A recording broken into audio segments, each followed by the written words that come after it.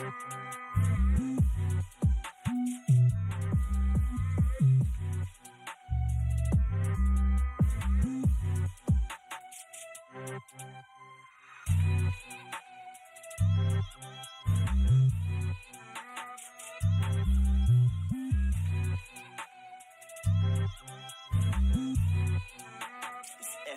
on the beat.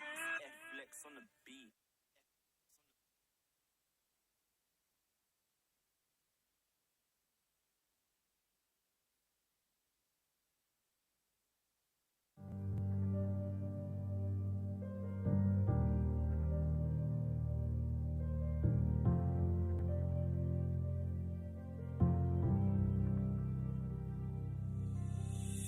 Do you feel what the eyes can't see? You hear it calling way down deep. Trust your heart, it'll keep you true. This world expects so much from you. From the dark out into the light, it'll come in the middle of the night. You were raised in a sacred place. Evil runs when it sees your face. From calls your name, you know it's your time. Good will stand and the shadows will hide. 1,000 souls to stand at your side. Take your people into the light. They won't take you alive. Stand here and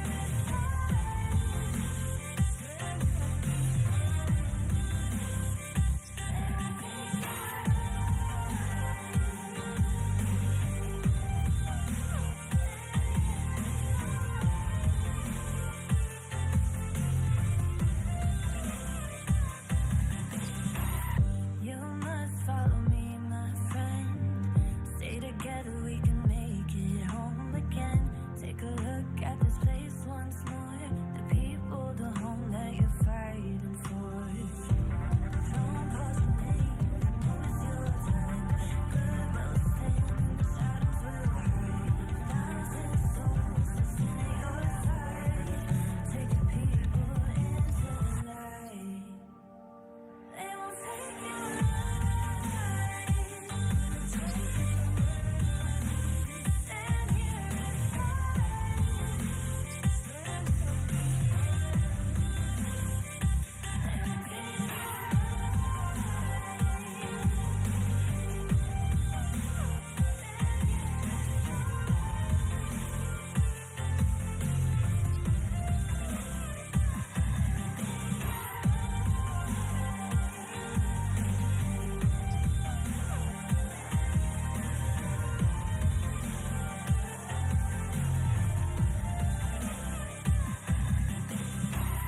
every step will test your soul.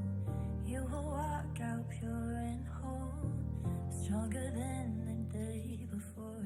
Tomorrow you'll fight for more.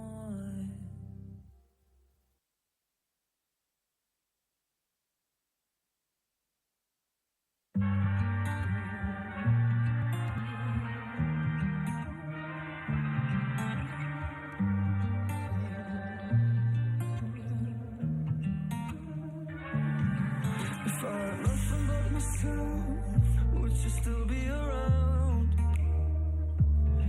If I was begging for your help, would you let me down?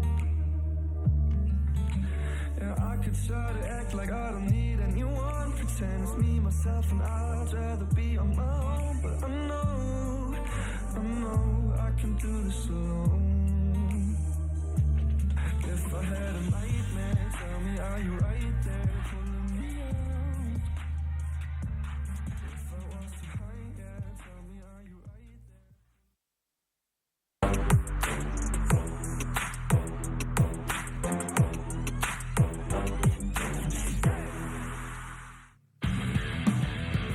That's pretty depressing for the side of DCG. They are going to slowly lose control of this top side.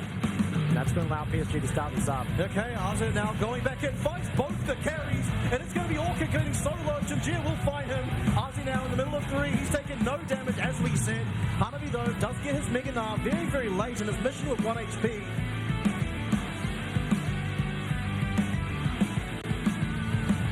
now. Damage on this tower. Okay, Paranoia is going to be used, and it's actually going to be JT who look for the engage. Lava has gone golden, but he's in the middle of 5. He's not long for this world. And Driver tries to find what he can, but it's nothing. Bruce, 8,000 shurikens, but will he have the damage? At least not for now, as Wako is playing out of his mind. He finds 2. Driver's going down next, and it is going to be cleanly.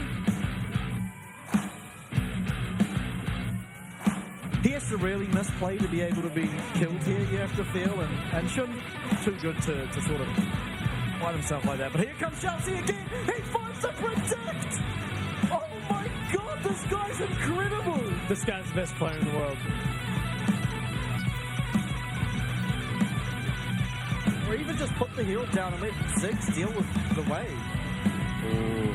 Really nice tank from Driver. Yeah, Driver going to find a lot of damage onto Godtone. Now, Dragon almost dead, but it's Adios trying to find something. Driver flashes away. The Tristana instinct will not land. In fact, it's Driver who's finding so much damage. He's going to solo kill 1v2. Now, nothing else can really come. I think that was really, really poorly played by Hellpigs. I think they just need to run down mid. Frank, and he's doing it again here. Has himself 5 kills in that poke now. It's going to hurt, especially if he can land it onto Ash. Eminem has the correct guns here. It is going to be that Ash ult landing onto Kenny-chan. Nature's Grass comes out. Mission does a lot of damage, is able to find the kill. Goes golden, but so much damage coming out of the Ophelia. Solo kill looking, does not land the Q. Take a look at how this started. So, Kenny-chan, he did get engaged on very early and took a lot of damage as a result. In solo kill, he did have TP, but didn't really have a great place to put it. And this bomb was actually flashed onto Pretender, which made him lose half his health. There was very, very low got out, and there was a shuriken on him, just barely missed.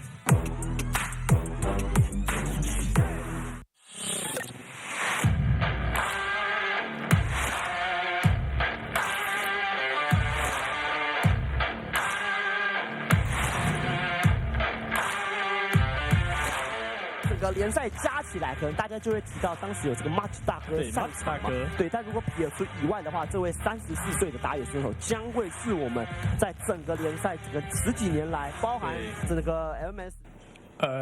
因为其他赛季都开赛蛮久了，那就让我感觉等了有点久，就当然还是很兴奋。就一如既往比赛紧张。靠近了 Adios 也打不了，突然一个机器人又抓到，不可求过，把那小 C 弹到比较危险的位置，小人这边非常的危险，右边高头被举了起来，在正面位置动不太了，最后是被给扣到。那我其实就是在算双线组，这走到哪里，然后就在那边发呆了一下。其实我刚才才知道，那蛮荣幸的吧。然后嘎痛是被我杀的，希望不要被惩罚。应该就小 C 的钩子嘛，就弹杆会夹娃娃，随便夹到。我有预测，这是一个预判攻，泰的往右边滑的小 C 精准的勾中，这波想做操作，但没想到对面早就知道了。我必须说他这波34岁了，还能来职业赛场，感受一下职业选手的氛围，我觉得这蛮尊敬的，对。感觉就平常心打，感觉遇到谁，大家都是职业选手，都差不多。我觉得就平常心吧，还有当然会比赛会认真一点，相信我们一定是大于他们的。他们今年又加入了 LPL 来的选手吧，但我觉得都差不多，我们还都是非常强的。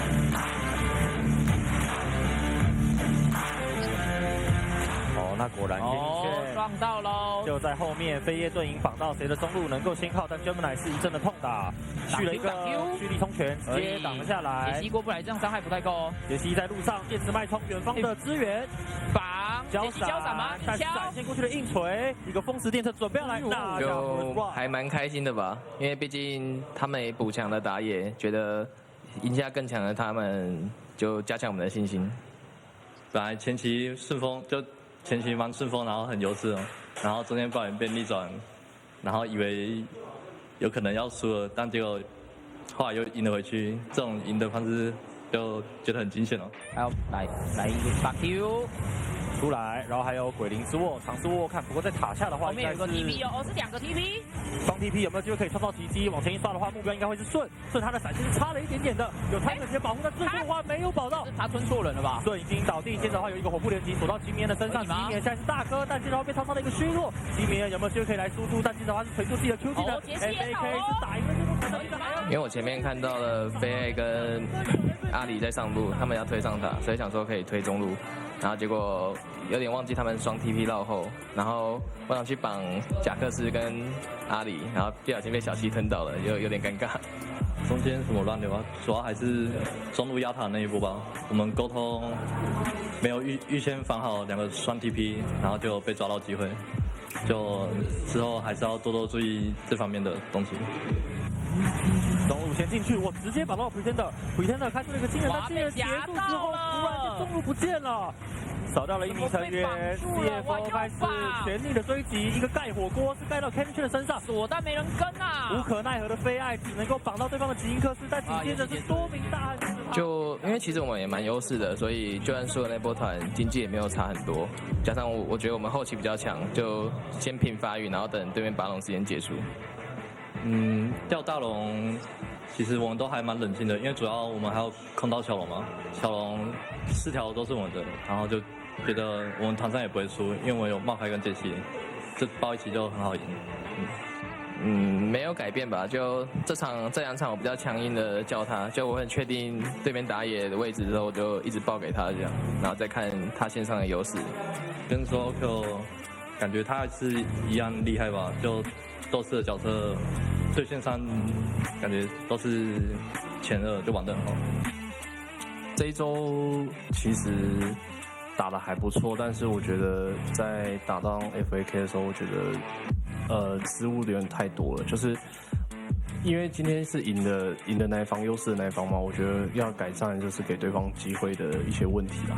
这个从以往都有一个问题，然后我们也会继续加强这方面的问题，就是完全不给对手任何机会，然后赢下比赛。分数的话，我觉得可能就60分吧，我觉得还有进步空间很多。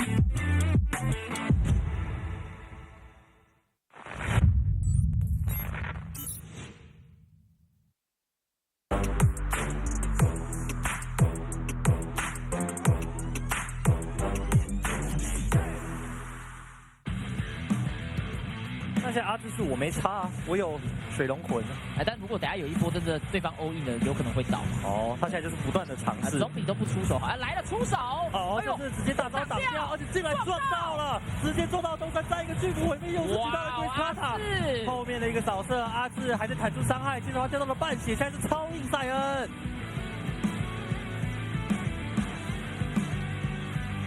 红白刀这时候也没办法做拉扯，只有一个近战的本钱而已。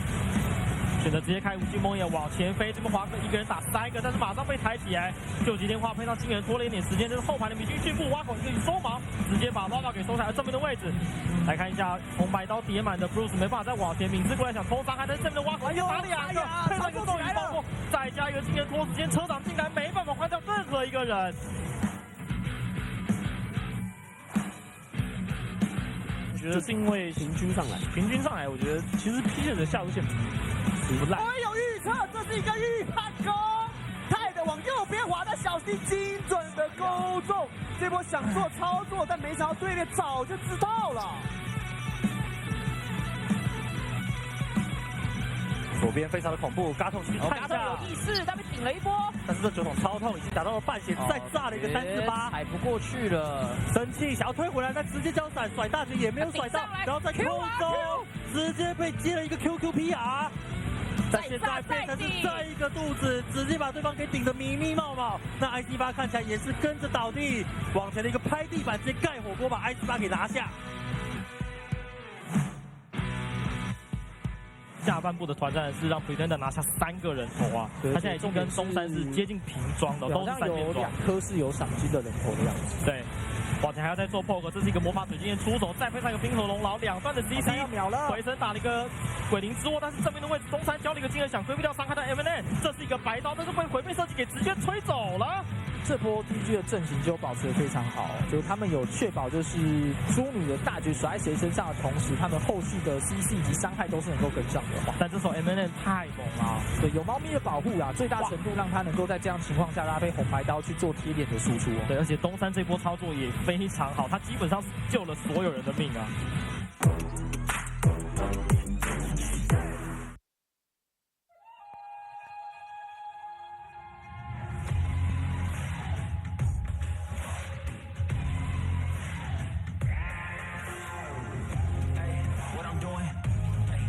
To it. The money is talking, I'm flowing, it's coming in, just hide to it. Yeah, you know what it is. Hey, we doing it big. Look up, there's no limit, no, we cannot settle for this. Yeah, can't stop, nah, won't stop. Yeah, spin on live, you don't believe it, just watch.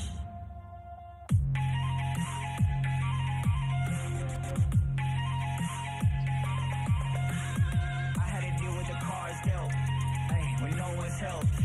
When it's time for action, headlines and captions. Just imagine all of the hours that I put in running and gunning the passion. All of them clap, big applause. Wish I could pause all their reactions. Ooh, we know I never had a losing streak. I know you see what adrenaline's doing to me. I've been kicking game, Bruce Lee. You ain't in the game too weak. Make them feel the pain too deep. Tell them get out the kitchen, you can't take the heat. What I'm doing, getting right to it. The money is talking, I'm flowing, it's coming in, just hide to it. Yeah, can't stop, nah, won't stop. Yeah, spin on live, you don't believe it, just watch.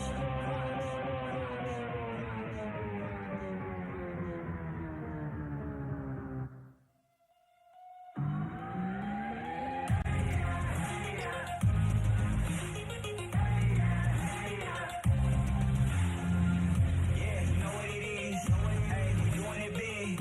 Look up, there's no limit, no, we cannot settle for this. Yeah, can't stop, nah, won't stop. Yeah, spin on live, you don't believe it, just watch.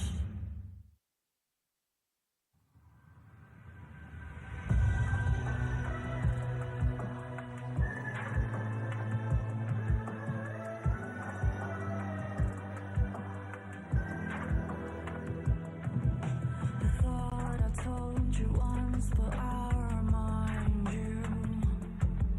There's certain things you're not supposed to do. I saw you in my dreams and you were falling. No way to know if it will all come true. Let this be a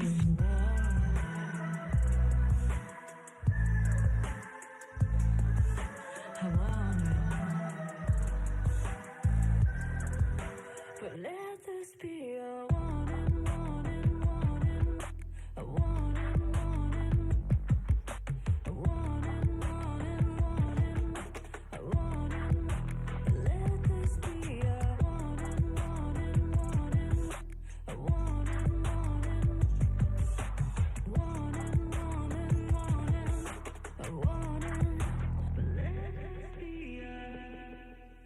Time and time again, I've seen you around here. You're playing with fire, don't know if you knew.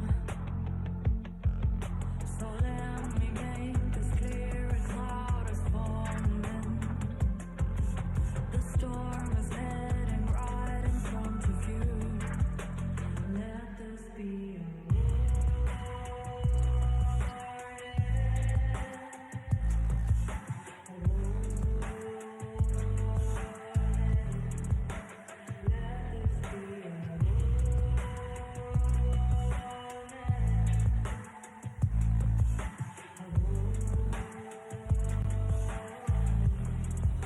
but let this be a warning, warning, warning, a warning, warning, a warning, warning, warning, a warning. Let this be a warning, warning, warning, a warning, warning, warning, warning, warning, a warning. Let this be a warning.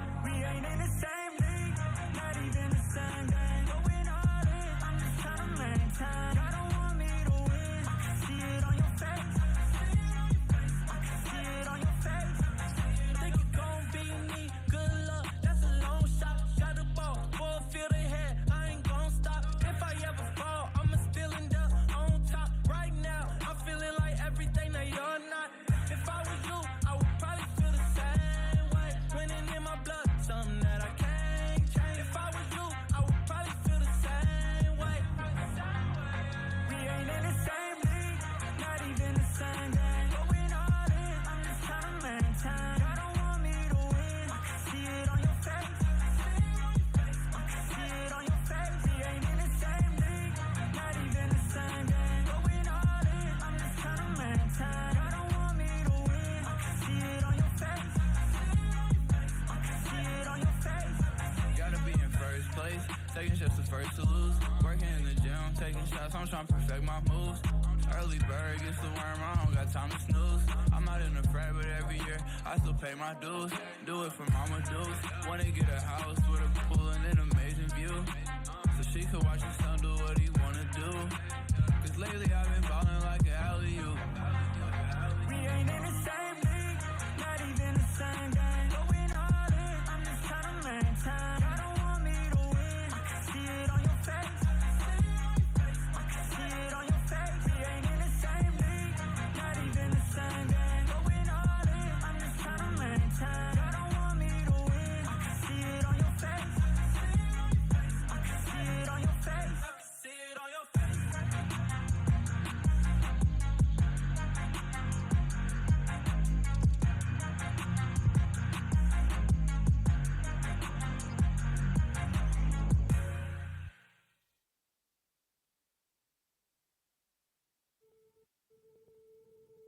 Lashes divine, I'll empty your mind, 'cause you want me to.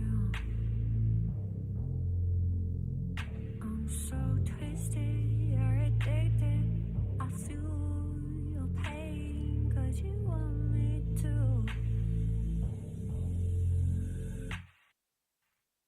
I'm so good for you. I'm so bad for you. I'm so good for you. I'm so bad for you. I'm so good for you. I'm so bad for you. 'Cause I can't give you everything you want. Make you feel I'm so good for you. Love being bad for you. 'Cause I can't give everything you desire.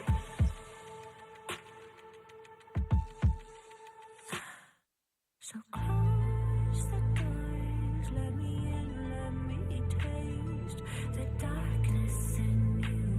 No one serves me like you. You ask me to slay you, to burn you, to haunt you, so you feel. So do you feel me now? I'm so good for you.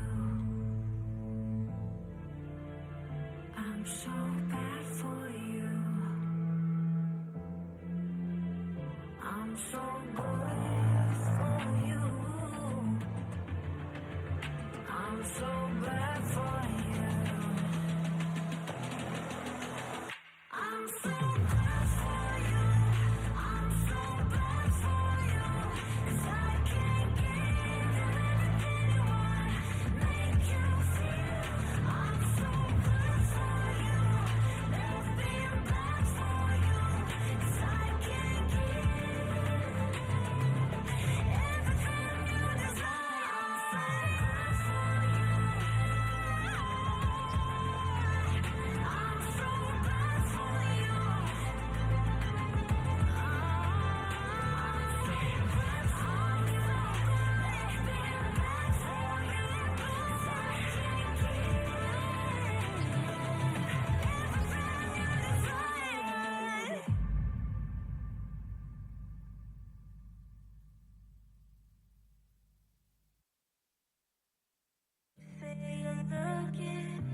Keep looking for it, but you can't find it.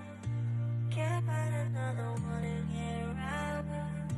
You try to stop, but never find someone's vibe. Keep looking for it, but you can't find it. Can't find another one to get around it. You try to stop, but never find another me.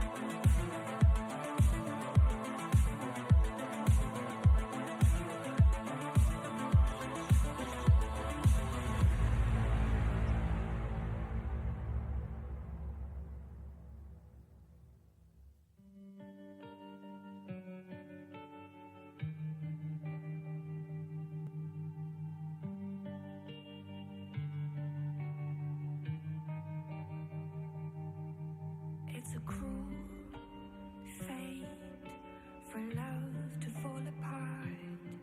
It's a switch blade drawn across my heart, and I don't wanna think what I'm thinking. And I don't wanna fall, but I'm falling. Deep, deep, deep in the dark. Deep, deep, deep in the dark.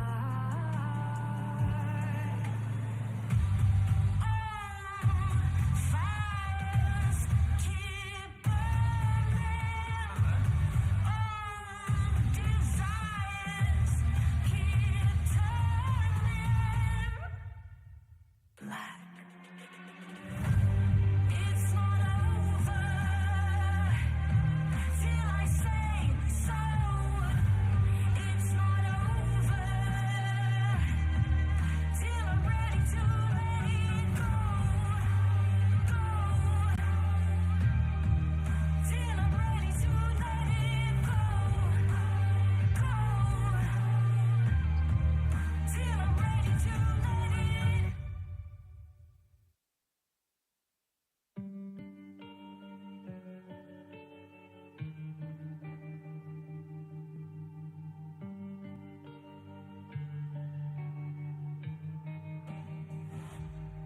I lie low, but in truth, I'm biding my time. Gonna mark what I choose, gonna sharpen my tongue. And I want to be free, but I need you. And I'm not gonna beg, so I tell you.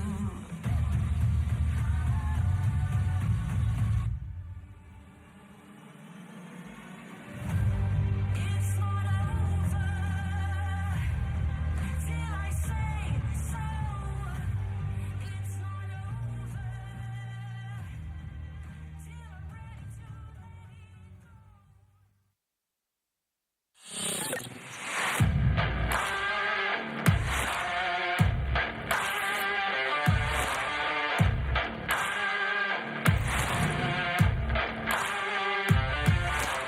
整个联赛加起来，可能大家就会提到当时有这个 March 大哥上场嘛。对，但如果比尔斯以外的话，这位34岁的打野选手将会是我们在整个联赛这个10几年来，包含这个 LMS。因为其他赛季都开赛蛮久的，那就让我感觉等的有点久，就当然还是很兴奋的。就例如这样比赛紧张。一炮进来 ，Adios 也打不了，突然一个机器人又抓到，扑个球过，把他小 C 弹到比较危险的位置，小人这边非常的危险，右边卡头被举了起来，在正面位置动不太了，就是被给扣到。那我其实就是在算双黄线走到哪里，然后就在那边发呆了一下。其实我刚才才知道，那蛮荣幸的吧。然后嘎痛是被我杀的，希望不要被神罚。应该就小 C 的钩子嘛，就弹杆会夹娃娃，随便夹都夹到。我有预测，这是一个预判弓，泰的往右边滑的小 C 精准的勾中，这波想做操作，但没想到对面早就知道了。我必须说他这个钩34岁了，还能来职业赛场，感受一下职业选手的氛围，我觉得这蛮尊敬的，对。感觉就平常心打，感觉遇到谁，大家都是职业选手，都差不多。我觉得就平常心吧，还有当然比赛会认真一点，相信我们一定是大于他们的。他们今年又加入了 LPL 来的选手吧，但我觉得都差不多，我们还都是非常强的。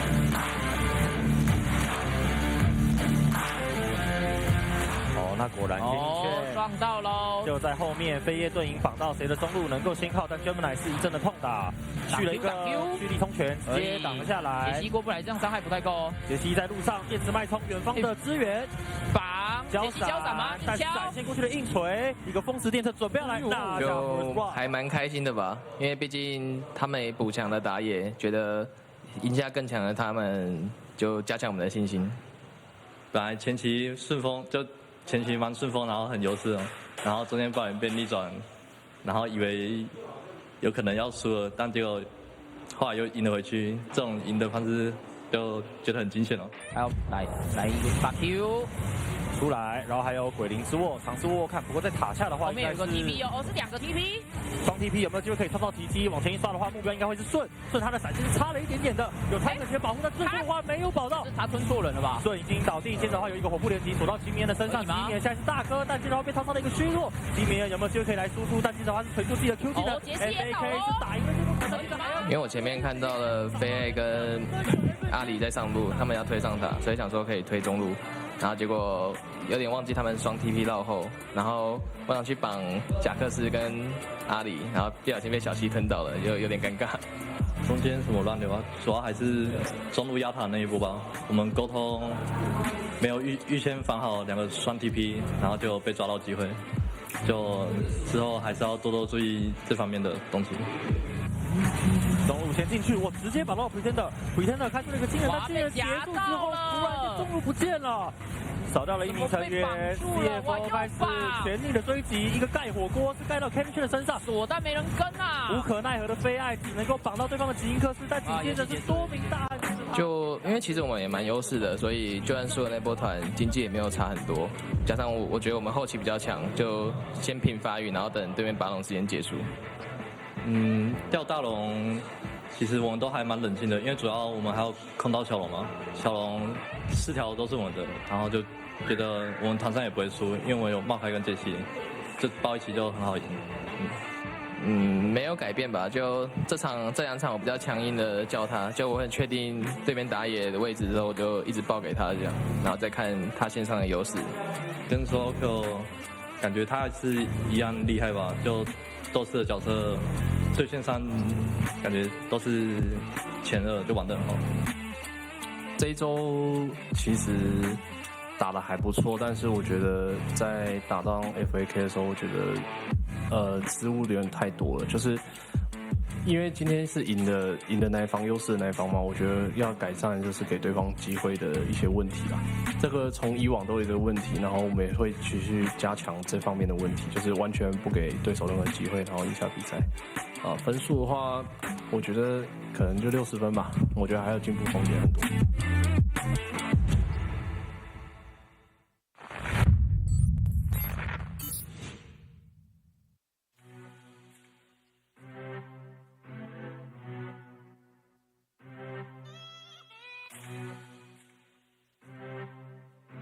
F-Flex on the beat.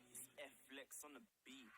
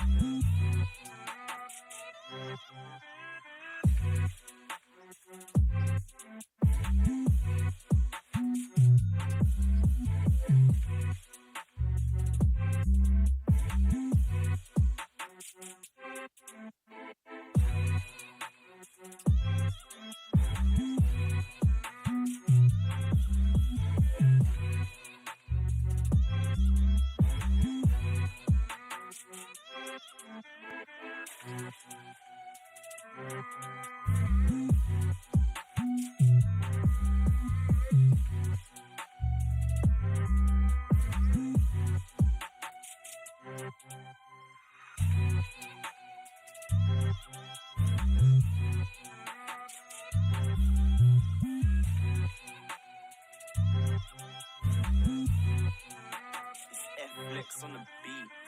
Flex on the beat.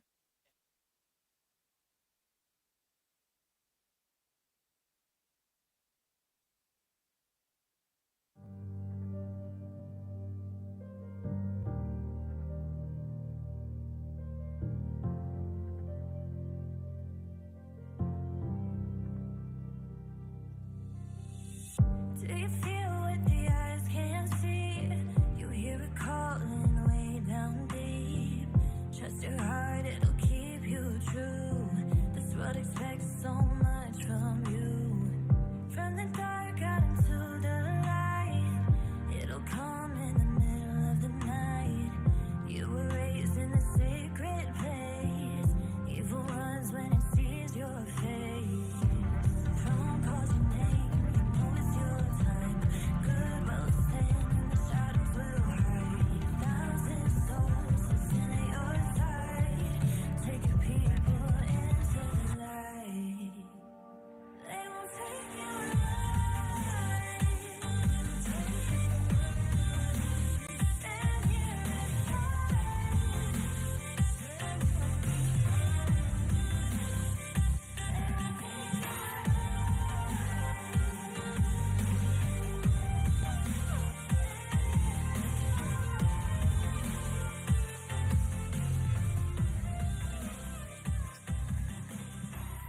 you must follow me, my friend.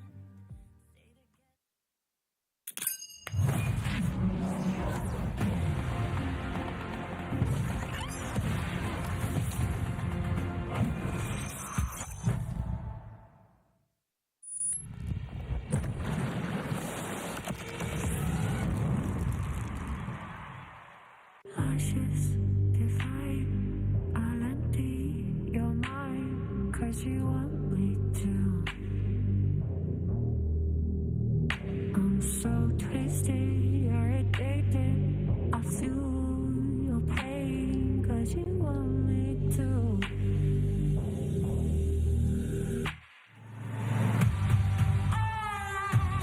Fires keep burning. Desires keep turning black. It's not over till I say so. It's not over till I'm ready to let it go. Till I'm ready to let it go. Till I'm ready to let it go. Hello, everybody, and welcome back here to week number 2 of the PCS Summer Split, brought to you by Riot Games and Carry Live. Now, could have a bit of a speed run on our hands tonight, I suggest. I am, of course, your host, Vestian, joined alongside me, my good friend, Shock. That's me. Look, I'm really excited to see what Week 2 has in store for us. We will still be on patch 13.12, so unfortunately we'll not be going to the new patch just yet, but I think hopefully we'll get to kind of break apart a little bit of that top of the table. I think we have some big matches, you know, Beyond versus CFO, one of those today, which I'm really looking forward to. Yeah, absolutely. And I think importantly, we've seen Frank now, they're 0-3, but now they're getting their chance to sort of break away. They've sort of faced what you'd think is the 3 best teams in the league, and now they have kind of the weaker sort of bunch of the roster left to go through for the first round robin at least. So I think now we'll finally, today I imagine, see their first win. We'll trying to get a sort of idea of their strength, which we haven't quite yet. Yeah, I mean, it does kind of suck for Frank having to start with that extremely difficult first round robin, or first week, I suppose. Starting this season 0-3 after coming second in the previous split isn't the place where you want to be, but I'm pretty confident they can break it out of that, right? Like, I think Frank are a pretty solid team. Yeah, definitely a top 6 team, I'd say, and I think most people would see that, even though they did lose all 3 games, they were quite close. But have a look at the standings here. 3 teams currently sitting in first and 3-0 sort of win losses, and that is Beyond, Flying Leicester, and PSG. Now, not very surprising. On the bottom side of the roster, though, it is surprising again, Frank on 0-3 alongside Duish and Halpigs, and I think those are really where we're trying to break up the sort of standings here this week.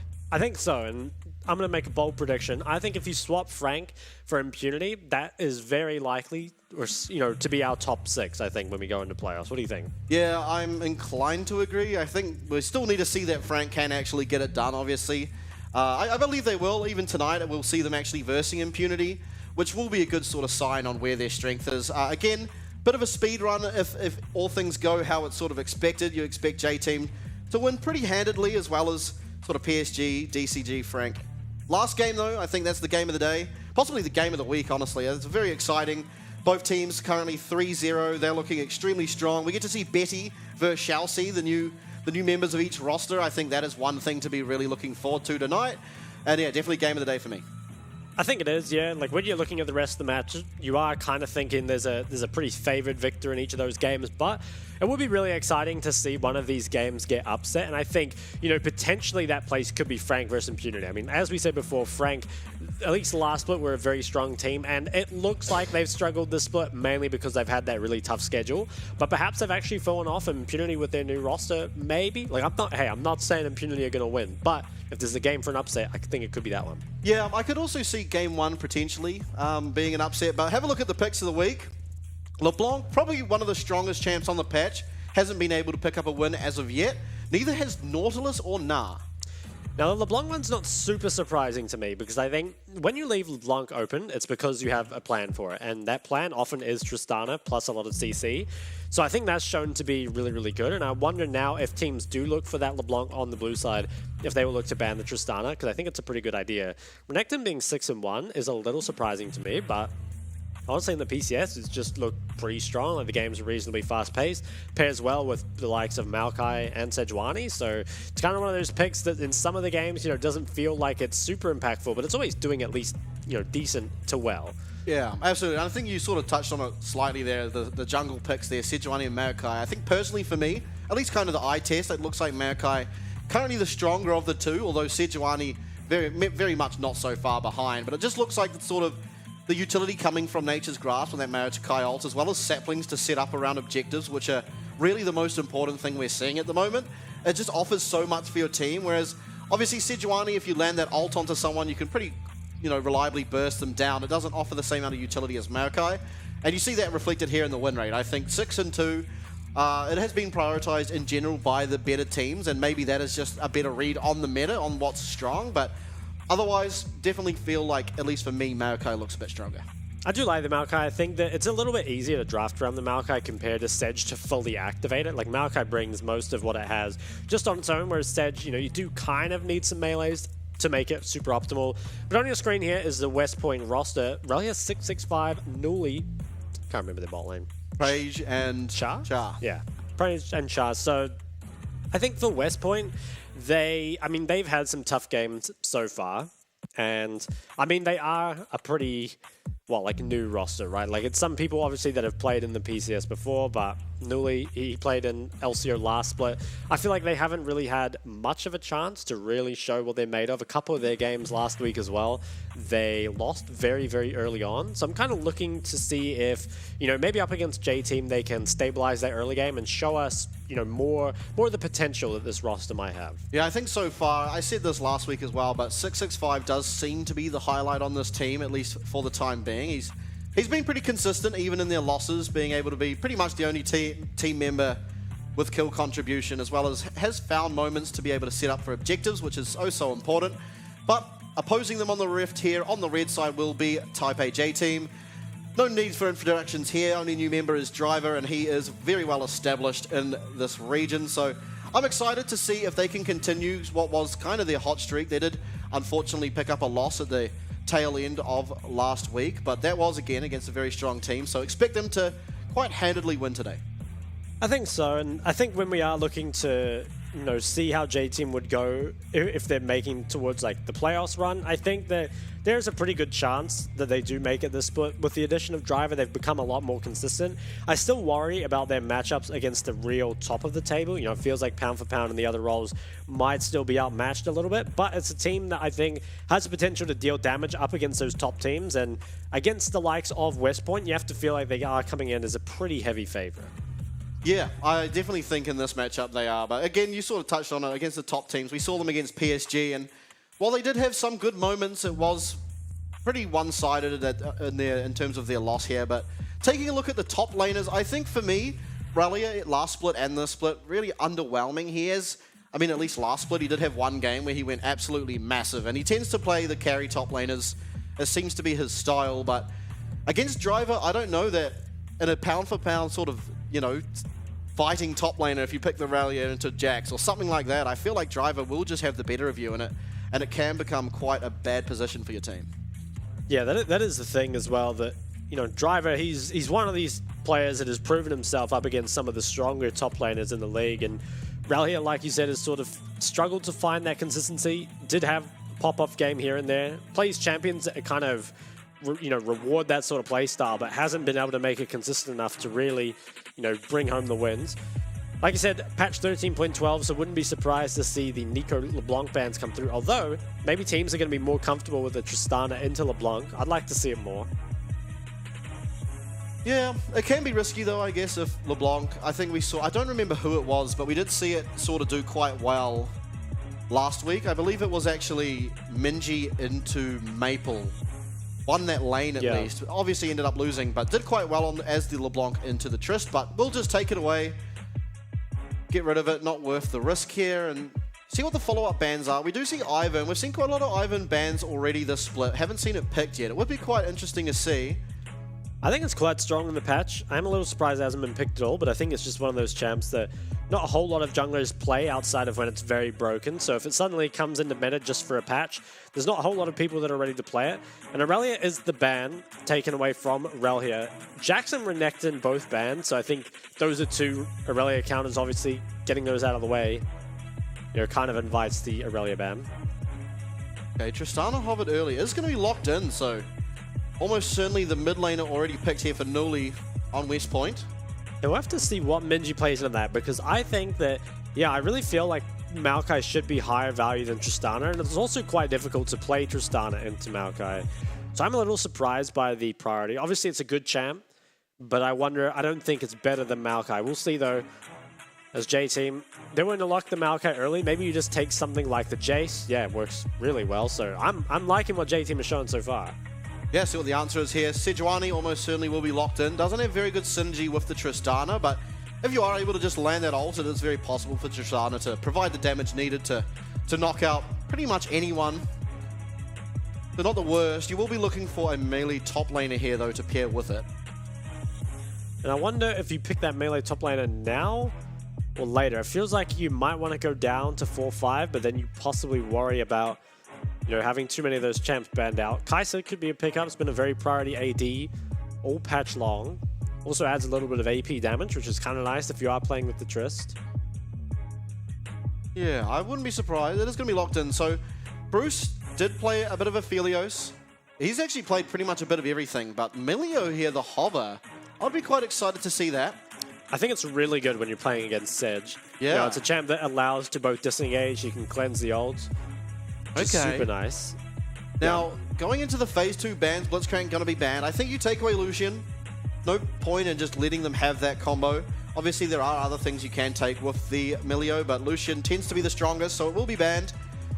Now, we're going to ban another support champ. It could take out the Nautilus. It is something that is probably the best champion when paired with Kai'Sa. Yeah, I think taking away Nautilus Rel seems like the play. I mean, there's obviously things like the Rakam, but I think it's a little easier to deal with, especially if you have, you know, a really hard winning lane with the likes of Milio plus something. They take away the Rel. I kind of like that. And now, I'm always curious to see where teams go with this next ban. Obviously, Milio Jinx is something that's been played a fair amount. They banned the Aphelios instead. And J-Team, I think, should probably prioritize an AD here. Oh. Ooh. I mean, that'd give them a very strong lane. Yeah, exceedingly. Really easy to, if you can apply one auto attack, pretty easy as Ashe to continue applying them.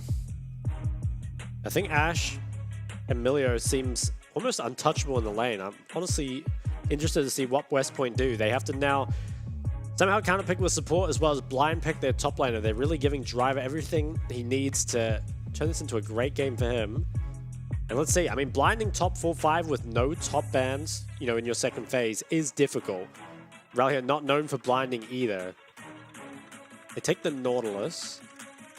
I think the best blind here is probably Cassante, just because you have the Sedge, or maybe the Gragas, but neither of them feel super good into Driver. You know, he's got the picks to deal with them. Yeah, absolutely. Gragas doesn't feel that great with the team comp either. Obviously, you do have the AD damage, can come through from both Kai'Sa and Trist, but... Now, Relia's Akali, I don't know if you remember this from last split, but I believe it was Sim 9 against PSG, where he went absolutely insane on the Akali and actually almost was able to just 1v9 the game as this top Akali. So he's definitely good on this champion. It can be exciting to watch. We'll see what Driver answers with, though. Now, I'm not a fan of the blind pick Akali. Yeah, Gangplank I would love to see. Gangplank does very well into Akali. Can also build the Hex Drinker early. Yeah, Ooh. I love it. All right, this is exciting. We got Driver on the Gangplank again.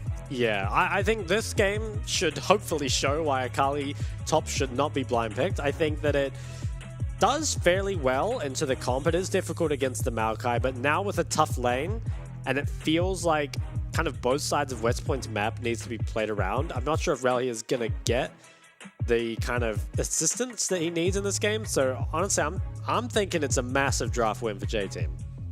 Yeah, I think, honestly for me, I think the biggest part of the draft disparity is probably the power and just laning. I think the lanes here, especially bot lane, should be extremely in favor of J-Team, which should lead for some early dragon stacking, and then once you get early dragon stacking, if you're able to stay ahead as Maokai, it's really, really hard to ever contest that objective.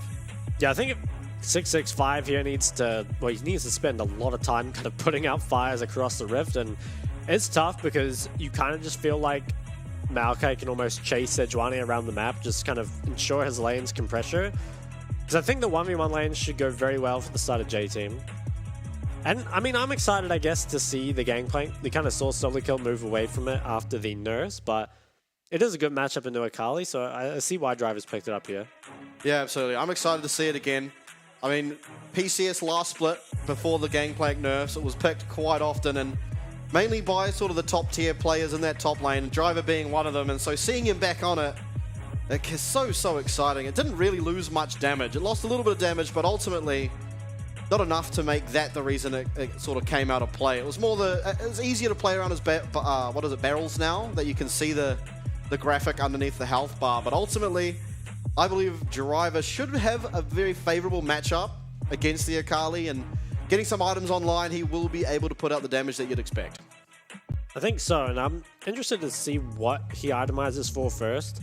Because stuff like the Merc's obviously good against the Sedge, Hex Drinker good against the Akali, and it is a very heavy magic damage comp. I wonder if Kai'Sa will just go the regular AD build, because what have they got? They got Akali Sedge, there's even Nautilus, yeah, and Tristana. I think Tristana sometimes goes the Shiv build, sometimes goes the Kraken Navori build. So we'll have to see, but I think there are ways that they can fix the damage profile, but I think West Point should be careful not to itemize too much magic damage, because it's just so easy to buy MR at the moment in League, and especially on Maokai. Yeah, exactly. It can become very tough to deal with, especially on stage where you get gold a little bit slower than you might in scrims or solo queue, which can make reaching things like, you know, Void Staff or other pen items just a little bit slower. Yeah, absolutely. And here we are going to load into our first game here in week number 2. And I think, very importantly, take a look at these runes. It is going to be the phase rush on Jace. So we have seen this before into the Tristana. It allows for quick trades where you can come out with the health advantage despite the range disparity, at least earlier on when you don't have the Q up as much. Yeah, and both mids do go for the D-Blade, which is a little interesting. I'm surprised. I feel like maybe just they feel like Longsword Refillable is a bit too greedy in this sort of matchup. And Prage's had to go for the cleanse. It's really nice, I think, for Bruce to not have to take cleanse up against Sejuani just because he has that Milio. Just, I think, having Ghost is so good for ADCs, and it feels really bad when you're forced to take cleanse, like Prage's here. Yeah, now I'm kind of hoping, obviously there will be a bit of magic damage thanks to the Milio, but I'm kind of hoping Lauva does go for that Demonic Embrace build. I'm not sure with Green Smite that they always do. Actually, I just can't remember, but I know watching last week I saw most of the Demonic Embrace builds have Red Smite, so can be worried about J-Team's damage profile there if not getting Demonic. Potentially in J-Team's bot lane, they know that they win that level 1, going to be forcing them off, and top side, Driver, he's got that grasp, so we'll be playing very heavily for that laning phase, obviously. I'm really excited, I guess, to see how the mid matchup goes, because we've kind of seen the Tristana matchups for the most part go both ways. Like, I remember we had some versus Jace where Tristana would just build lifesteal early and then kind of win out until Jace completed, first item. In other games, though, we have not seen that happen, so we'll have to see. Looks like a ward was dropped on the Raptors there by Nuli. Get a little bit of vision for his team. And top trades are already going the way of Driver, you can see on the map. Has himself a pretty big health lead. Well, bot lane's building a big wave. Doesn't look like they're going to have a big enough health lead to dive, but it might force 665 just to cover, just in case they're not sure exactly where Lalva is at this point. They should know he's bot side, but do they know what camp? I mean, they're healthy enough. I don't think they can be dived. Pretty hard to dive in Nautilus. It looks, all things considered, there's only been about 3 minion waves and already a CS lead for Bruce on this Ashe. Great start to the game, and it's exactly what you want when you've got such a lane bully duo like the Melio Ashe. It really is. I think as well, just like having this control around bot lane makes it so hard. Ooh, Hook does miss. 665's around, he's about to be spotted. There is a jungle counter gank here. The flash is going to be used on Bruce here. He's getting quite low. Maokai, is he going to be in the area in time? Lava just showing up now. Will be turned around, and pretty good health trade onto Bruce there. Also costed him his ghost in return for Char's flash and ignite. I feel like that's still overall better for J-Team. As long as they can avoid the hooks, there should really be no more pressure the West Point's bot lane can put on. Mid CS is going slightly to Nuli, and I want to say Nuli, even against tougher teams, has always done very well for himself in the laning phase. He's always been kind of this stable rock for the side of West Point. Rally has already been forced to base and had to buy a cloth armor first back, which feels really bad, but honestly is probably necessary. But maybe shows why, why the Sakali shouldn't be blinded. And spotted out on the ward here. 665, he's going to look for something, but Driver will just be able to walk away. Feels pretty impossible to gank the Gangplank until at least you have multiple forms of CC, because he can just immediately orange as soon as he's stunned up, and he should be fine. There's not really the damage to take him out just yet. Well, Nuli jumps forward into the creep wave. They both have bone plating. Yeah, Minji now turning it around, and very low health bars here. Should favor Nuli though, because again, what we often see is Jace has to trade a lot of his mana in these trades, whereas Tristana doesn't. So now, Minji extremely low on mana, both low on health. Driver, I think he was thinking about freezing this wave. Looks like he still will, but the creeps are pretty low.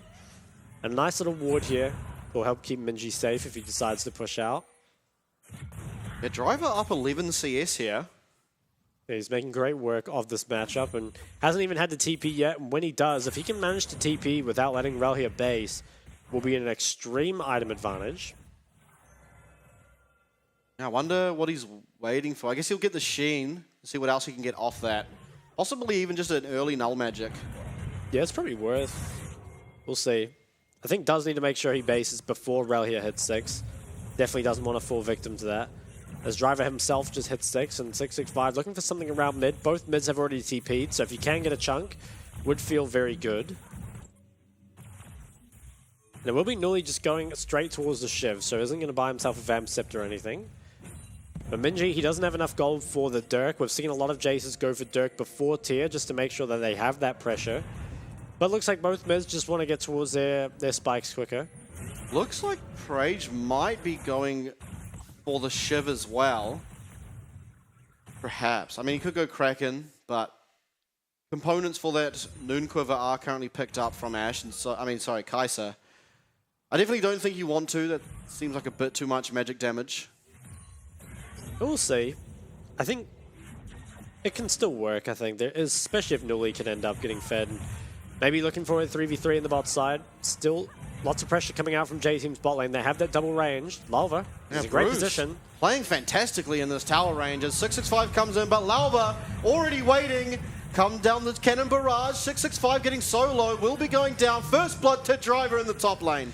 Driver has to feel so good about that. Not often do you steal the first blood from the other side of the map. It continues. Char getting low now. Lalva tanking up. He's going to use Twisted Advance. Drops the aggro. It's now on Enso. Are they going to commit to this again? I feel like with turret aggro resetting, is an option, but maybe not worth the risk. I am a little surprised that they didn't end up going for more there, but maybe just happy with what they've got already. Because what they've got is quite a lot indeed. Especially that first blood going over to Driver, I think, feels really, really good. And Driver, it looks like on his base, he bought the Sheen as well as the Ruby. As we'll get a replay. And I think, if you're 665 here, as soon as you notice that Ashe isn't freaking out, you have to know that someone's here. And I think you should probably just queue away. And I don't think it's unrealistic to expect jungler to be around here, given that, you know, it's a double range bot lane. Like, the jungler has to be playing around it. So, not enough respect given over. And J-Team, they punish, and then some, as they get that dive onto the West Point bot lane as well. Looks like Bruce just lost both his sums. Yeah, he's trying to do damage, but not really doing any to that Nautilus. Kind of weird, 665 did have flash that whole time. Maybe he just thought he couldn't get out in any way. Yeah, I think he might have been dead regardless, but either way. And Driver, he doesn't opt for any MR, but maybe just with, you know, that Ruby will have enough, especially because he did make Akali go for some pretty weak items early. Obviously, he has that D-Shield, which you're forced to take risk Gangplank, as well as the cloth armor that was invested into. Yeah, okay. Play found now for Praise, so all things considered, he isn't too far behind. It's more or less just Driver who benefits the most off of that dive bottom. Was able to stay even in CS, actually was behind in CS, so managed to find and alleviate some of that lead that Bruce had found, so not too bad here for the 80 carry of West Point as we see more of this Jace versus Tristana trades mid. Now, Herald picked up by Lava. He's got to clear these top camps, and I wouldn't be opposed to just dropping this Herald top for Driver. I think if you can accelerate Driver, get him really ahead, it can be very difficult for Akali to ever lead this side lane. And if she can't leave, if she can't get involved in the skirmishes, Driver will just massively out-farm her. So we'll have to see where the Herald ends up going. Yeah, almost 30 CS at the moment. That's insane. Yeah, he's very far ahead. And it sucks because I think Relia kind of needs some jungle attention to really activate this pick, but that's the reality. Oh, he is going to be using the ult. Is he going to be able to have the damage? At the moment, it looks like not. So the Ruby Crystal really giving him enough health there to survive. Yeah, it's pretty disgusting. Well, Bruce could be in trouble. Oh my. Okay, depth charge will be used here. Nully is going to turn up. This should be Bruce going down. He does not have sums, but can Enzo make it out? No. He's going to get Glacial prisoned, not backed into the team. Going to be given to Praise here. That's a kill each for both Praise and Nully. Ooh, I'd love to see how that started, because somehow Nully got down here across all those wards with no TP, and J-Team's bot lane wasn't aware of it. Now, will be some gold traded back in the mid lane for Minji. But that was really nice. I mean, West Point, they get themselves pretty heavily back in the game there. A first dragon, as well as 2 kills in the bot lane. Yeah, not often we're seeing the first dragon at 10 minutes. Kind of surprising. Could not be CFO playing, that's for sure. Now, yeah, I really hope we get a replay of that fight, because I'm really interested to see what on earth happened there. It looks like Nully just passed. I see. So he was on the ward, but the Nautilus ult had already been committed. Enzo locked up there as well. Really nice from Char to get the auto off on him. I think if Enzo had kind of cut earlier, yeah, even had the flash, I'm pretty sure he could have got out. I don't think there's any way Bruce could have, but maybe that could have just been a 1-for-0 as opposed to 2. Herald is used mid, which is nice for Minji. Get some more gold on that Jace, and so often we see the games come down to kind of Jace reaching critical mass on 3 items and just really sticking it to him. Kai'Sa is going for the Shiv as well. And Bruce. Ooh. Ghost is almost back up, but not quite. Bruce has been playing extremely aggressive, even at times where Enzo is elsewhere on the map, so has to be a little bit careful. Ashe, if caught out, is typically just going to die. Ghost available now, though. A bit of extra kiting available. He will have it, and that gold difference, it's getting bigger and bigger, and I think a lot of that just is in that isolated top lane. You can see Aurelia already low HP. And if you want to see a sad state of affairs, when this gold difference goes away, take a look at the top lane item difference. Triforce to some components. Pretty absurd. I mean, has himself the CS lead, is getting plates, even has the magic boots, so doesn't have to itemize for that. And Akali going for Riftmaker, I don't know if that's it. I feel like if you can't burst Gangplank down, well, you're never going to win the long trade. And versus everyone else on the team, I think the Proto Belt would be better. So I'm not sure why he goes for this. Maybe you need it for the matchup, but it almost feels like if you need this because of the matchup, you have to ban Gangplank second phase or just don't blind the Akali as Minji is forced to flash in the mid lane. Yeah, 665 is trying his best to find things around the map. 2 static shivs now onto each AD carry of West Point. Yeah, it's kind of crazy. 25 CS advantage for this Gangplank, as well as Gangplank just prints his own money. So it'll be interesting to see sort of individual gold. I imagine Driver would be right up there. Possibly even a K over the next person in the game. I wouldn't be too surprised to see. Especially because he got that first blood as well. Yeah, Looks like he got exactly. 2 plates to himself top even. I'm a little surprised that he hasn't gone for any MR, even if he hasn't, you know, upgraded it into anything. I feel like just having the null magic might be kind of nice. He's getting looked at here, but I think he's fine. Shouldn't feel like he's in any trouble whatsoever. Yeah, no Glacial Prison available, so Oranges will just get him out. Maybe 665. Now he's just chasing down 665. He's not even using the barrels. He does chase him away from his own lane. Kind of the state of top lane right now, that 30 CS lead. The ability to 1v2 feels very nice, and maybe it's kind of like what you said, just the laning in champ select here a little bit better for J-Team. And across the board, kind of have those strong laning champs other than in mid, which has remained pretty much perfectly even. Nice CS for both of them there. And Jace goes for the Dustblade. Seen a few different things, the Ghost Blade or the Dustblade. I think the Dustblade is a little better. I think it's very hard to deal with in those team fights. And Lava, can he maybe look for something top? Depends how much damage Rel here takes, but you really don't want to be forced away from your tower here as Akali. Cannon Barrage is available, as well as Nature's Grasp, but just forcing Relia away for now.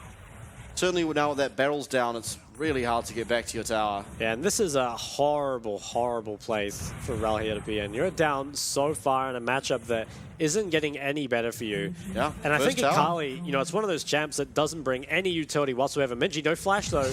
Yeah, oh, the Glacial Prison's not going to land as he looks for Nuli. Depth charge, you can't miss that one. Nuli turning around the damage. It will be Minji going down. No! And he finds a snipe. Oh, he does go down to the ignite, but extremely well played by Minji to be able to turn that one into a 1-for-1. Yeah, really credit there to the J-Team solo laners. Driver with the clutch Gangplank goal, as well as Minji manages to keep himself alive there and gets the 1-for-1. Lava's not scared. Maybe he should be. Nuli's jumped in and he's getting a lot of damage off onto this Maokai. Driver is around though.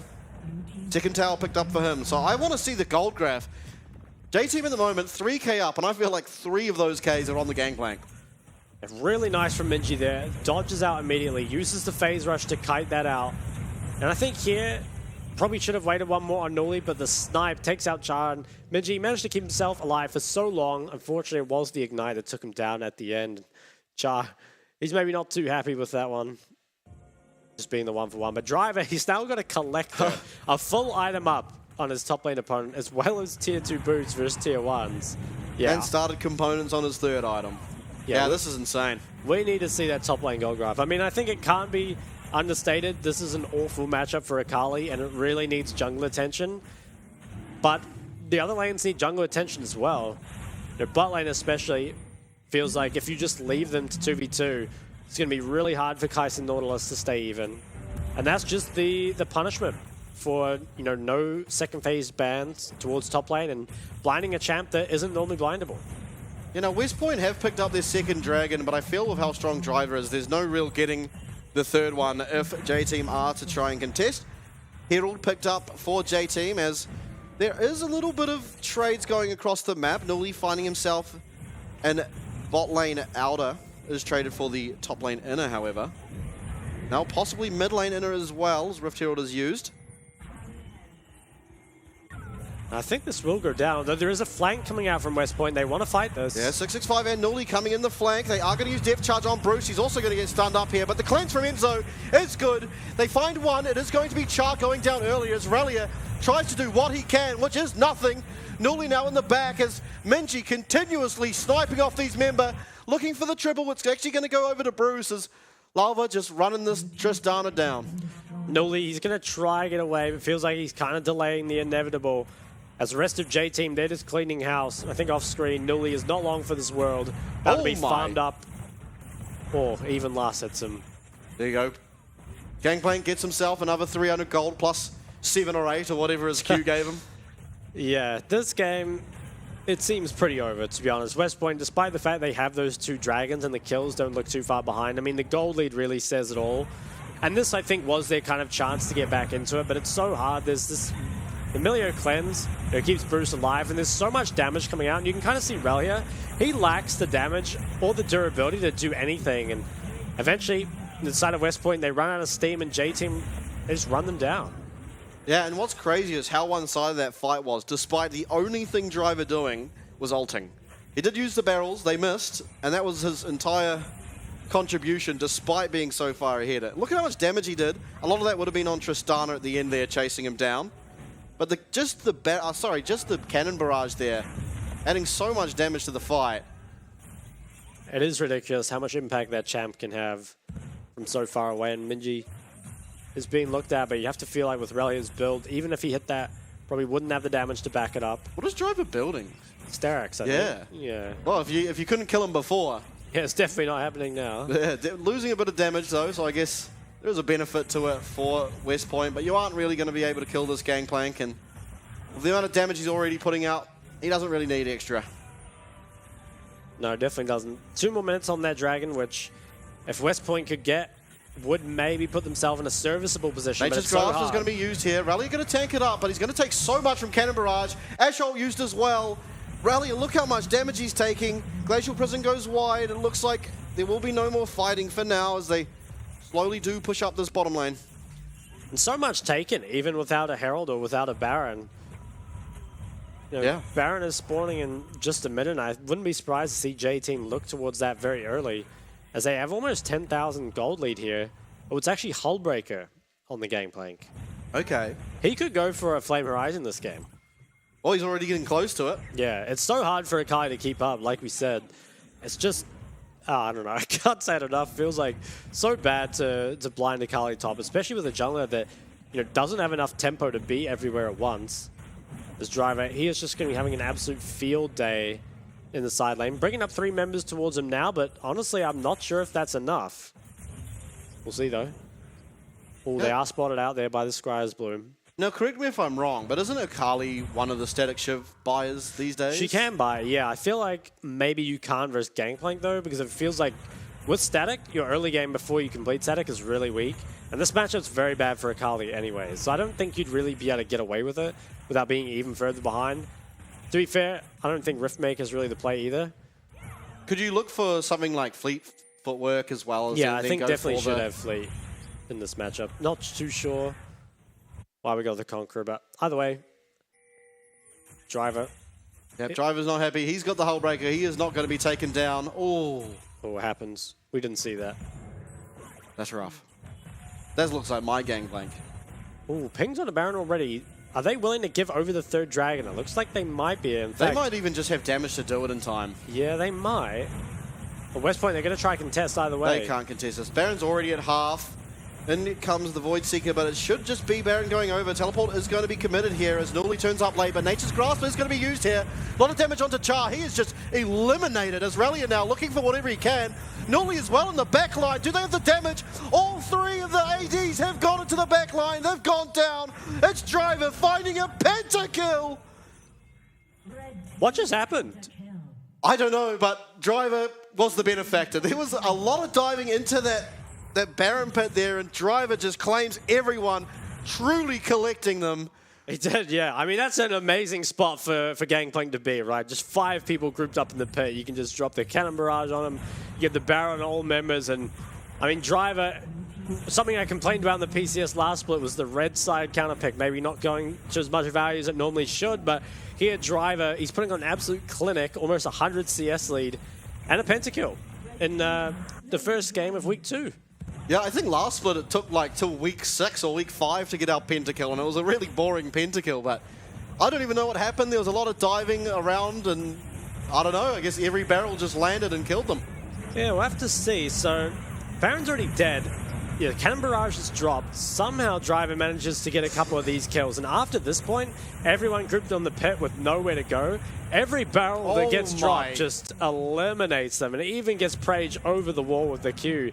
And it looks like J-Team realized that was going to be a penta for Driver midway through the fight, because they held that damage, you know, to let him get it. I'm not sure I would have noticed, to be honest. It was such a chaotic fight, and the damage kind of tells the story, doesn't it? Driver, look, I don't do maths in public, but I'm pretty sure that's roughly the same amount of damage the entire enemy team did. I definitely don't do maths in public, if that's what you think, but it was a lot, that's for sure. Ooh. So, they're going to go, they're looking here onto Bruce. It looks like he will be taken down. It does stay alive a bit longer thanks to that Milio, but here we see Driver. He's coming down. Will he land this barrel? It could be massive. It's only going to land onto Char, but the snipe will find 2 here from Minji as West Point limp back to their base with only 3 members standing. Does seem that way, and now J-Team, I think they can just close it out here. They do have the Baron buff. There's not a lot of wave clear. They probably have to wait for the next wave, though. Actually, there is a couple shivs. I always forget that. Nice. Oh my God. Imagine playing AD carry in 2023. Yeah, before they get that lifesteal, it's so hard to deal with. And those 2 shivs, they managed to buy West Point a little bit of time. But time is really all they have. Oh, this is the Driver of old. I love seeing Driver on a carry pick because Gragas looked great. His gangplank looks even better. Does miss a couple of barrels here and there, but, you know, can't fault him for some mistakes. Certainly can't, and I'm a little sad that we never got to see the top lane gold difference. Because I feel like right now, it's pretty absurd. It must be 6 or 7K between them. Yeah, well, 1.5 items to 4?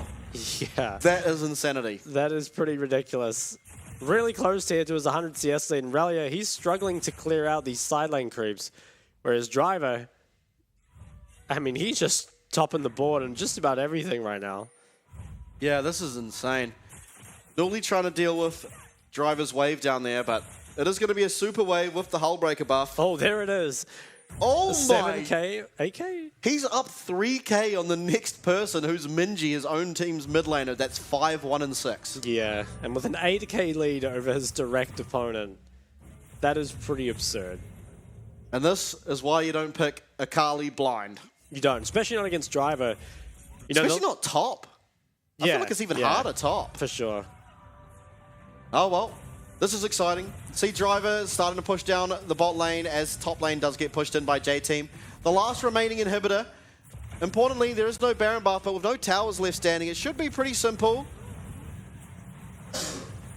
Yeah, it looks like this third inhib will go down, and now it's really just J-Team. Can they put it on the finishing touches? They're looking for Driver. They will miss, but now it's time for them to strike back. Cannon Barrage, half-house Prage already.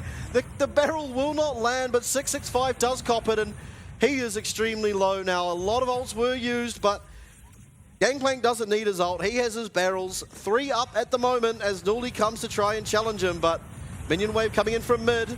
Barrel will be taken out. It's Lalva, though, in the middle of the team. What damage can be found? Minji finds a double. Is he going to be able to find Relia as well? It looks like he won't. Relia manages to find one for himself, but it's Driver targeting the Nexus as Prage runs away to this fountain. The game should be over here, but J-Team trying to hunt down some more kills. Bruce instant dies on the fountain. Now, can these 280 carries do anything? It doesn't look like it. The game should be over. Driver will protect his KDA. What a game. What a game. And Driver there at the end, I think he was 3 CS away from the Flame Horizon as well. So really couldn't have asked for too much more from him. I mean, yeah, wow. Where's the Driver dance? Surely we get an epic Driver dance for this one. What's a one. Gangplank dance look like? Yeah. He's not going to cue one of his teammates, is he? Oh, he has done some Gnar ults on his teammates and Sion ults, so come on. Come on. I want to see, where's Driver? Oh, who knows, but what a fantastic performance. Gangplank, haven't seen him in months, and for this to be the game we see, I mean, we've got to give credit to Minji as well. Here we go. He's boxing. He's boxing. Wait, that's not Gangplank. That's not Gangplank at all. He's actually just, he's dodging into every punch that Lalva's throwing at him. Oh my. What is going on? That's Set. I'm pretty sure that's Set ult. What is happening? I don't know. But hey, I love it all the same. That's my goat. Yeah, I mean, look, it'd be tough to come up with a Gangplank dance, I think. Yeah, so I'm not sure. Maybe that's just the classic top lane brawl, you know? Yeah, it could be. Could be just the first fight up and top. Yeah. Should have some wet noodles. That more accurately describes the top lane fights, but I guess not Akali versus Gangplank. But yeah, again, haven't seen Gangplank in months. For that to be the comeback game, found a huge lead. I mean, some of it was because his ult found the first blood bot, but even besides that, like 30 CS up, and Yeah, I don't know. Crazy well played by Driver as well as Minji. I think Minji had a lot of impact there. Wouldn't even be so surprised to see Minji actually top the damage because a lot of those Jace pokes were landing and were landing for high amounts. Maybe, but I feel like Driver was just absolutely destroying the side of JT, or the other West Point. I keep thinking Impunity and Driver in my head. But anyway, I think bringing it back to the game itself, I felt like it was a massive draft gap, and then on top of that, J-Team played a lot better. I want to say again, I feel like Nuli has been playing the best on West Point. Like, he's kind of their shining light, but unfortunately, the rest of the map in that game, particularly top lane, just exploded way too early. And we've seen that from Rel here many times, is that he's not really comfortable on the tankier champions, those neutralizers like Gragas and stuff like that. So we'll tend towards those carry champs, and if he doesn't have the right setup for it, it can be very hard punish, right? Didn't have any jungle intervention, didn't have the bans to protect the Akali, and obviously had to blind pick, which I really think... I'm not sure that's Relhia's strength at all. I think they probably need to try and activate him somehow. Yeah, absolutely. It's really weird to see the Akali not only blind picked top. Yep. It's just so strange. I mean, to be fair, you probably don't expect the Gangplank to come out. I don't think they would have been like, oh, they're going to put Gangplank into it. But the option's always there. And with a player like Driver, you know he's not scared to just pick a carry into you. Yeah. And even if he had gone with something more like the Gragas, I feel like even the Gragas is just going to pretty much be immovable. From like, Akali's never going to get Gragas out of lane. And so I just think there's so many options there for Red 5 into the Akali, and just, I mean, Driver made absolute beast work out of it. Yeah. I think if they were really comfortable on it, they could maybe put Tristana top into Gangplank, but then Akali into Jace isn't a great matchup anyway, so maybe it might be a way to salvage a draft, but it really feels, I don't know, it just feels super lost. And hopefully, West Point, we will get a stable early game out of them eventually, because it feels like every one of their games starts like this, where they just, you know, boom early, and then the game just never really looks recoverable. But at least J-Team, they're showing good signs. Yeah, absolutely. And it should be Driver with the MVP. I don't think we have to talk too much about that. I guess we'll get another replay of that Penta, because I'm still not entirely sure how it, like, went exactly like that. There's so many barrels going on. He's just hitting all of them. So I'm so excited to see that again. I'm pretty sure it'll be in his play of the game replay. But what do you think, like, do you think J-Team can pull that sort of stuff, like pull out a Gangplank against the better sort of top laners? Like, do you think if he's against solo kill, he would be able to pick up the Gangplank?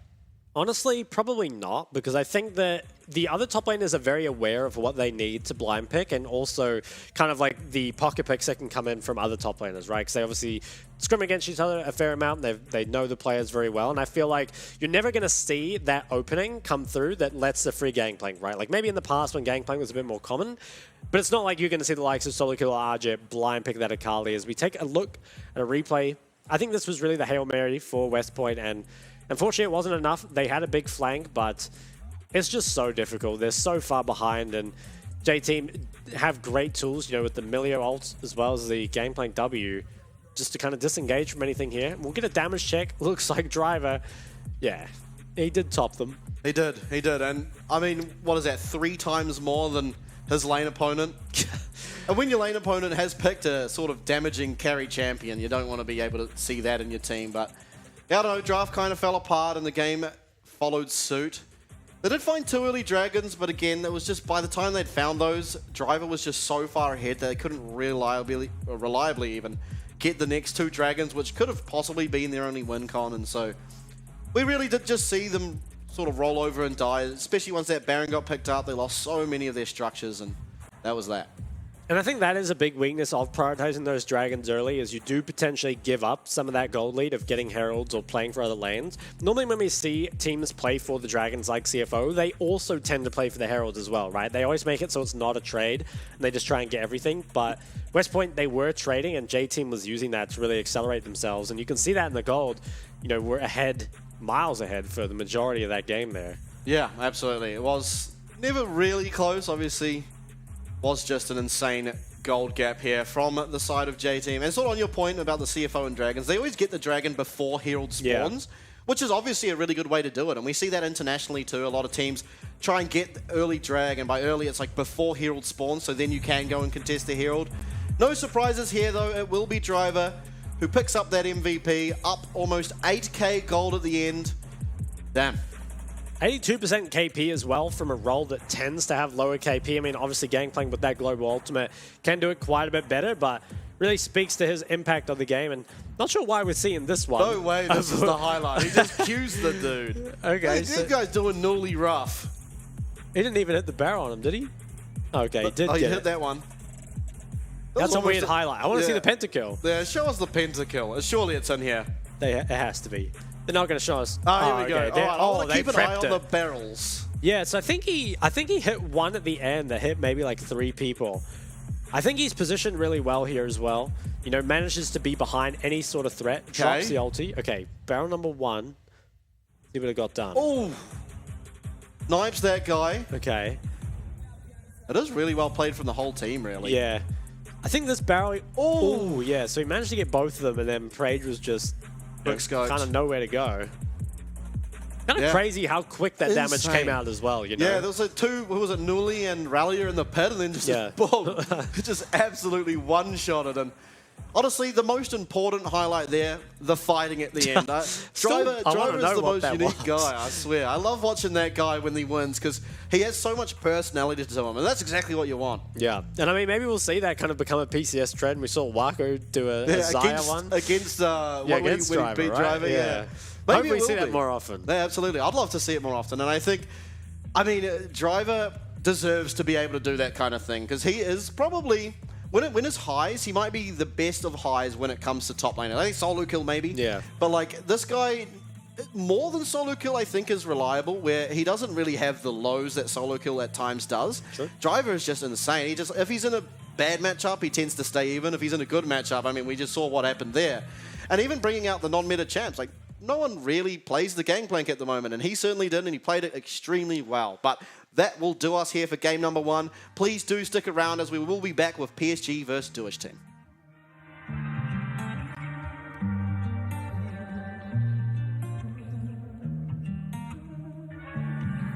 If I had nothing but myself, would you still be around? If I was begging for your help, would you let me down? Yeah, I could try to act like I don't need anyone, pretend it's me, myself, and I'd rather be on my own. But I know I can do this alone. If I had a nightmare, tell me, are you right there pulling me out? If I was too high, yeah, tell me, are you right there pulling me down? Me down. 'Cause I need you to ride along. So tell me, are you right there? Tell me, are you right there when it goes down, goes down? If I was falling to the ground, would you pick me up?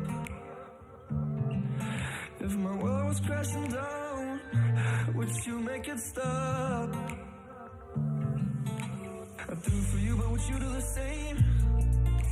When everyone's gone, are you gonna stay? When demons come through, would you push them away? Would you push them away? Are you gonna stay? If I had a nightmare, tell me, are you right there pulling me out? Me out. If I was too high, yeah, tell me, are you right there pulling me down? Me down. 'Cause I need you to ride along. So tell me, are you right there? Tell me, are you right there when it goes down, goes down? 'Cause I need you to ride along. So tell me, are you right there? Tell me, are you right there when it goes down, goes down, goes down?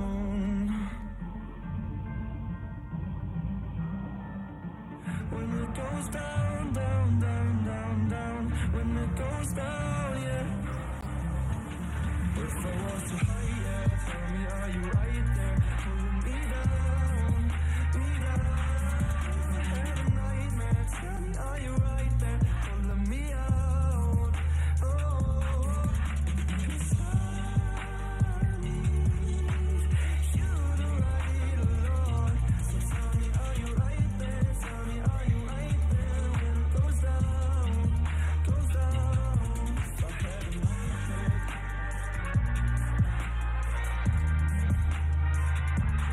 If I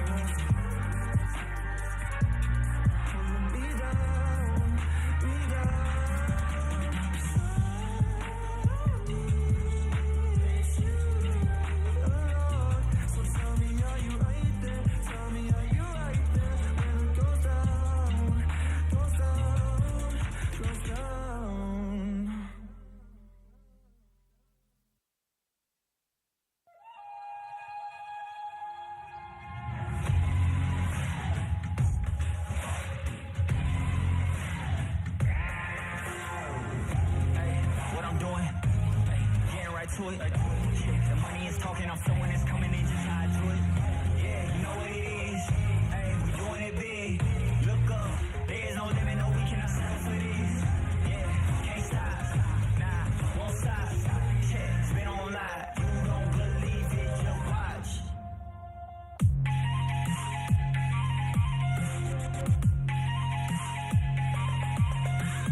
I had to deal with the cards dealt, hey, when no one's help. When it's time for action, headlines and captions. Just imagine all of the hours that I put in running and gunning the passion. All of them clap, big applause. Wish I could pause all they reaction. Ooh, we know I never had a losing streak. I know you see what adrenaline's doing to me. I've been kicking game, Bruce Lee. You ain't in the game too weak. Make them feel the pain too deep. Tell them get out the kitchen, you can't take the heat. Hey, what I'm doing, getting right to it. The money is talking, I'm flowing, it's coming in, just how I do it.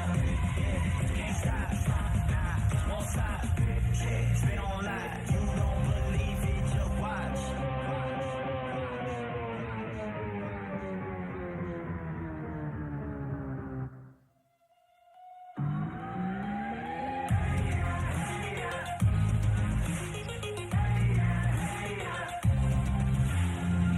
Yeah, you know what it is.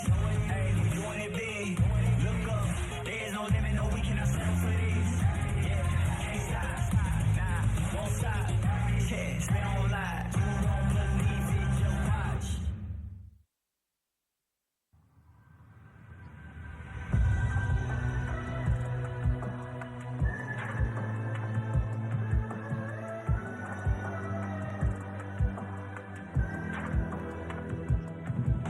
I thought I told you once, but I'll remind you.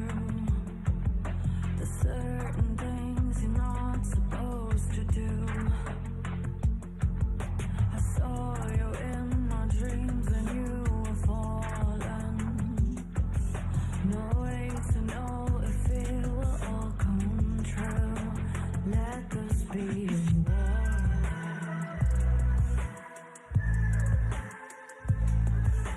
I want it, but let this be a warning, warning, warning, a warning, warning, a warning, warning, warning, a warning. Let this be a warning, warning, warning, a warning, warning, warning, warning, warning, a warning. Time and time again, I've seen you around here. You're playing with fire, don't know if you knew. So let me make this clear, a cloud is forming. The storm is heading right in front of you. Let this be a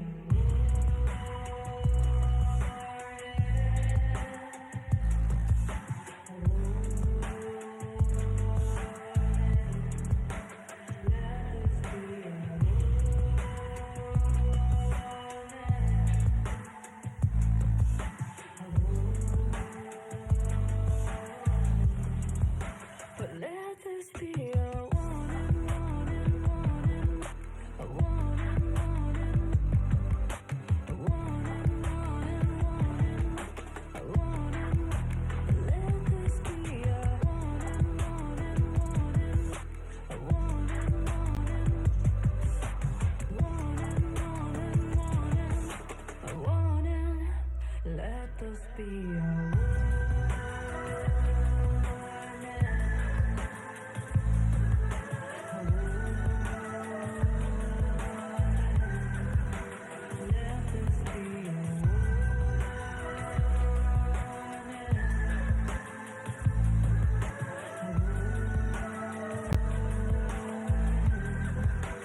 Let this be a warning.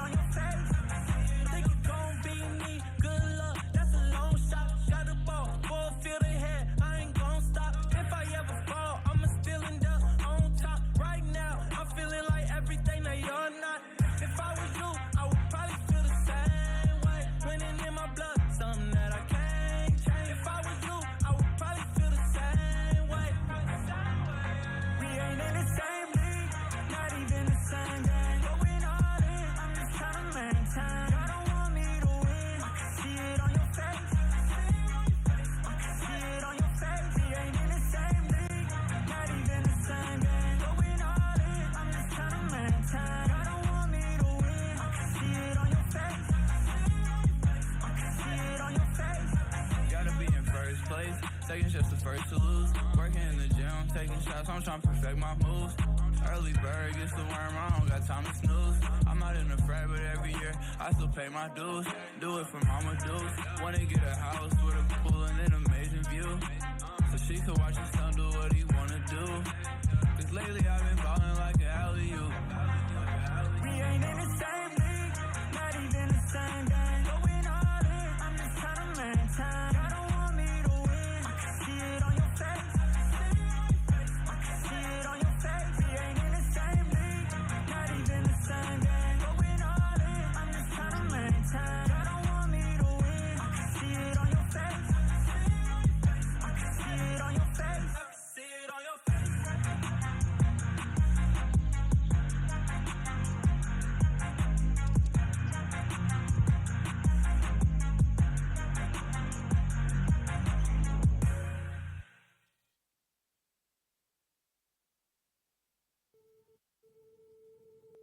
Luscious, divine, I'll empty your mind, 'cause you want me to. I'm so twisted, you're addicted, I feel your pain, 'cause you want me to.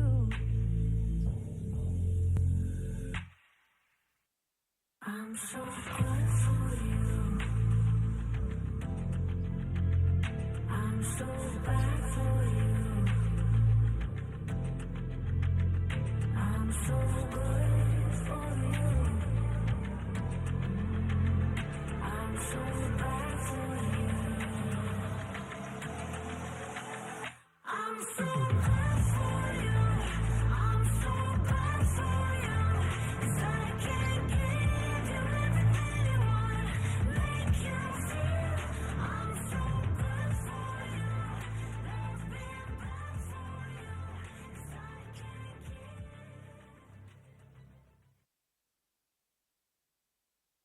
Black. It's not over till I say so. It's not over till I'm ready to let it go. Till I'm ready to let it go. Till I'm ready to let it go. Hello, everyone, and welcome back here to the PCS Summer Split, brought to you by Riot Games in Carry Live. And if you missed game number 1, we saw our first Gangplank here of the season, and unreal performance. We saw a pentakill already on week number 2 from Driver, and you definitely want to go and catch what that guy can do on Gangplank, because it was insane. Yeah, you got the pentakill very early. Obviously feels very good. Coming up next, though, PSG versus Duish team. I mean, it's a tough one, right? This is potentially our strongest team versus probably our weakest team. So it's going to be, I would imagine, a one-sided affair. What would you say we're looking for from Duish team? Because at least for me, I just want to see maybe Zhao to have a better performance. I think he's been really struggling, and up against Maple, feel like it's going to be no difference. But I think if Duish team are going to somehow turn this season around, the mid lane, it needs to be better. Yeah, absolutely. I think the biggest worry is that Zhao often gets quite a lot of help from both the jungle and the support here, but never really leads to anything but a lead for the opposing team. So that has been quite worrisome, and I think now that they're going up against PSG, a lot of concerns. I think you need WSL on a carry jungler, but when you're going against Junjia, I don't know that a carry jungler will be able to be really used, because this guy is probably our best jungler in the league. He has at least looked like it this split as well as last split, so I don't think that really what Duish team's strengths are works against PSG at all. I think I have to agree. Just does feel like Duish team are outmatched. It kind of feels bad to write them off before the game starts, but PSG are just so solid overall. You know, I think some of the other top teams, they do have some, you know, very significant strengths while also having some glaring weaknesses. PSG, though, definitely our most well-rounded roster. So it's going to be very tough, I think, for Duish team to kind of find, you know, a place to exploit, as their roster is on your screen here. So keeping the same members from Split 1 other than in that top lane as JP. And I will say, credit to Duish team's bot lane, I think have normally been, you know, more on the stable side, and we've kind of seen WSL, the one who, you know, if he gets the right pick and the right matchup, can bring them over the line. It really does feel difficult though. I mean, maybe they can find something in this game. I'm not saying Duish team don't ever have a chance of winning, but I feel like PSG might be their roughest matchup. Yeah, absolutely. And if PSG win this game here, they are guaranteed to be tied for first with the winner of game number 5. So, again, it just means that they're going to be pulling further ahead.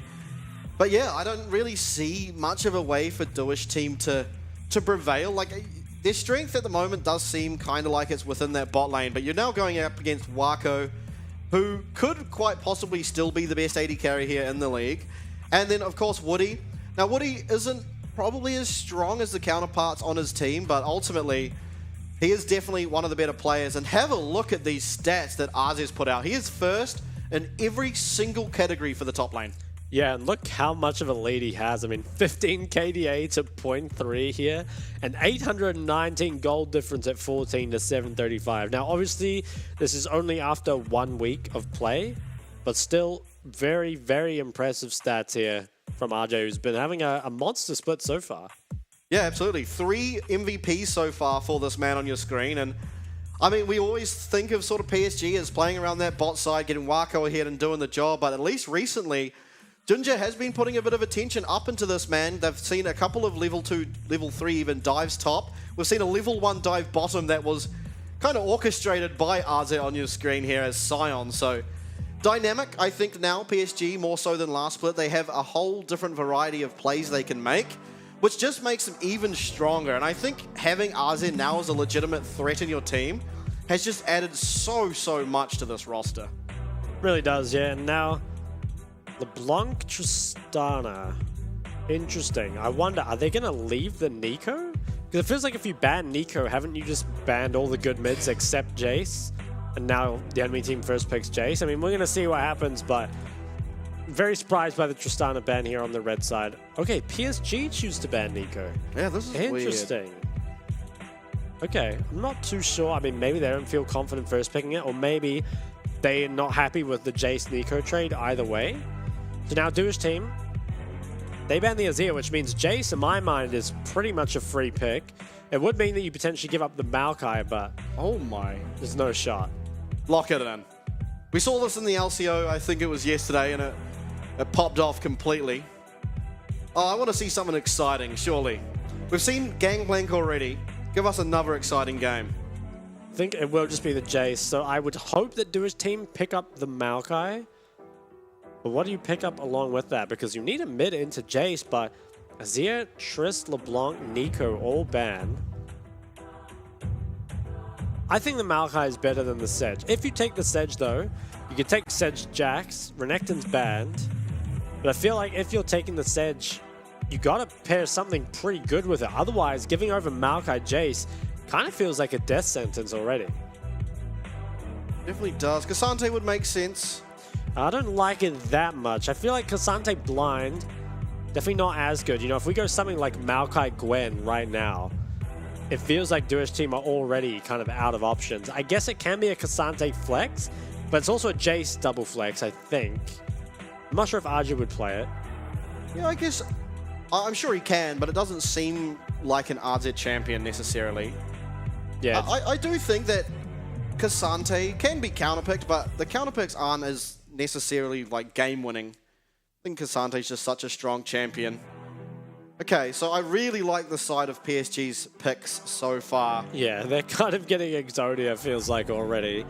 And Duish team, I mean, they're in a tough position. Do you take the ADC or your mid? Either one, the other will get banned out. And it feels, yeah, I don't know. I feel like they're in trouble. Mid. There is already so many mid bans. There's going to be Xayah locked in, but there are already so many mid bans, and it's just going to come into what you expect to be 2 more. Yeah, I feel like if you are doing that, you're saying that you have a mid laner that they don't expect, because you know mids are going to get banned. So you have to have something else here that's going to come through a little bit later. So I'm kind of, I mean, Zhao Tui has played a lot of weird stuff, none really to any success. But I wouldn't be surprised if he has something, you know, cooked up for the Jace. Okay, support ban. We've banned Rakan. Makes sense. Get away from that Xayah. Extremely powerful bot lane. Will we just see Nautilus be the second ban? Feels like Realm Nautilus should kind of just be it. Yeah, I would predict that to be the case. I Although mean, maybe a top ban. You can also make the argument that Leona might be a little bit better into Xayah, as you can't use that depth charge on her so well. But it is going to be the Nautilus band. Now, what will be the response here? I do suspect it should be a mid laner, but again, Xiaotu's just played so much weird stuff that even if you do ban out a mid laner here, he's probably just got some weird pick to pick up. Yeah, I mean, maybe they just want to put Cassante mid versus Jace, and then they want to use top lane counter on red side. Like, we could still see that. I think... Okay, so Sars ban. Let's see what Doge team take here, because if they take top, then they break this flex. If they take mid, they break the flex. If they take support, I would expect it to be... Okay. Ooh, okay. So they are going to take them, or they're at least hovering the middle. I would expect this then to be Cassante mid. And then they use that top lane counter pick. Yeah, I believe they played Cassante mid last week, right? And Okay. I think their final game. Well, they swapped away from that anyway. To get the Gragas, this is still a double flex, so they can do what they want with that. And they will have that support counter pick. Now, what will the side of PSG take? I wonder, is there any double flex they can could get? just take Sion. There's no real good champ against Sion, and Arze already had a phenomenal performance on that. I mean, I feel like Cassante's decent versus Sion though, right? Yeah, but everything's good against Sion, so as long as it's not like the Gwen. Yeah. Ooh, Aatrox. Oh, okay. We saw this already played once by Solo Kill. It was left a lot to be desired, but I want something exciting. Ooh, okay. I don't know that would be locked in. Okay, nah, probably, yeah. Nah, definitely a good champion. Offers a lot in terms of both split push and team fighting. Now, depending what's picked here, you could also put Gragas as a support. So in theory, Gragas a three-way flex. It is possible. I think Gragas does well into Alistair as well. Yep, you can cancel the headbutt, so there's something to consider. Yeah, and it looks like that's what they're planning. So I think, honestly, intelligent draft from Doge team. I'm still not sure about giving over the Jace, Maokai, Kai'Sa first three, but I do kind of like what they've ended up with. I still think I would favor the side of PSG, but I think this is the kind of creativity that I like to see from Doge team. It feels like, you know, they've got carry potential on this bot lane that have been doing well. Xiaotu and WCL should have something stable. Big question marks, I think, around JP. We haven't seen him really, you know, amount to much yet, but maybe this could be the game. Has the setup required? Well, if there's a top laner to do it against at the moment, at least, in current form, it would be Arze. He does lead the league in every single stat for that top lane, as well as 3 MVPs obviously picked up by him. But I want to say both teams kind of in their own rights got Exodia comps. I think there are tier 1 picks pretty much across the board here. Maybe question mark around the Gragas support. I think that's going to come down to a lot of execution, how well it can do against this Alistair. If you are able to cancel those headbutts, it does leave Alistair a little bit vulnerable, particularly pre-6. We'll have to see, though. I'm at least happy to see that it isn't just a draft blowout like the first game. Because it kind of felt like that first game was, you know, even if J-Team weren't a better team, would have cleaned up West Point relatively easily. But this game, I think, at least on paper, should be closer. Whether or not that'll happen, though, when you put these names up against each other, probably not. Yeah, I think having nameplates on in a game like this, you really just can't bet against PSG. I think they've looked phenomenal already for the start of the split. Honestly, stronger than they did last split with that addition of Maple, and that just makes them so scary. The Wish team, however, don't look a whole lot different. I think Pepero maybe looks a little bit better than before, but the core jungle mid here has looked quite weak. I want to say WSL looked alright when he did play that Elise, but again, he's back onto tank meta here, and he doesn't tend to thrive on those types of champions. We'll see if he can do something a little better here, as he is going to be on that Sejuani. Very powerful pick in its own right. I guess it's all up to what will happen here, especially in the early stage.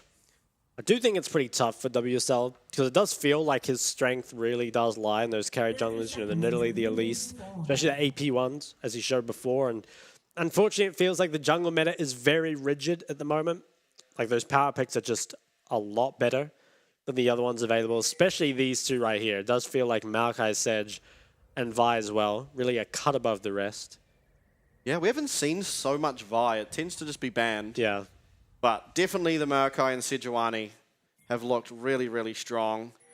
Maybe going down one tier below is the Wukong. But here we will sort of find out. Now, I'm really excited. I think one of the most excited things I have in this game is being able to see Wako pilot this Kai'Sa here. Again, we've seen it on Betty. If you are strong at AD carry, Kai'Sa just offers so much skill expression, possibly more than really any other AD carry in the game. As well as the diversity it can offer. You can build so many different things on this Kai'Sa. There's Gwinsu's AD, Kraken AD, and then you can go sort of Ludens for an AP build. It is just one of those champions. It feels like right now you can build pretty much whatever you want and it'll do well. Obviously there is optimization to it. Speaking of, nice optimization there from Jinjia with that jungle clear. Yeah, it's actually going to be quite a bit ahead in terms of the clear. Yeah, they are starting on other sides of the map, which is interesting. I mean, Jinjia, he's going to have that free reign over top, which is maybe not what you want in the Jackson-R matchup. I mean, we'll see what ends up happening. WSL will be pathing down towards that bot lane. Kind of feels like not much will happen bot lane, though. With that disengage, they can come through from both sides. Perhaps not. Now, I think early stage of bot lane going as expected with... This Alistar pick does kind of just become a pinata until they do have access to level 2. But Gragas definitely a lot more powerful in that regard. It is going to be Aftershock Gragas, I just noticed, so a bit tankier. Makes sense when you are playing that support. Yeah, I think as support, you kind of do just have to pick that up. Otherwise, don't have the tankiness to back that up. I think it would be nice if you could have something like the phase rush in this game, but unfortunately, just not really a way to deal with it. Glacial could be an option too. Could be. I think in certain matchups. Ooh, it's spotted out here. JP gets himself a nice ward there as well. And Jinjia, where does he go from here? Is he going to path back down the map? Certainly might. Definitely is ahead here in terms of his jungle clear. Looks like he's going to go for that top scuttle and maybe look for a top lane after that. In mid lane, Maple's starting to build himself a nice CS lead early. Feel like Cassante should never die in this matchup, but at the same time probably will fall further and further behind. Yeah, do you think the phase rush is just necessary to try and kite away from the Cassante, or do you think you could have gone something like the first strike? Yeah, I think it's probably too greedy to go the first strike. If you could, without dying, would be nice. But I think up against that double melee mid-jungle, Cassante Sedge, phase rush gets too much value. And looks like there was some pretty heavy trades that came out in mid, because Maple, he's forced to reset. In top lane though, JP jumps forward. Nice dodge out. I wonder, I think... if memory serves me right, I believe the last time we saw this matchup, it was Zhao 2 playing the Cassante, but I think we saw Conqueror Jace. Yeah. Which did look pretty good. I guess it gives you that extra damage, which can be really helpful when you are going against the likes of Sejuani, Jax, and Cassante. It could be interesting.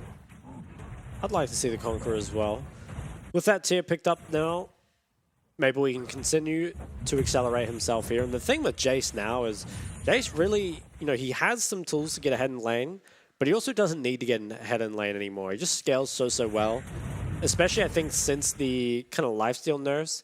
We saw something last split where there'd be BT third item, sometimes even second with overheal, and the ADCs were just never below full HP.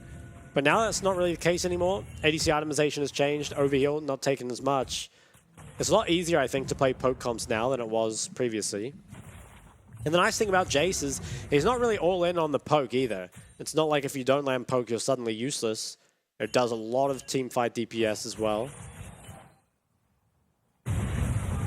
Zhao, he needs the base. Phase rush to kite out there, nice from Maple.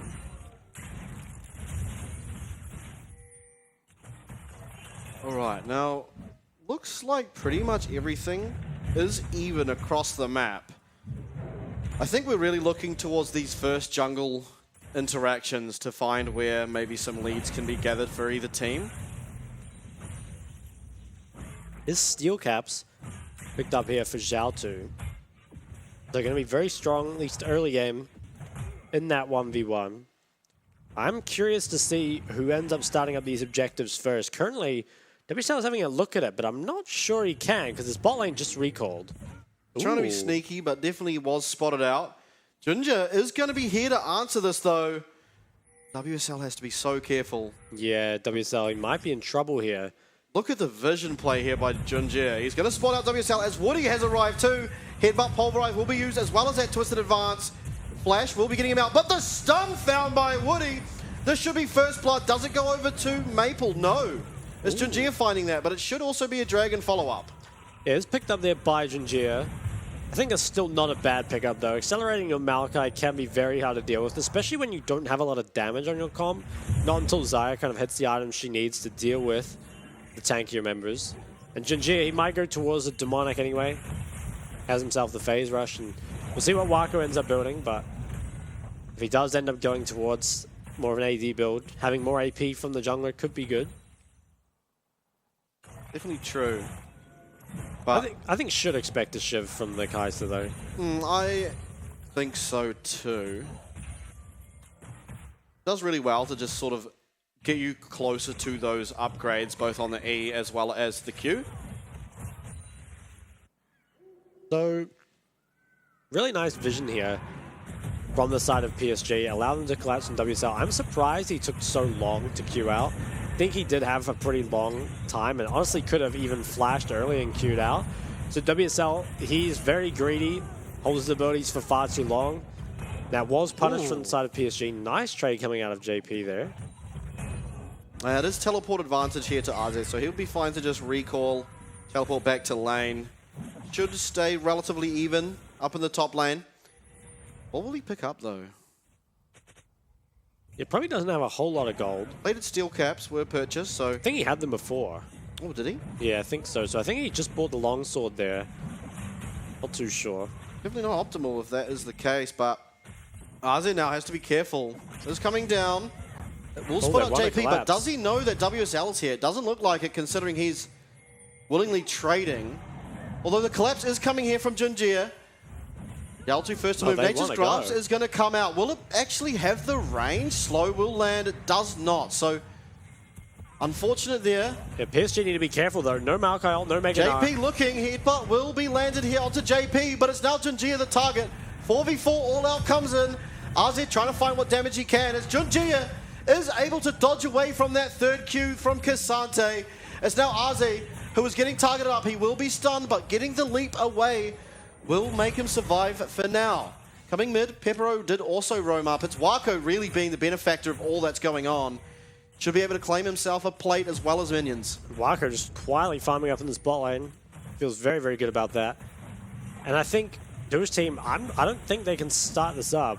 They don't have good tempo anymore. I think PSG should be able to force them off it, but it's still pretty close. Yeah, it is going to be 5 members, assuming Jiaotu can get back here, but the reset comes out on the Herald, so that is quite annoying to deal with, as Az's Nabar very, very close to being fully online, as Woody actually going in quite early, finding some damage here as the Alistair against WSL. It's Arzi, another target, goes into Mega, finds a 2-man, it's going to be JP, so low, is actually flashing up for now, but it's going to be the Ignite who takes it down. Now who's next? It looks like Pepero. Pepero trying to find the damage, it's Na who finds another stun, 3 members stunned, WSL limping away on 1 HP, as Pepero finds one, Junji finds another, RZ trying to get the damage, he does! Junji in the meantime finishing off that Rift Herald. He's now looking for the 2v1 in-house solo, but Jiaotu very, very healthy. And ultimately, I believe it was a 2-for-2, but Rift Herald found for PSG. Yeah, and considering that was a 4v5 and Waka was just farming bot lane the whole time, that was immaculately played from PSG. I think in that situation, all you really need to do is waste Jewish team's time, but they say, we're going to get even more than that.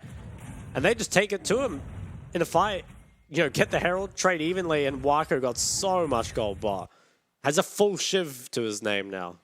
Yeah, this 80 carry item difference is pretty huge, all things considered. And Pepero got himself a kill, so he did get a little bit of gold from that skirmish up there. But let's take a look at the replay first of all. Yeah, so PSG, all they really need to do is waste their time. But they know that Jiaotu's not here. He reset. He does not have TP. And I feel like Douche team really overextended there, kind of allowed Arja to punish him. I guess they felt like they were on the clock, given that Wako's getting all this gold bot. This is really the trouble of bringing your AD carry to these early fights, is they're not even that strong. You know, even though Pepper is here, it's not like it's making a huge difference to the fight. He is dealing damage, but he doesn't really bring, you know, the kind of 1v9 potential that having another member like a Cassante in that fight would. And PSG managing to get the Rift Herald on top of that kind of feels like the heist of the century. You know, would have been happy just trading evenly, but get even more. Wako did. Let's just see a replay for that. Dived. Yeah, he must have got dived here on the spot tower. I'm surprised though, because he had all his sums available, I think, at the time of death, so maybe just didn't read the map or something. Got punished there. And that's a lot of gold traded back for Pepero, which is a massive pickup. So Wako, he checks. Oh, that's unlucky timing. Oh, and Enhao. That is insane. Well played by Enhao there. Yeah, that was really, really nice. Wako, you know, maybe stepped up a little bit, but I have to say, yeah, credit to Enhao. Really punishes that. What a massive flash follow. Yeah, it was very impressive. Wako learning here, but it's WSL. He's getting chased down in his jungle. Wako not joining just yet to try and help out. It's Woody, in fact, who should be able to headbutt him over the wall. No. Delivered straight to Junjia as Wako manages to pick it up with that W. That's another 300 gold onto Wako. Exactly who you wanted on, as he's looking to get himself yet another plate. It's 2,100 assists in the PCS, second of all time here for Woody. That's a lot of assists. 2,100 there. Feels pretty good though, 0-1-5 here on the Alistair. Ooh, there's a Dark Seal picked up for Wako. Don't often see this on the Kai'Sa, but I'm a big fan of it. I feel like Dark Seal, you know, extremely efficient item for any mid champion, so it makes sense it would be on Kai'Sa as well. I guess we'll see how this started off. Zhao 2 is getting pretty aggressive on the Maple, but there's so much CC that can come out from the other members, and really just no way at all to survive. There is just, every time there's a replay, someone else dies. That replay was of Zhao 2 dying, and in the meantime, Zhao 2 died. This is a little unfortunate. Herald drop mid, though, is really going to speed this game up, because that tower is long gone. And both the side lane towers aren't far from falling either. The poke's starting to land. Pepero now, bit out of position, is going to commit that Feather Storm. Oh, the flash stun again as Junjia now in here. Wako as well. Junjia says, thank you, that's my kill. This Maokai does not want to give kills over to his AD carry. Things really falling apart here from Duish team. The mid tower is down, and that's 12 plates to PSG. You said 2,100 assists, but now 2,100 gold from those plates also to PSG, and they could maybe get a bit more. They have 16 seconds left on the clock. Wako, he's going to go for one more in the bot lane, I think. Yeah, Maple is here. Aze should have Nah. Flash away early from JP. Is there going to be anything to follow? Doesn't look like it. They might just back out here. I wonder if they'll try and get the tower. Yeah, Maple I think hanging they around can. for now. Looks Plates like are gone, so very weak. They're still just going to break all three tier 1s here at only 14 minutes, and that's really good. Not often do you see PSG come out with these super dominant early games. Normally they just, you know, play very slow, play very steady, and then kind of out team fight you. But here, you know, out skirmishing from the get-go, massive goal lead already. And it has to be said, you know, Duish team, one of our weaker teams, but it's still nice to see PSG. They've got that fire in them. Yeah, I think even last split, we often saw PSG, even against the weaker opposition, their games would draw out quite a lot longer than perhaps necessary. And at least early on here, it looks like they are a little bit more aggressive and willing to take these riskier plays when they have the advantage. Wako, though, with that static shiv, you saw what it can do. Just one shots the wave almost. Ooh, WSL. Not sure he's allowed to be around here. Should not be here. This seems illegal. Inhao is in the vicinity. Blast cone used. There's no escape now. So many knock-ups. WSL is actually just a battering ram. That guy got knocked up like 4 times there. Does go down. It's Maple who picks it up, so more gold. But ultimately, what is WSL doing at Gromp? I'm not sure. Very illegal, as you said. And the PSG police, they come and take him out. Arrest him for his crimes there. And I really like the build coming out from Maokai. A lot of AP. Even has himself a Dark Seal. I'm not sure when the item builds got so based for PSG, but I'm a big fan of all these Dark Seals being bought. Yeah. All right, well, huge advantage. There is a Dragon coming up in 2 minutes. Definitely not a CFO game. This would be third Dragon if it was. But again, it's good to see PSG can add a lot of pace to their game and get things done a lot quicker. 2-level advantage when you compare top laners. Pretty insane. It is, and I think this game sort of speaks just to a big, weakness of Duo's team. They really struggle to have good games across the board all at once. Zhao2, typically a weaker member, is actually having himself a fairly decent game here, but unfortunately the rest of the map really falling apart around him. I will say credit to Enhao, who found some amazing plays. But they just need more members to play well at the same time. And up against a rock-solid side like PSG, you know they're going to perform across the board all the time. Yeah, I think in general, Enhao looks like he might just be the strongest member of this team. It's kind of unfortunate having your support be like... I think he has played pretty much the most consistent. It'll be between him and Pepero, but hold up. Rift Shield taken here from PSG. They aren't actually able to secure the eye just yet as Zhao2 is guarding it. Nature's Grasp comes out and Woody's looking for an angle. Will be tanked up nicely here by both Zhao2 and Enhao, but he's going to go on. Enhao misses the explosive cast just as I was singing his praises. It's Aze doing the DPS. Wako comes in. It's Pepero last alive. Alistair is surviving. Zhao2's running, but he won't be able to run for much longer. Or will he actually? This guy's surviving for ages. Maple and Junjia should be able to find him though. Keeps jumping and diving, but there you go. Maple does find it. It's a clean ace. So much damage comes out in such little time. And PSG absolutely destroying the map. You've got to wonder what Duo's team were looking for there. So far behind, you're not going to win a big 5v5. Would probably be better to look to trade gold on the bot side. You could go for this bot tower and get the objective bounty. Instead, they TP in without the engage tools, in position. So they just get poked out before it starts. A lot of Shock Blast land. Kaiser W's coming through as well.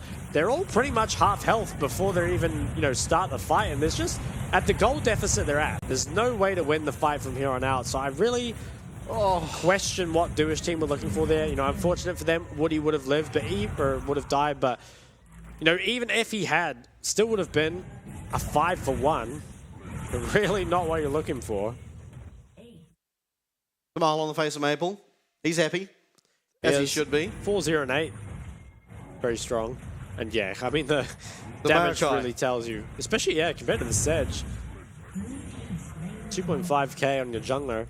Yeah. That's something we've seen from Junjia a lot, is that even when he does kind of play the more support S champions, even though Maokai with AP isn't your traditional supportive jungler, he still puts up the damage, right? Well, we saw many games on the Wukong last split, which many Wukongs, they kind of just end up being there for the CC, not dealing a lot of damage, but Junjia's Wukong really would end up as another damage threat. Speaks to him, and PSG, they've looked like a different beast ever since they've added Junjia to the roster. They've really turned this team into just an absolute powerhouse. Yeah, absolutely. I mean, it's good to see. I think even this game, it just shows. I think they've played a lot more around the mid. Although it's been a bit reactive, really. They've just caught Duo's team members out of position and sort of taken that and got their lead through that. But I think the past 2 days, past 2 games, a lot was on Aze to sort of carry. And here today it is looking like Maple really being that first and foremost carry of the lineup, as we will see a fight here from Duo's team. Not sure if it's what they want. Alistair comes in, finds 2. It's Maple who picks up that kill. Are they going to be able to carry on? It looks like WSL will be going down next. It's Shock Blast after Shock Blast heading onto this back line. 2 kills found, and are they going to continue pushing? Pepero getting so low. Wow. The gold lead, it's pretty out of control here. Only 20 minutes in and we've already surpassed 10,000. It is a Leandries picked up by Junjia on the Maokai. This guy's playing for DPM. He knows what gets the MVPs here in the PCS. Yeah, I think it's too early to say the MVP, but my money's on Junjia. I'm just getting it out there early. Yeah, I think I'd have to agree, especially with that Leandries. Now, Wako, he's still on the map. He's by himself. Wako is not scared. Oh my, look at the damage. Yeah, it's pretty ridiculous. It is AP Kaiser, so... And a 10-stack Darksteel. That's right. Now, he is recalling. Will he pick up the book? Ooh. I don't think I think he might be looking for the Q upgrade first. Yeah, there we go. Guinsu's picked up. Gets that Q upgrade. Nice and strong here on that Kaiser. It's 3 items to only the 2 on Pepero. 1.5 even. I think PSG should probably just do Baron. I don't think there's any way Duo's team can stop them, even if they have full information. Kaiser, Naren, as well as Maokai with this build, does do a lot of damage to the Baron. Yeah, I don't think I've ever seen a Maokai build this, but I swear it is actually pretty good this game up against, Cassandre, Gragas, Sedge. And just as far ahead too. Yeah. Really makes the E's hit so hard. Yeah, like how are you ever supposed to check into an objective if there is just saplings in the bush? Even your tanks at this stage are not tanky and will really feel the pain of these saplings. Lots of vision established for PSG, and that should give them the control they need to just start this Baron up as they do move towards it. Wako, he's showing presence mid. His DPS isn't even required on the Baron. It's absolutely melting already. And once Wako gets here, it's going to go even faster. Yeah, no one on the map really for Duish team, so this should just freely go over. And to be honest with this, I feel like they do have the tools required to just end the game. Sort of run up to those inhib towers with Umayakai, use Nature's Grasp. As WSL is caught here at the Krugs. I feel like this might just be illegal again. Ooh, throws out the ult, will not be apprehended this time. Is going to back out. And I think you're right, PSG, they should be able to end with this Baron. Probably don't need any more dragons. Have themselves a massive lead. Yeah, I think Dragon win con really off the table here, unless there are quite a few mistakes from PSG. Doesn't feel like this game has 6 minutes left in it. No, definitely wouldn't think so. I mean, they're so far ahead. They also have great tools for diving. The Maokai W to reset. Also the Alistair just to tank for a very long time. Ooh, those shock blasts are hitting hard. Currently setting up 2 lanes at PSG, and I hope they ignore the Baron, or the Dragon, excuse me, and just try and pressure hard. So it feels like Duish team shouldn't be able to hold them, and I'm sure they know that. Yeah, that's one tower going down now as Wako, as well as Jinjia with those saplings, really holding down this mid lane. Oh my. There's so much poke damage coming out. And honestly, I think we sort of talked about the double poke setup as hold up. We are actually going to get a fight here. Nature's Grasp will land onto Zhao 2 as Woody will be flashed away from for that engage. Inhib going down bottom here though. And you're seeing just how much control PSG have over the map with constant shock blast coming out of Maple, as well as Wako firing those Ws from 2 screens away. I'm surprised they're not going to look to pressure more. Maybe they can turn it around now, though. They've landed good poke. They've still got a few creeps. Wako Junji are just pushing the top. They will be able to get 3 inhibs from this, which is just maybe slightly slower, but also a more certain way to make sure this game ends. And that is kind of the PSG we know. Wako comes in, manages to find the 1. And with that, there's no way to hold this. Even with Desire, one of the best wave-clearing ADs in the game, you do not have the damage required. You don't even have the time to sit up before getting chunked all your health bars. Maple teleports that minion, makes it survive a bit longer. Jinjia happy to find that kill to Zhao 2 as Arzir comes in. Actually going to be Zonya'd away from JP. He might be able to live, but as Pepero is going to find the shutdown onto Maple. But too little, too late. This will be the Nexus going down. And PSG remain looking flawless here in the summer split. They do, and I think this had to be what you expected from PSG versus Duish team. It really was just a case of, this is our first place, strongest team taking on what is probably the weakest team in the PCS, or if not, is close to it. And I'm not sure, what else we could really hope for Duish team to show us. I do think that their draft was decent, and it really did just come down to kind of their play and skirmish execution. And that is really where you see the kind of difference in strength of players, is when it comes down to just, in those isolated 1v1s, those 2v2s, even in those kind of biggest skirmishes, how every individual plays it. It's something that's very hard to band-aid fix as a team. It really just comes down to, individual execution. And if your team, if your players aren't on the same level as your opponents, you're consistently just edged out a little every time, and suddenly you're losing 5-0 for 5. Yeah, I want to ask you something, because I know you've been a bit of a hater towards the double poke setup, but I want to say this double poke setup where you have AP Kai'Sa, AD Jace, looks really, really strong. And I know we sort of had a mismatch in terms of players, but in general, we see like the Varus being the other poke from the AD role, but I think having the AP Kai'Sa means your poke is coming from different sources of damage. So you've got the AP AD, and then Kai'Sa, while poking, also has DPS in her kit, still going that build. I think that's the key as well. For me, I am completely fine with a double poke if it's champs like Jace and Kai'Sa that can still function normally in a team fight.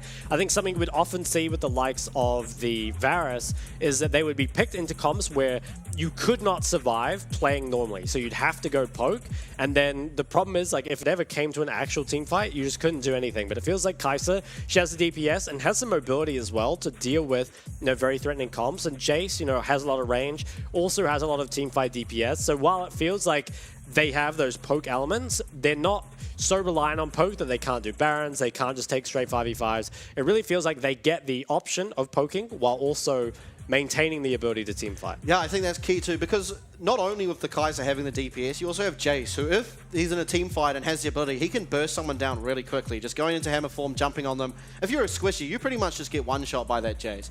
And then in specific with this team composition that PSG put up, you have the Maokai, which didn't really see like the poke coming out of in this game because they were just sort of steamrolling, but in a more even setting, if you are going this AP on the Maokai and you're able to set up the objectives first, they then have to take damage walking to the river, which then you'll get poked out. And so I think it's a really nice setup and round out really well with Na, who can split push, do damage, as well as engage, and the Alistair that can do the same.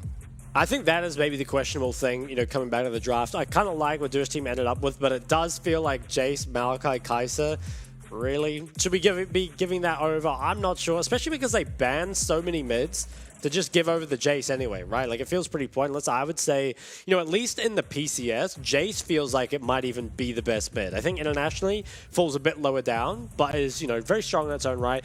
And this is I think Duo's team were already immensely behind here. Maybe just felt like they had to make something happen because definitely were going to get outscaled in this game as well, but unfortunately, they really weren't in a position. I think probably should have just tried to trade gold on bot side. They tried to go for the fight, though, and, you know, Woody lives on so low here. The Triumph, I believe. He gets the Alistair passive right at the end there. Like 46 health it healed or something, and it just did the job. That's insane. And you know what I hated about this team fight? It was just after I started complimenting Inhao, he whiffs his ult completely. He threw it in there. This just absolutely whiffs it completely. But have a look at damage here. Well, it's just pretty even across the board, really, in terms of PSG's damage. I think pretty much as you'd expect. Yeah, for I mean, the most part. we were saying about that double poke, but I think we have to include the Leandri's demonic Maokai in there. Yeah, that's what I was saying about walking in. You didn't really get to see it. But I mean, he did pick up, I think, like the first 4 or 5 kills. He was going insane on the Maokai. Look at Jack's damage. I'm sorry, but if you're Jax and you've done less damage than an Alistair, something has gone incredibly, incredibly wrong.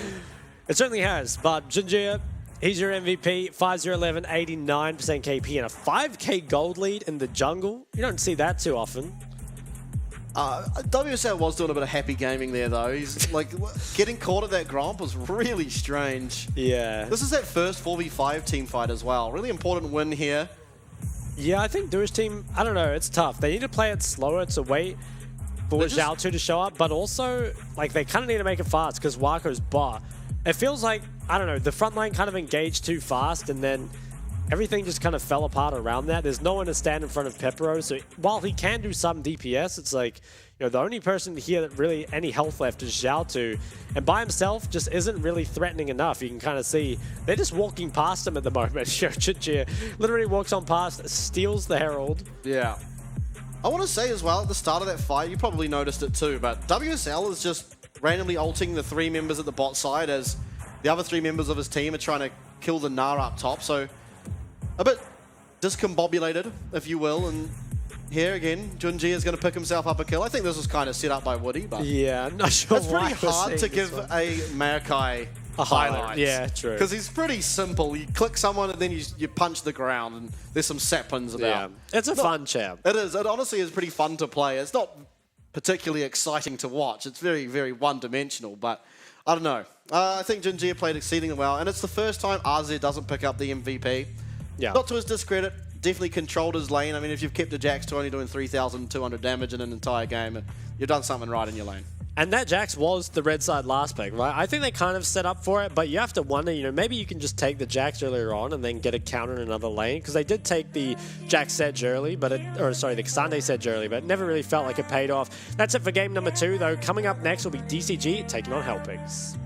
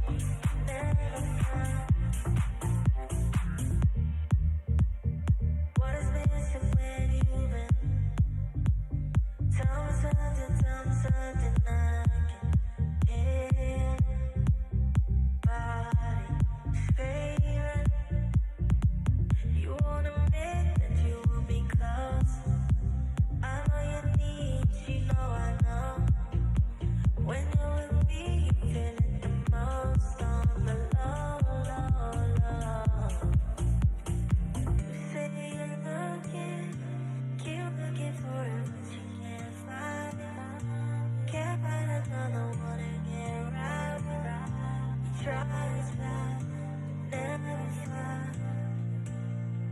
So always stop. Keep looking for it, but you can't find it. Can't find another one and can't rise. Try as fast, never find another me.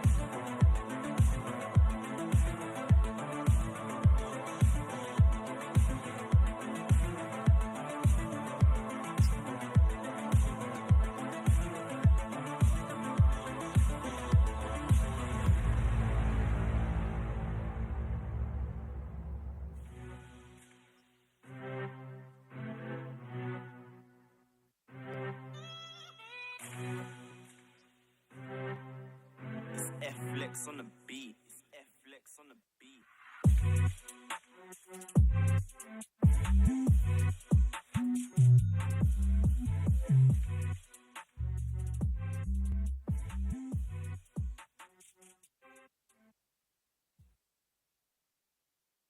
It's not over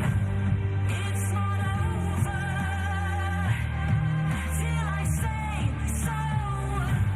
It's not over till I'm ready to let it go. Till I'm ready to let it go. Till I'm ready to let it go. Hello and welcome back here to the PCS Week 2 Day 1. And I think quick and concise is a good way to describe what we've seen so far in our first two games. Last game at PSG really took it to the Dooish team. No real surprises, they took the win. And here again in game number 3, I think we have possibly another one-sided affair. We'll have to see if Halpigs can pull it together. They've really looked lackluster, at least in their first 3 games. They're going up against DCG here, who have looked a lot stronger with their addition of Mission, as you will see here on your screen. And I think Halpigs really have to change something up. I think we've talked about it pretty much every game, but I want to see Godtone play something that he's known for. Obviously from his streaming, the Lee Sin, the Gragas, 2 of the most prominent champions he played. And while often in pro play, it's not that great to pick your one trick.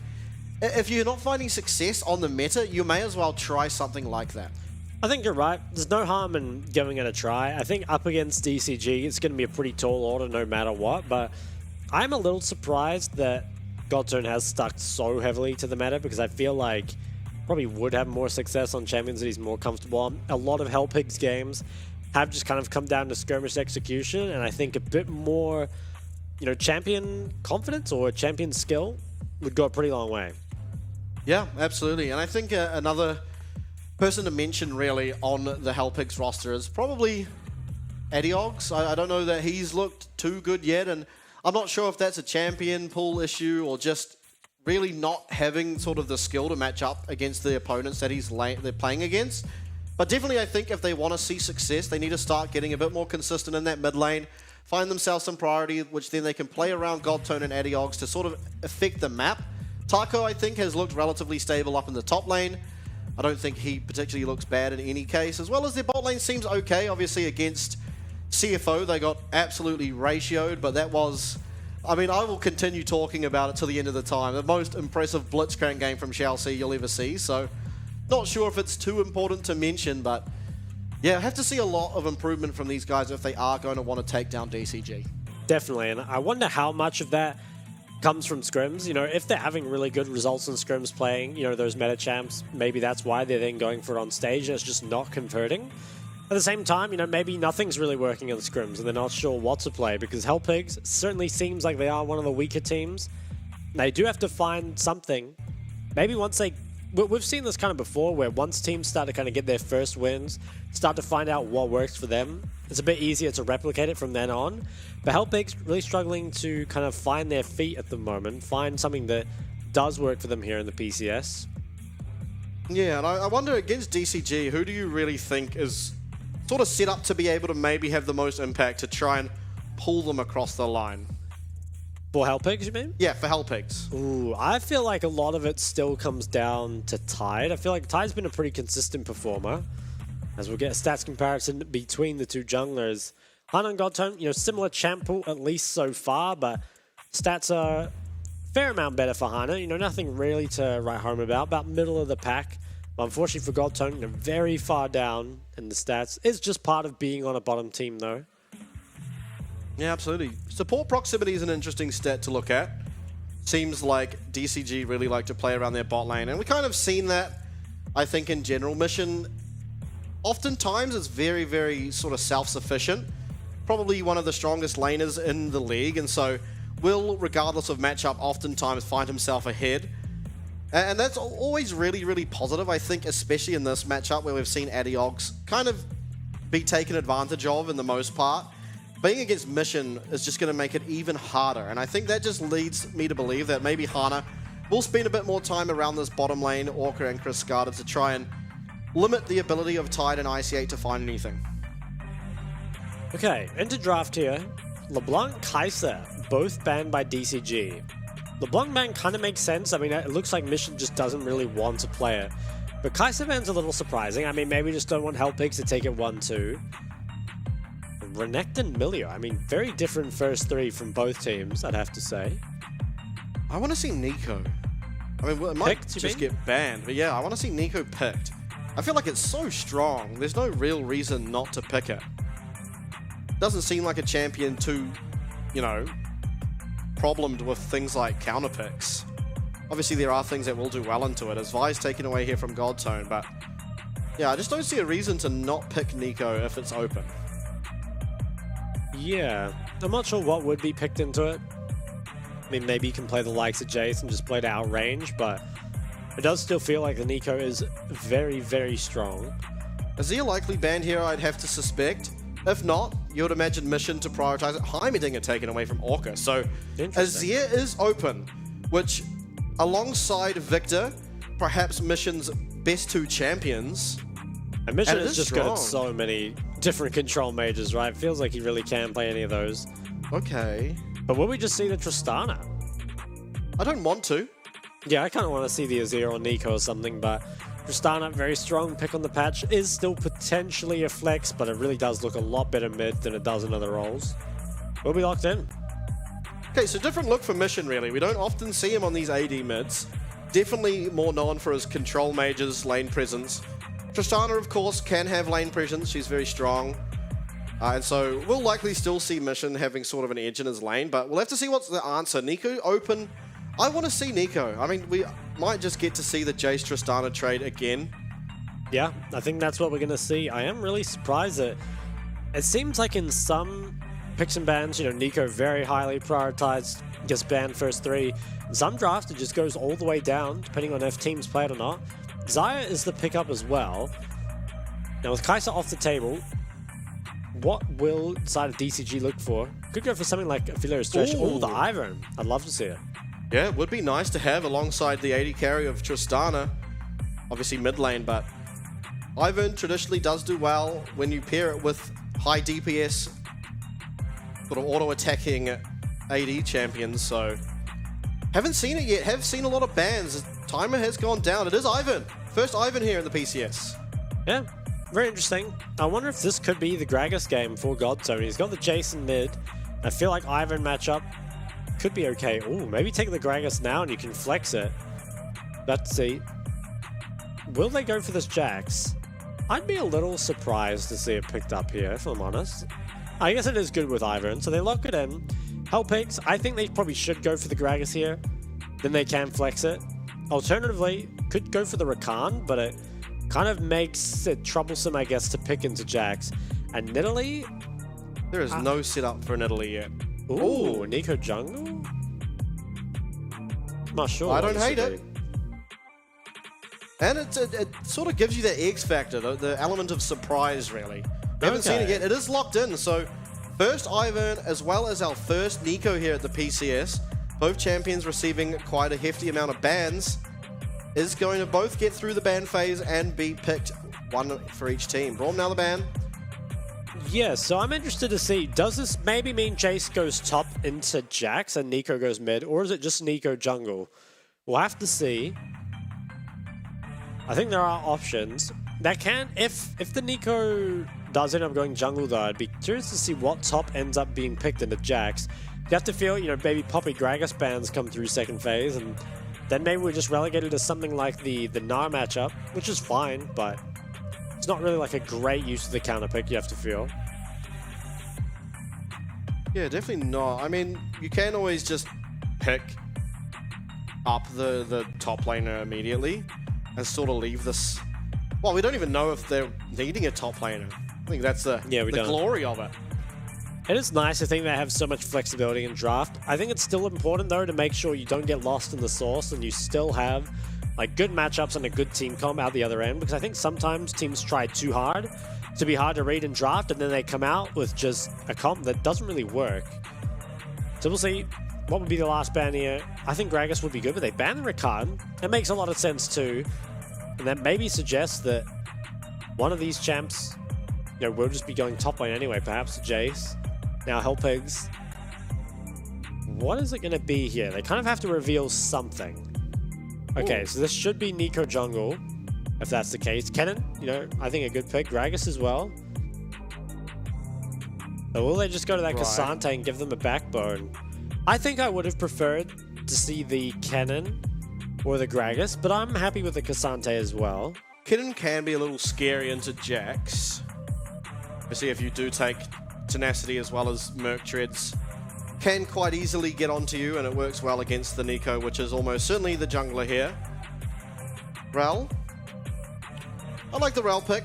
Yeah. It has looked a lot stronger since giving that Q the stun. Although Aphelios will be locked in here. Could still see the Rel, could also see Thresh. I don't think would be such a bad pick. I think either way, pretty good God comp coming in from DCG. Really feels like they have absolutely everything they need. They have a lot of DPS. Well, that's just Aphelios. They've got an amazing front line. They've got Engage, they've got Disengage. Feels hard to beat DCG right now. Helpix though, what's the last pick going to be? I mean, some Alistar for some Engage of their own could be good. I definitely like Helpix's draft so far. Okay, it's going to be the Alistar. So Alistar does offer a lot of Engage, and there is follow-up. You can follow up quite easily with the Cassante, which at the moment... Okay, it is swapped over to top. They do have until 20 seconds to finalize those picks, but I like Helpix. I think they've got a good damage profile, having that true damage coming from Cassante as well as magic damage out of both the Alistar as well as Nico. And also just, it's exciting to see Godtone not really playing the meta junglers, although Nico kind of is. It's the first time we've seen her here at the PCS, and so far Godtone's looked a little bit lackluster when it comes to the likes of the Vi, the Sejuani, the Poppy. So having him something a bit more explosive and diverse here could be a key. It could be a key to their success. And I think he is going to have to find a lot of success to bring Helpix over the line here, because not only do you feel like they're outclassed as a team by DCG, I do feel like DCG have the much better draft. Kind of feels like pound for pound the champions are just better. It is exciting though, I mean, to see the Nico, and Nico is one of those champs that really can 1v9 a game just through the angles it can find and through its strong early game. In the jungle though, obviously is a little bit different. Can't leverage that laning strength that it normally has. Yeah, I mean, really important here if Helpix want to sort of make that climb. They wanted 4th in the regular season was what Godtone had as his expectations. And if they want to do that, it's going to have to start here, really. Although it's only week 2, with how strong the upper bracket is already looking, you're going to have to find form really, really quick if you're even going to want to make top 6 to even get to playoffs. Does feel like a pretty tall order, as we will head on to the Rift here for game number 3. Like you said, I think very exciting to see Godtone on something that he's probably a bit more comfortable on. But we will have to see. I think he does need to put in a lot of work for this team. He has the Dark Harvest. What do you think of that? Oh, this guy wants to get it done, and he wants to be the one to do it. That's what I think of that. We've got to find an early Dark Seal, you think? Yeah, I'm not sure. I mean, I guess there just aren't many good keystones for Nico jungle. I mean, Dark Harvest at least gives you the ultimate hunter, which is nice. Yeah, definitely true. What else do you think you'd go aside from that if you were to go something else? I don't even know. Minions have spawned. Yeah, I've never played jungle Nico, only mid lane Nico a lot, obviously. Feels like mid lane Nico has a lot more options. Mainly laning keystones.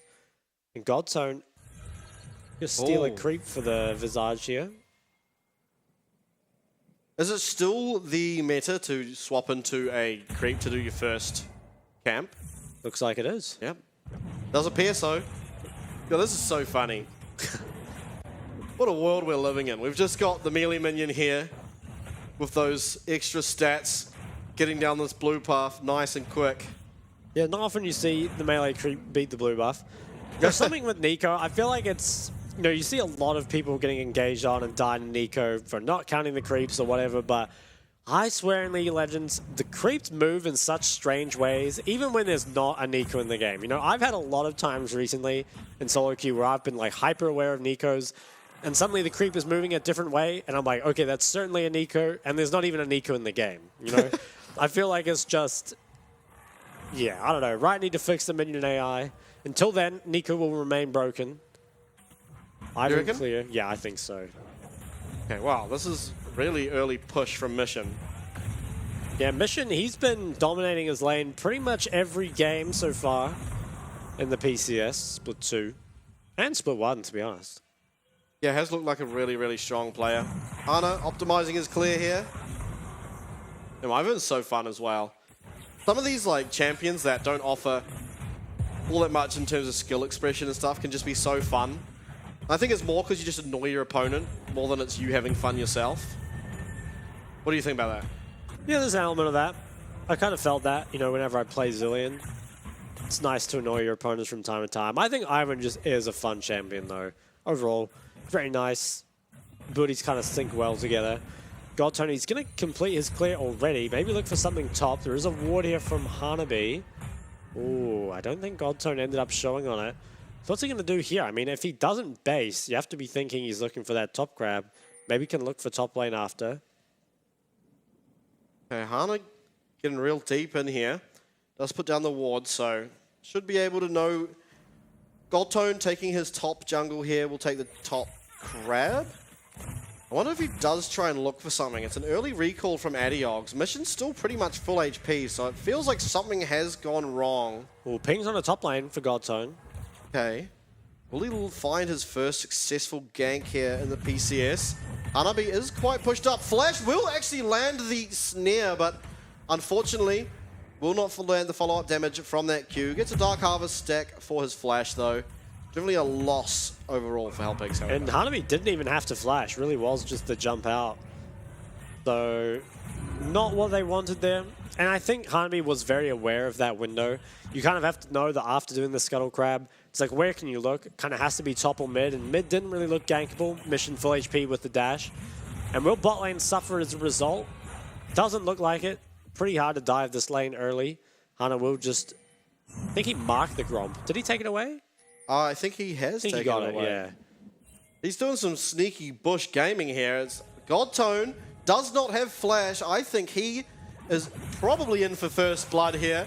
Hana will land that Q here as Orca does jump in. Mission's going to be first to respond out of the mid laners as he flashes forward. We'll get that bomb off. It is going to be Godtone going over. First blood for Mission. And a red buff to him as well. Mission has to be super happy with that. Has the kill gold as well. Take a look at Mission's items here. When he bases TPs to mid, it's going to be whatever Mission has versus just the tier from Adiogs. It's going to be a massive item lead. Yeah, so he has himself the tier 2 boots and the longsword. And this is not how we see the Jace Tristana matchup normally go. Yeah, it feels like something must have gone wrong because Adiogs based really early and all he could get from it was a tier. Yeah, it's really strange. Not sure how that happened. Because I feel like Jace, you know, you never really see them getting pushed out of lane super early. They're almost always going for, you know, tier double longsword or the Dirk even. Yeah, it feels like in general Tristana and Jace is just trade exactly even. Not here though. And Mission, I mean, he is known for this, right? For getting those leads in lane and snowballing it into the rest of the game.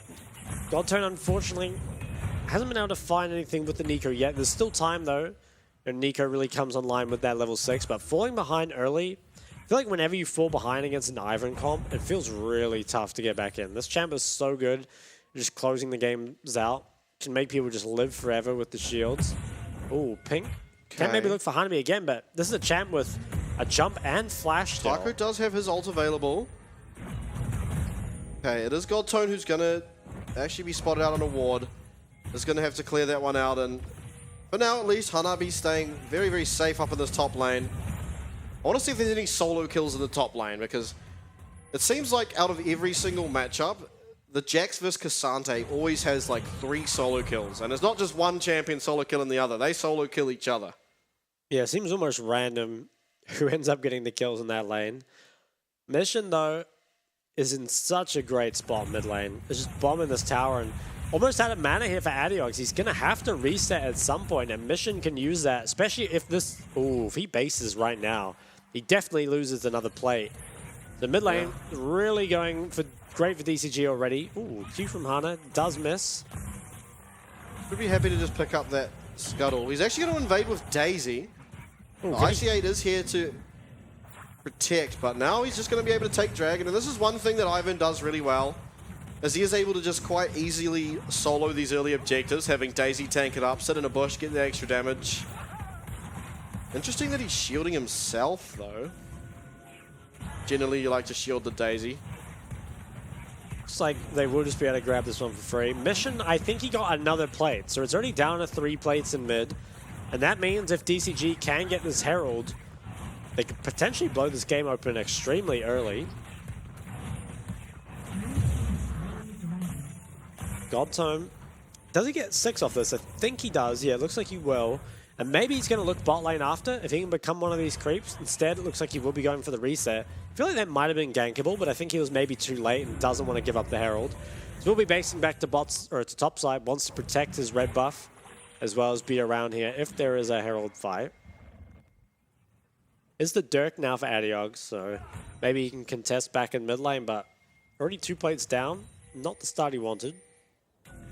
Nice vision setup there from Mission. It's going to spot Godtone very early. No, he's not. He's going to spot IC8. Yeah, I wonder, what do they think? They probably know this is Godtone. Yeah, can be hard to know. Godtone, no one is showing really on the map. Actually, now that IC8's now seen he's there, carrying a pink. Definitely will be known. Godtone, though, happy to just stay as this Alistair. Going to be giving over this Herald, though. So as you said, this should likely go to the mid lane, and more gold onto Mission should spell quite a bit of disaster, really, for Hellpigs. And again, we're just seeing Adiog's kind of exploited in his lane. He hasn't died or anything, but just, I think, off that early recall that he was forced to do, lost so much pressure, which really allowed Mission to just get that first blood down onto Godtone.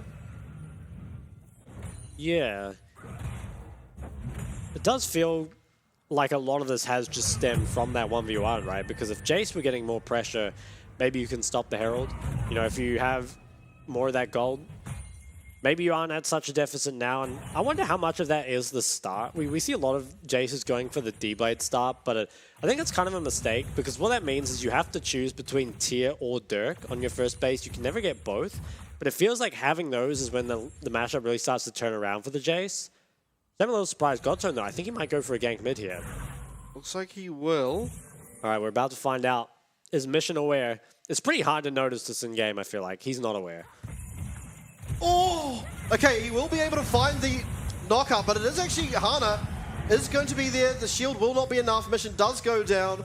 And right there, we are seeing just the power this Nico can have.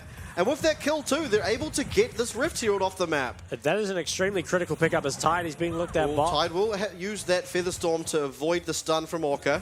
But importantly, that is now that massive cooldown away from Xayah. Potential point of interest here if Hana does make his way down. Tide pretty low on mana as well. Ooh. Still trades coming out bot. Yeah, Glacial everywhere. The Blade Caller does a lot of damage to Orca, but 6s across the board. No ult available for Tide as Moonlight Vigil, for now at least, used for damage. Yeah. The 15% crit coming in big. Oh, and no one's around to set up a dive, but that was a big pick, obviously, on mid lane, where they managed to get that kill on the Mission. Now a CS lead here for Adiogs and deny the Rift Heralds. That was very important and a nice play out of Godtone. As it looks like we'll get a replay of it. So it's pretty hard to notice this in game because by the time you see that there's 4 creeps, oftentimes it's too late, especially if you're stepping up to the wave. He almost managed to survive here, did Mission. I think maybe if he'd flashed earlier, because he ended up holding his flash, I think he could have lived. Either way, though, the Herald wouldn't have found anything, which is a win in itself. Looks like Adiogs just died. Yep, certainly looks like it. Orca. Did he get dived? How's he dead all the way back there? He might have, I guess, theoretically, he might have ran back with a bomb on him, but... Yeah, it could have been. Likely was dove. I think with Orca, how low Orca is, I feel like it had to have been a dive. Looks like we're about to find out. Okay, oh, that's the worst kind of death. You TP back, all your gold spent, full HP, full mana, and just... Wow, what a dive. I mean, it's a horrible position to be in for Adiogs. He got a lifeline back into this game, and it was just ripped away from him immediately. Dustblade now completed, though, for him. And Mission, he's working on the Kraken Slayer. I am pretty surprised he's not going for the Shiv. Feels like having a little more AP damage could be good. And I guess just wanted to be able to chew through the Alistair and the Cassante. I suppose so, but almost feels like getting Kraken Slayer doesn't do that much against the Alistar. The added damage is fairly negligible when every single auto attack is being reduced by about 90% damage, so... Yeah, it is surprising to see. I'm also surprised that Merc Treads were the pickup here for IC8. Well, I realize there is a fairly decent amount of CC. There's also pretty much only damage coming from auto attacks in this game as... Ooh, ulti was popped very early there, and I think with that used, that's any hope of contesting that dragon gone now. I guess IC8 thought he was going to be engaged on by 3 there, but I think Mission was showing mid. They should have known it really was just the two tankier champs around there. Teleports are unleashed here, so that could be important. Something to note. Light and Cascada actually pretty evenly traded. Cascada opting to not use that Q here, but Taco trying to land a Q onto Hanabi, but he's just too smooth with it. Will not be hit. Now 6 plates for DCG, even with the Rift Herald that went completely awry. Yeah, top going the way of DCG, as is bot. IC8 having to flash away. Dragon picked up. That's a Chemtech Dragon now also for DCG. It is nice, DCG. You know, they're playing this one maybe a bit slower than they have in the past, but they're still getting ahead. They're still getting those safe leads kind of across the board. Probably would have been a lot faster if that mid play hadn't happened. So nice from Helpix to manage to pull that off. And I'm looking to see what can Godtone get now. He's got that proto belt completed, which significantly kind of reduces the time you have to react to this Nico ult. Does he come mid again with it? It will be Cascada and Orca. And Flash is back available for Godtone on this Nico. So definitely now at a timing where you kind of have to look for something. I think things are getting a little bit out of hand. Oh, it is only 2k gold, but it is minute by minute gradually increasing in the favor of DCG. So I think it's about time Godtone looks for something. Uses Pot Blossom to try and find anything. Now I wonder where he'll look. Feels like playing around Tide or Adiogs might be the best place right now. Oh, it's very far away from bot side, so I guess he's going to play for Herald, but there should be a tower picked up. I'm not sure anyone will be fooled by this one. And that's actually the first tower. I didn't realize no other tower had gone down. So it was after plates had already fallen, but now picked up. Mission, he does not have TP, so we'll probably need a base if they still want to mount some sort of Herald defense. And if Helpix start this one up, I wouldn't be surprised to see DCG try and fight it after. Okay. It looks like we might have a little bit of a brawl coming up here. Godtone does have ult. Flash forward from Orca. It is just going to be the Hex Flash, and IC8 answers with his own. Teleports coming in, both of the solo laners. IC8 finds his stun, but nothing more to speak of as of yet. Both teleports committed, so there should be a 5v5 around this Rift Herald that is just spawning on your screens now. Now, Shock, who do you think this fight favors? A lot of options available here for both teams. I think it's better for DCG. There's no Alistar ult, which is so important. I think that's maybe the most important cooldown at the moment. I think with that being gone, it should go the way of DCG. Godtone, though, will actually get the ult out of Rel, so that's a big cooldown in its own right as Godtone is actually going to be used to really early commit that ult as Jack's now the target of Cassante.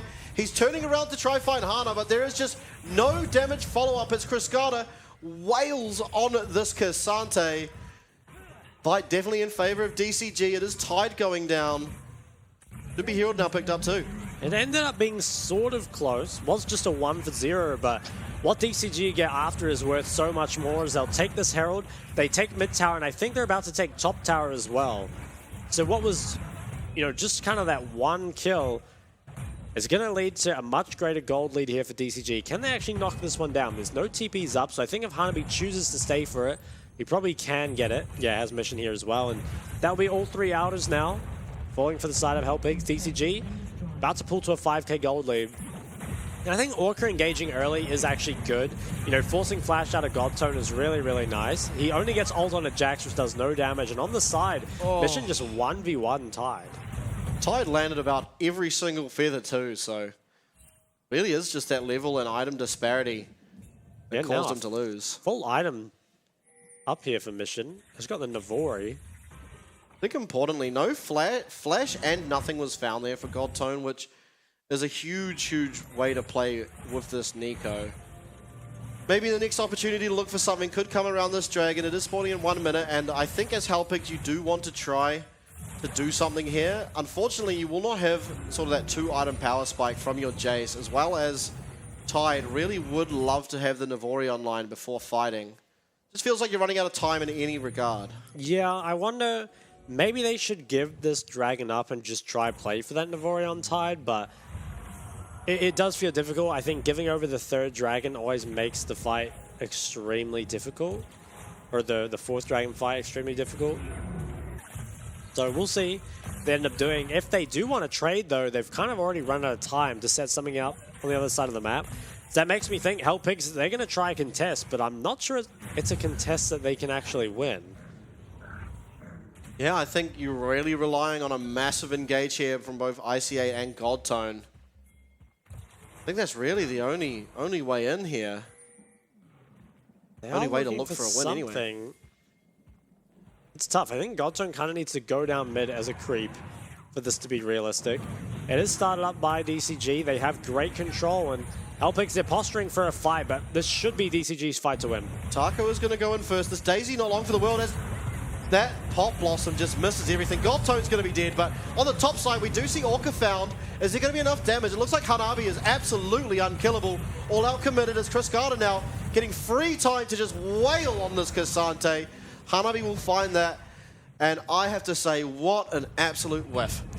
Yeah, I mean, I think it was always going to be very difficult for Hellpigs, but if you miss Nico, it's going to be even more difficult, I have to say, and that was really their one chance, I think, to come back into the game if they could somehow win that fight. Unfortunately, we're not able to.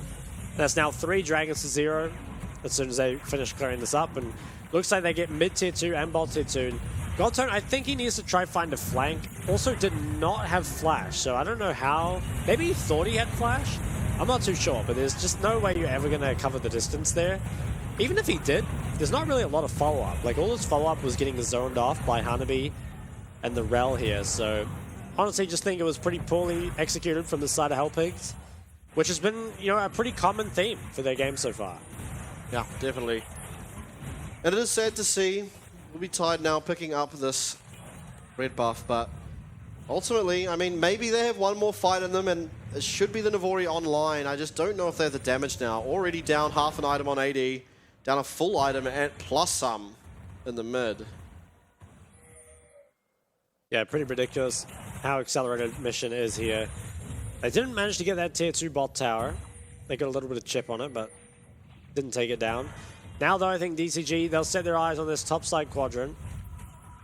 If they can control this and just set up for the Baron, should be in a very good position. Ooh, almost lands that snare, but it's Godtone, the focus here, actually committing his flash yet again. Ooh, Alistair and Nico. Yeah, that just spells disaster. It feels like right now you can just do this Baron. Without the flash on your Alistair as well as your Nico, you really don't have the tools to ever get in here. Especially past the Rel, past the Ivern Qs. Yeah, both your engage tools, just using that defensively feels so bad. Yeah, and that's Baron gone. With that, you have to expect there's going to be a lot of towers going down. Hellpig's trying to find something on Hanabi, but he is respectful, realizes what's going on, backs out. And yeah, what a nightmare. Certainly is. Hellpigs, what can they do to hold this on? They don't have that much wave clear, but they are a pretty difficult comp to dive. If DCG, though, just play on their range and try and knock down these towers, I could see them at least getting an inhib with this. Not sure they can push to the end unless Hellpigs really overextend, but even being able to break the base would feel pretty good as Tide. Ouch. That is 1 Q. Half house Tide. Hanabi pretty safe to Baron mid here. Does have Orca around, and wisely playing a bit further back. This tower, though, feels like it's not long for this world. Hellpigs, they might try flank. Doesn't look like this they can will find be the it. tower likely taken down, at least in this Baron buff. I would have thought they may have been able to do it there, but respecting the potential engage, don't want to risk too much as Mission will continue on, doing as he does. They go for recalls. I mean, it makes sense to spend all their gold, But I think DCG not syncing their mid and top waves there does mean that they can't break the base, even though they definitely should have been able to. So a little bit of a macro misplay. It is a bit difficult to coordinate, especially when you've got champs that push the waves so fast, like Tristana. Probably needed to be willing to let a few creeps die to set that up. Still have a minute and a half on Baron, though, and now that they've spent all their gold, can look to keep pressuring. Yeah, Tide has Navori. We'll see if that matters. I suspect not. But if you can find a nice Blade Caller through a couple of key members, it can turn the fight, turn the tide of battle, if you will. I like that one. Mission TB's back. He's got himself the BT. Should be pretty unkillable now, especially with the Ivern as well. This should just be bot tower as well. Yeah. Haven't seen very dynamic play out of Godtone. Just kind of switching to Alistar for the most part. Haven't really tried any of those more cheesy tactics. Yeah, I feel like you should be trying to be a creep. I mean, it's a lot harder to react to that than two Alistars on your screen, because even if it's a fake Alistar, you're still scared of a fake Alistar. You're not really scared of a creep, though. Yeah. Mission, he gets bound there. Yeah, he's going to be able to channel his jump, though. The IC8 continuously looking for these Hex flashes. Anabi, though, starting to work on this mid lane inhib. Sees the attention and decides to go for the top lane inhib. Yeah, looks like the base has been broken, though, which is really what DCG kind of needed to achieve. Can they break this last tower? Because if they can, they should be able to pretty quickly just sweep in and take all the inhibs. Now, IC8 looking again. Ooh, Tide just lost half his health bar just to the AoE. Yep. I think this will be triple horrible. Yeah, it does look like it. Question is, do they go drag? Before you get triple inhib, you kind of just have to look for a fight. Yeah. Looks like DCG are just going to back off the drag. They want to play it very slow and steady. Probably know that there's really no way to lose this game unless they massively throw it. Yeah, and it's really, really now Halpix have to find something here at this dragon, otherwise it realistically is just going to be game over. Are they really going to base? They're going to give up control over this drag. I mean, it looks like they will. Mission doesn't have TP either. Maybe Helpix just can't hold on to the control anyway, but it feels like kind of unnecessary. In reality, this is pretty much exactly what Godtone or IC8 would want. Yeah, kind of surprising. I mean, I guess they want more gold to be able to end the game after, but it feels like giving Helpix the setup they want. I think DCG still wipe them, but it makes it closer. Yeah, Godtone becoming this Alistar again. We've seen it hasn't been too eventful so far. Does have Flash, and his Pop Blossom is up. Daisy will be going down, but massive Magnet Storm from Orca as Hanabi follows up and finds a 3-man of his own. Tide trying to do what he can as Mission comes around the side. A lot of low health bars. That's a double to each of the 80 carries as Chris Carter sprinting at light speeds will pick up the triple. That will be game. Helpix just don't have it in them. They don't. And I think that was almost 7,000 damage done by Cryscata in that fight. Wasn't even the beneficiary of all this gold, but still manages to put up some insane numbers. And just like that, I think this is our third game. In fact, this might even be the longest game we've had today. But at only 26 minutes, it is DCG that put an end to Helpix. Yep, truly is an any percent speed run today, but I think every game has just been so decisive. And I mean, the strength of the schedule, it does lend to being so, but ultimately, Helpix. I don't know what to say. I feel like there's a lot of problems. Don't get me wrong. I think early on, they've got a Godtone pillow. They got a. Oh my. Oh my. Hey, look at this guy. This guy doesn't care. Oh man, we've seen a lot of punch-ups today. Continuing. Wow, I love the PCS. Yeah, what is going on? Everyone's just copying Driver. He just punches his teammates, so they're like, "Oh, we'll punch the other team now." Oh, this is the best thing about having a live event. Yeah. You know? Yeah. Oh, I don't know. That's a lot of punch-ups, a lot of fun here, a lot of stomps. But I think what I was going to say, I think obviously touched on it early game mid lane where Adiox had to base like level 2-3 in the Tristana Jace matchup. Really was bad because then quite quickly it was Mission roaming down, picking up first blood, and just continued to extend his own lead. And then I have to say it, that Pop Blossom near Dragon was abysmal. It was. I think definitely big question marks for the Helpix mid jungle who have looked very lackluster in all their games so far. I think their side lanes have been relatively stable, but it really feels like their mid jungle never really finds the mark. It's not even that they're just like running it down, but it more feels like the enemy mid jungle is just so much more impactful every time. And I think, you know, the play they found mid initially was very good. You know, credit to Godtone, who found that angle, killed Mission, but never found anything else for the rest of the game, right? Yeah, it was immediately a dive answered back as well. Yeah. So DCG, they wasted no time in accelerating Mission again, and I think the Nico needed some more practice, to be honest, because, like you said, the pop blossoms, but also the Alistair, you know, costume thing the whole time. Feels like you should almost always be disguising as a creep. I will say that even if you're a creep somewhere where it shouldn't be, like in the river, it's much harder to notice the creep than it is to notice an Alistair, which, again, you're scared of Alistair anyway. Yeah, it does feel weird. You're trying to play this engage sort of composition. That's really what it's based around. And instead of being something more discreet that you're not so worried about, you've just become the exact person they're trying to avoid anyway. So, I mean, I guess it gives a level of uncertainty where the engage exactly is going to come from. But you know, it's either one of the Alistairs is going to be engaging. I mean, even if it was just a Nico running around, you're just as worried about her engaging as the Alistair. So, I don't know. It's a bit weird there. And as you said, I think becoming a creep more often, the only real success they found was that one gank mid while he was a creep. I don't know, kind of weird not to go back to that, but I do want to say too, I feel so bad for Taco. This guy just doesn't even get to play the game. He's just playing a tank up top into Jax. He's just 0-0-0, doing his job, and the whole map's kind of falling apart around him. Did he even die at the end? Oh, he must have died in the last fight. Yeah, I think he had 2 deaths. Oh, okay. I'm pretty sure it was 2. But still, like, that was just in team fights when he came, and his team was already so far behind that. Because Sante is strong, but he needs to have damage behind him so his tankiness can really mean anything. Yeah. But that was the first game we've seen both the Ivern and the Nico. I think the Ivern looked very, very good. Obviously, it's more invisible impact, but I think there are lots of fights where it looked very strong. The Nico, I do think it's a better mid laner than a jungle for sure, but I think we also didn't really get to see the real strength of Nico in this game. Yeah, but it did feel a little bit lackluster. Definitely not the Nico I was hoping to see for the first Nico game. I think, left a lot to be desired. But again, Ivern, first game of him, and again, not the most fun champ to watch, but he absolutely he got it started by finding a nice invade when he went early, found the vision into Godtone's blue side jungle, wrapped around, found the start, mission got the first blood. And that's really what accelerated DCG to get all of the things they did get in that game. And so, well played to him. Take a look at some replays here, though. Pause champ? We're going for different pauses. We're in the post-game pause championship series here. The camera's moving, so I'm not sure what's happening. Do you remember this fight? I think... Oh, this is the pop blossom. Oh. And there it is. That's enough of that.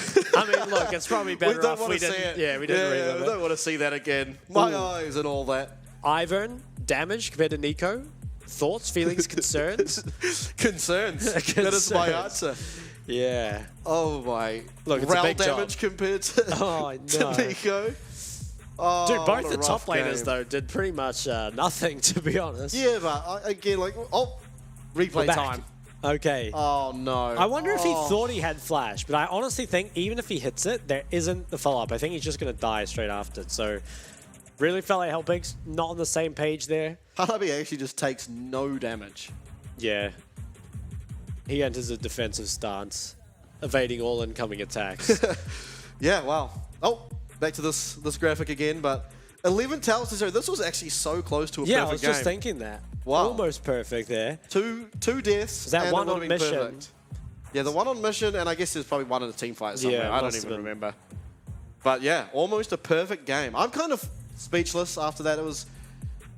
It's hard to feel good about Hellpigs now, I think. And Godtone especially, I think he's looked pretty weak. And again, maybe just give him his champs. They're not getting banned out. You know he's put thousands and thousands of games on them. Just try it out. I mean, at this point, you've got nothing else to lose. Yeah, really. I think it would be good. And I think something we've seen in Splatoon so far, I mean, maybe it's too early to say, but it really feels like that divide between those like mid to high tier teams and the bottom teams has just widened even further. It will be the MVP that goes over to Orca. I think I would have given it to Mission. Because I think he found 2 plates by himself and he found that solo kill on Tide. But, hey, I mean, he did find that really good Magnet Storm. And they need highlights. This was actually crazy. Yeah, this was massive. True. That was pretty incredible. Yeah, that's insane. Actually, just all 5 of them. Yeah, it ends up being a 5-man after ICA just walks into Yeah, just strolls on in. Okay, yeah, I mean, credit to him. But as I was saying, it feels like that divide between these weaker teams and the top teams has grown. I think that's like pretty common about Split 2, where there are roster changes and it tends to favor, I think, the top teams because they're more easily able to kind of acquire the players they're after. And I think, you know, it does good stuff for our top teams. I think our league as a whole is stronger, but you've got to worry about these bottom teams, you know, the likes of Doish Team and Punity Hellpigs. You know, are they going to find wins this split? Yeah, you do hope so, but at the moment it's not looking so promising. I mean, they're going to have to because eventually it's going to have to be Doish Team versus Hellpigs. Yeah. But I mean, that's not, at least today, we've seen pretty decisive games so far. That was game number 3 done for you there.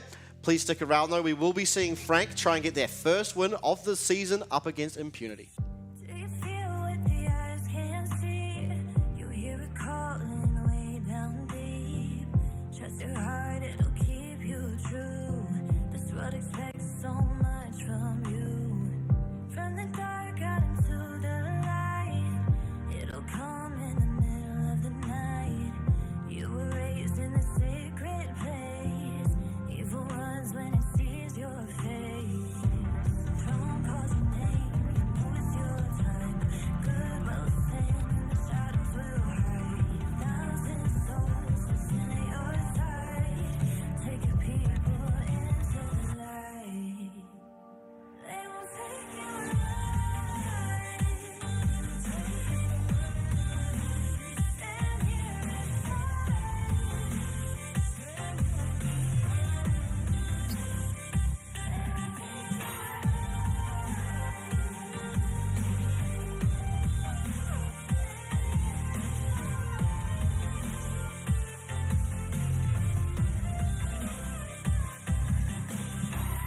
you must follow me, my friend. Stay together, we can make it home again. Take a look at this place once more. The people, the home that you're fighting for. Don't pause your name, you know it's your time. Good will stand and the shadows will hide. 1,000 souls just in your side. Take your people into the light. They won't take you alive. Stand here and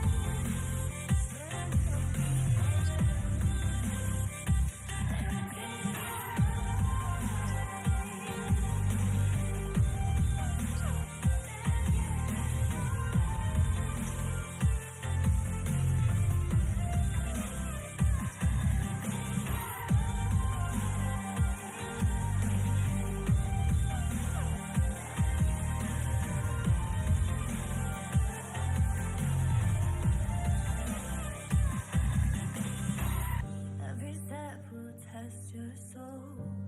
You will walk out pure and whole, stronger than the day before. Tomorrow you'll fight for more.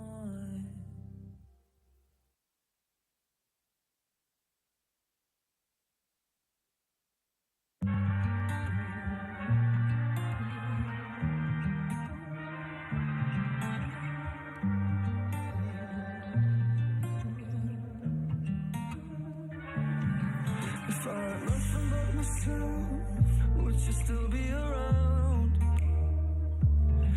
If I was begging for your help, would you let me down? Yeah, I could try to act like I don't need anyone, pretend it's me, myself, and I'd rather be on my own. But I know I can do this alone. If I had a nightmare, tell me, are you right there pulling me out? If I was too high, yeah, tell me, are you right there pulling me down, me down? 'Cause I need you to ride along. So tell me, are you right there? Tell me, are you right there when it goes down, goes down? If I was falling to the ground, would you pick me up? If my world was crashing down, would would you make it stop? I do for you, but would you do the same? When everyone's gone, are you gonna stay? When demons come through, would you push them away? Would you push them away? Are you gonna stay? If I had a nightmare, tell me, are you right there? Pulling me out, me out. If I was too high, yeah, tell me, are you right there? Pulling me down, me down. 'Cause I need you to ride along. So tell me, are you right there? Tell me, are you right there? When it goes down, goes down. 'Cause I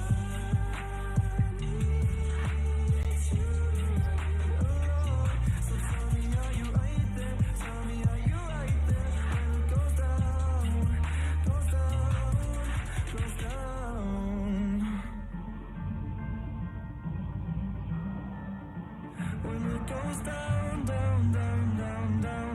When it goes down, yeah.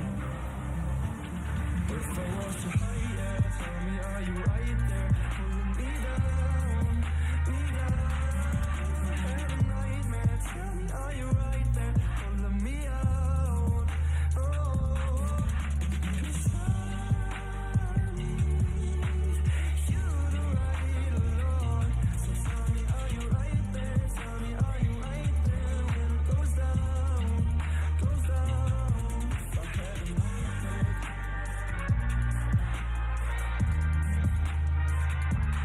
If I was pulling me down, me down.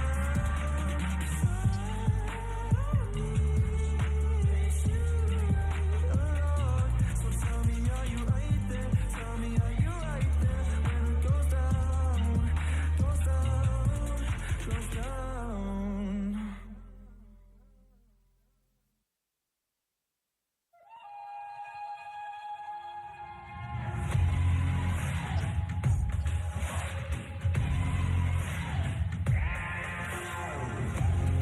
What I'm doing, getting right to it. The money is talking, I'm flowing, it's coming in, just how I do it. Yeah, you know what it is. Hey, we doing it big. Look up, there's no limit, no, we cannot settle for this. Yeah, can't stop, nah, won't stop. Yeah, it's been on live. You don't believe it, just watch.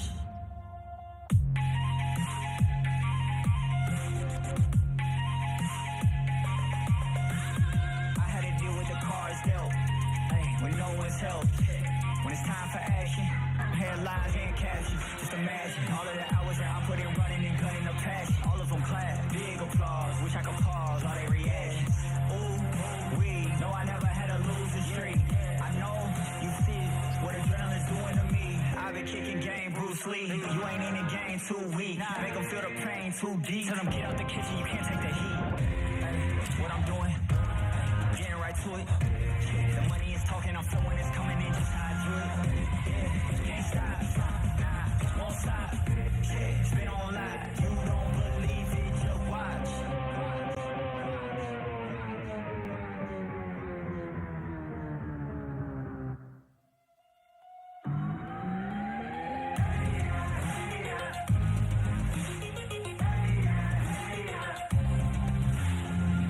Yeah, you know what it is. Hey, we doing it big. Look up, there's no limit, no, we cannot settle for this. Yeah, can't stop, nah, won't stop. Yeah, it's been on live. You don't believe it, just watch.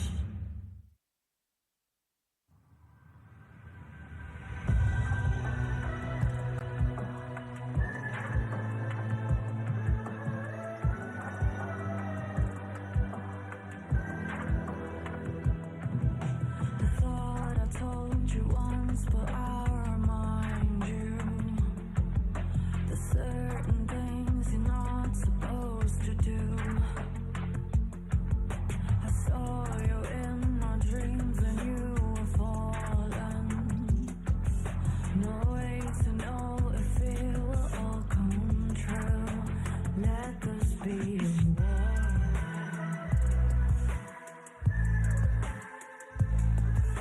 I want it,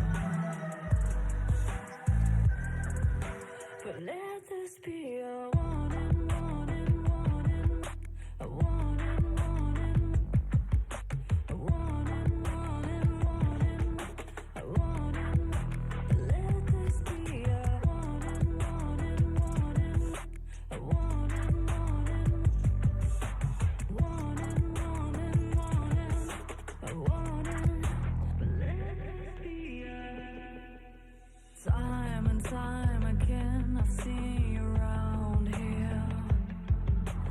playing with fire, don't know if you knew. So let me make this clear, a cloud is forming.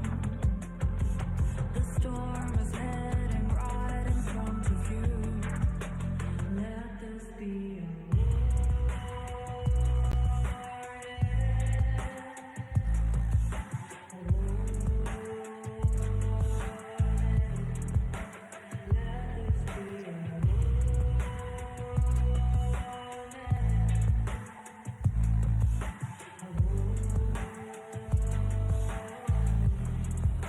but let this be a warning, warning, warning, a warning,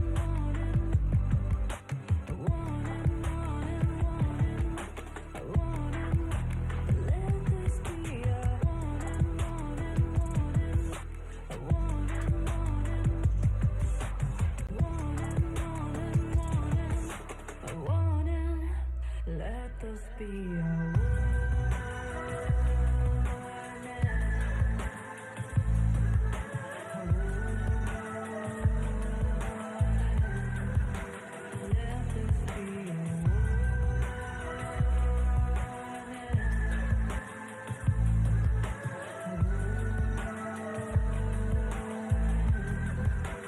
Let this be a warning.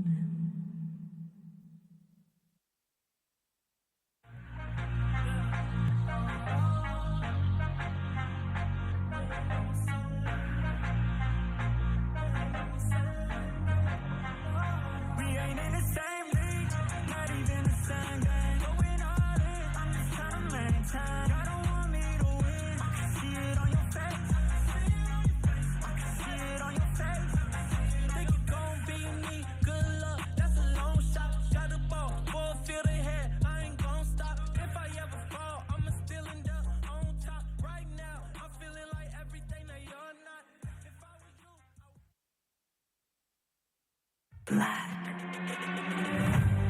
It's not over till I say so.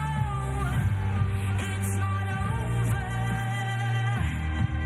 till I'm ready to let it go. Till I'm ready to let it go. Till I'm ready to let it go. Hello, everyone, and welcome back to week 2 of the summer split here at the PCS, brought to you, of course, by Riot Games and Carry Live. Now, if you're just joining us, it's been 3 very one-sided affairs, and while Frank are 0-3, I do think this one will be very, very much in their favor, and we could be looking at another quick one. You'd have to think so. I think it's a bit unlucky for Impunity to come up against Frank here because not only are Frank a very strong team, but man, they have to be hungry for a win, right? They're going to come in here and they're going to want to say like, hey, we're a lot better than a 0-3 team. I wouldn't be surprised at all to see Frank just come out here and absolutely dominate Impunity. They want to send a message. Yeah, absolutely. I think, importantly, I want to see Solo Kill have a bit more impact than he has so far. He had one good chase game, but that's about it. As you take a look at their team on your screen. Of course, Kenny Chan, the new addition, he had a bit of a bad time in some of his games in last week, but looking to really improve here and get this team their first win. I think they've got some really strong components. Eminem, Kaiwing in that bot lane. Generally hold it down for themselves. Solo Kill as well. When he's hot, he's extremely hot. And then it's about getting it all together. They have, you know, in fairness, versus probably the hardest 3 teams in the league thus far, but that isn't really an excuse, you feel, when it comes to these players. They were second last split. Improved their jungler in theory, although so far we haven't really seen that be the truth. Have to really look for them to do something a lot better here in this game. I think you're right, you know, bringing up the jungler thing because Kenny Chan, he's meant to be an upgrade, obviously, but hasn't really looked like it so far. And I think even if it's not his fault, a lot of questions will be put his way if Frank continued to struggle. On the opposing side, though, it is Impunity, a completely new roster, and they're going to have a tough time this game. Yeah, I think eyes towards Shera, and their one win they did find he had an amazing game of Tristana. And I think that's something to look towards if you are able to pop off on the champ like Tristana. It means you're probably able to do it on other champs as well, but Have to see if they go towards that. I think Arashi's looked fairly decent on the Maokai, although it's not too easy to look bad on it. It is just a really strong champion, but I think in general it does seem like Arashi and Shera tend to be the players that sort of start things up for this team. Blaze having a game of Israel where he did alright, but again, that was more of a Shera pop-off game than anything else. I think, yeah, looking towards this mid 1v1 between Pretender and Shera to really see what's going on. As you say it, yeah. So 2 mid laners on your screen here, and Shera, he actually leads the damage percentage here at 32.7%, which is really, really high, especially after 3 games. To be honest, Pretender being 5th at 28.6, that's pretty high as well. So just a lot of damage being put out by these mid laners. I think it makes sense. Whenever you've got Jace in your pool, your damage is always going to be very high. Look, I don't want to flame Pretender, but he's holding up 3 on his fingers right there, and currently that is their losses. So hopefully, you know, he can get another one up there that can represent his win. I think Frank really need to start looking for it.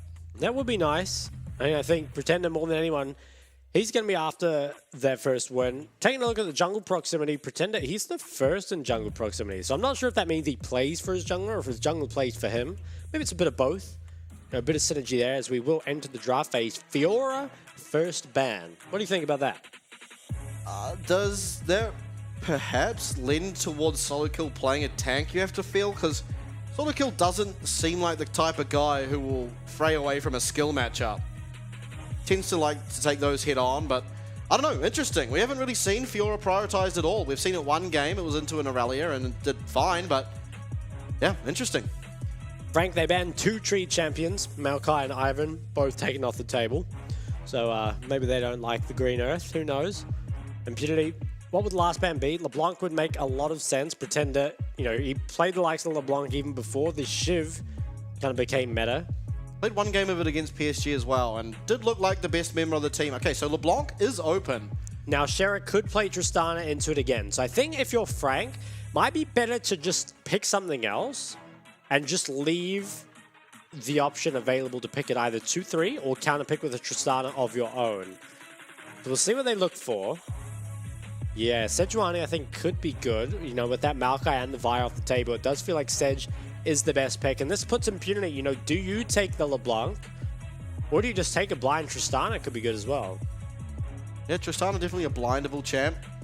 Wouldn't hate to see it. Does look like that will be the angle they're going for. Again, Shera having a really nice game at Tristana already. So definitely know he can pilot this champion and pilot it well. Ooh, and I wonder what jungler do you think they'll pair with this? Because a lot of the AP junglers are gone. I mean, you can always play AP in other lanes, or even just balance it out with like Shiv AD and Shiv mid. Yeah, I was thinking it could be something like the Kai'Sa. Yeah. You'd have to pick it early though. You definitely would have to go for it. If you pick AD jungler here, I think Frank just take the Kai'Sa. Kai'Sa. Yeah, I'd like it. Yeah, I think you're right. I think you just take Kai'Sa here. Eminem definitely can pilot that champion. We've seen him pilot it last split and this split already. Yeah, I think if you go like, Renekton and Kai'Sa here, Jax is banned as well. You're going to put Impunity in such a tough position. Yeah, this looks like a bit of an impossible comp. If they do take the Kai'Sa, I think if they don't, then Impunity pretty much have their draft saved because then they do get a lot of AP. I mean, in theory, you can also try and get some AP up in the top lane, the likes of Ken and Gwen. But yeah, I like this. I think you just take that Kai'Sa away. Yeah, they've been listening to you. I would really like that draft from Frank, and I think Pretender can play a variety of different mages into Tristana. Tristana's looked very strong so far, but I don't think we've really seen anyone really try and hard counter it. There's some champs in mid, you know, more traditional control mages, likes of Azir, Cassio, Syndra. No, they do very well against the Tristana. That's not going to be picked, but it would be cool.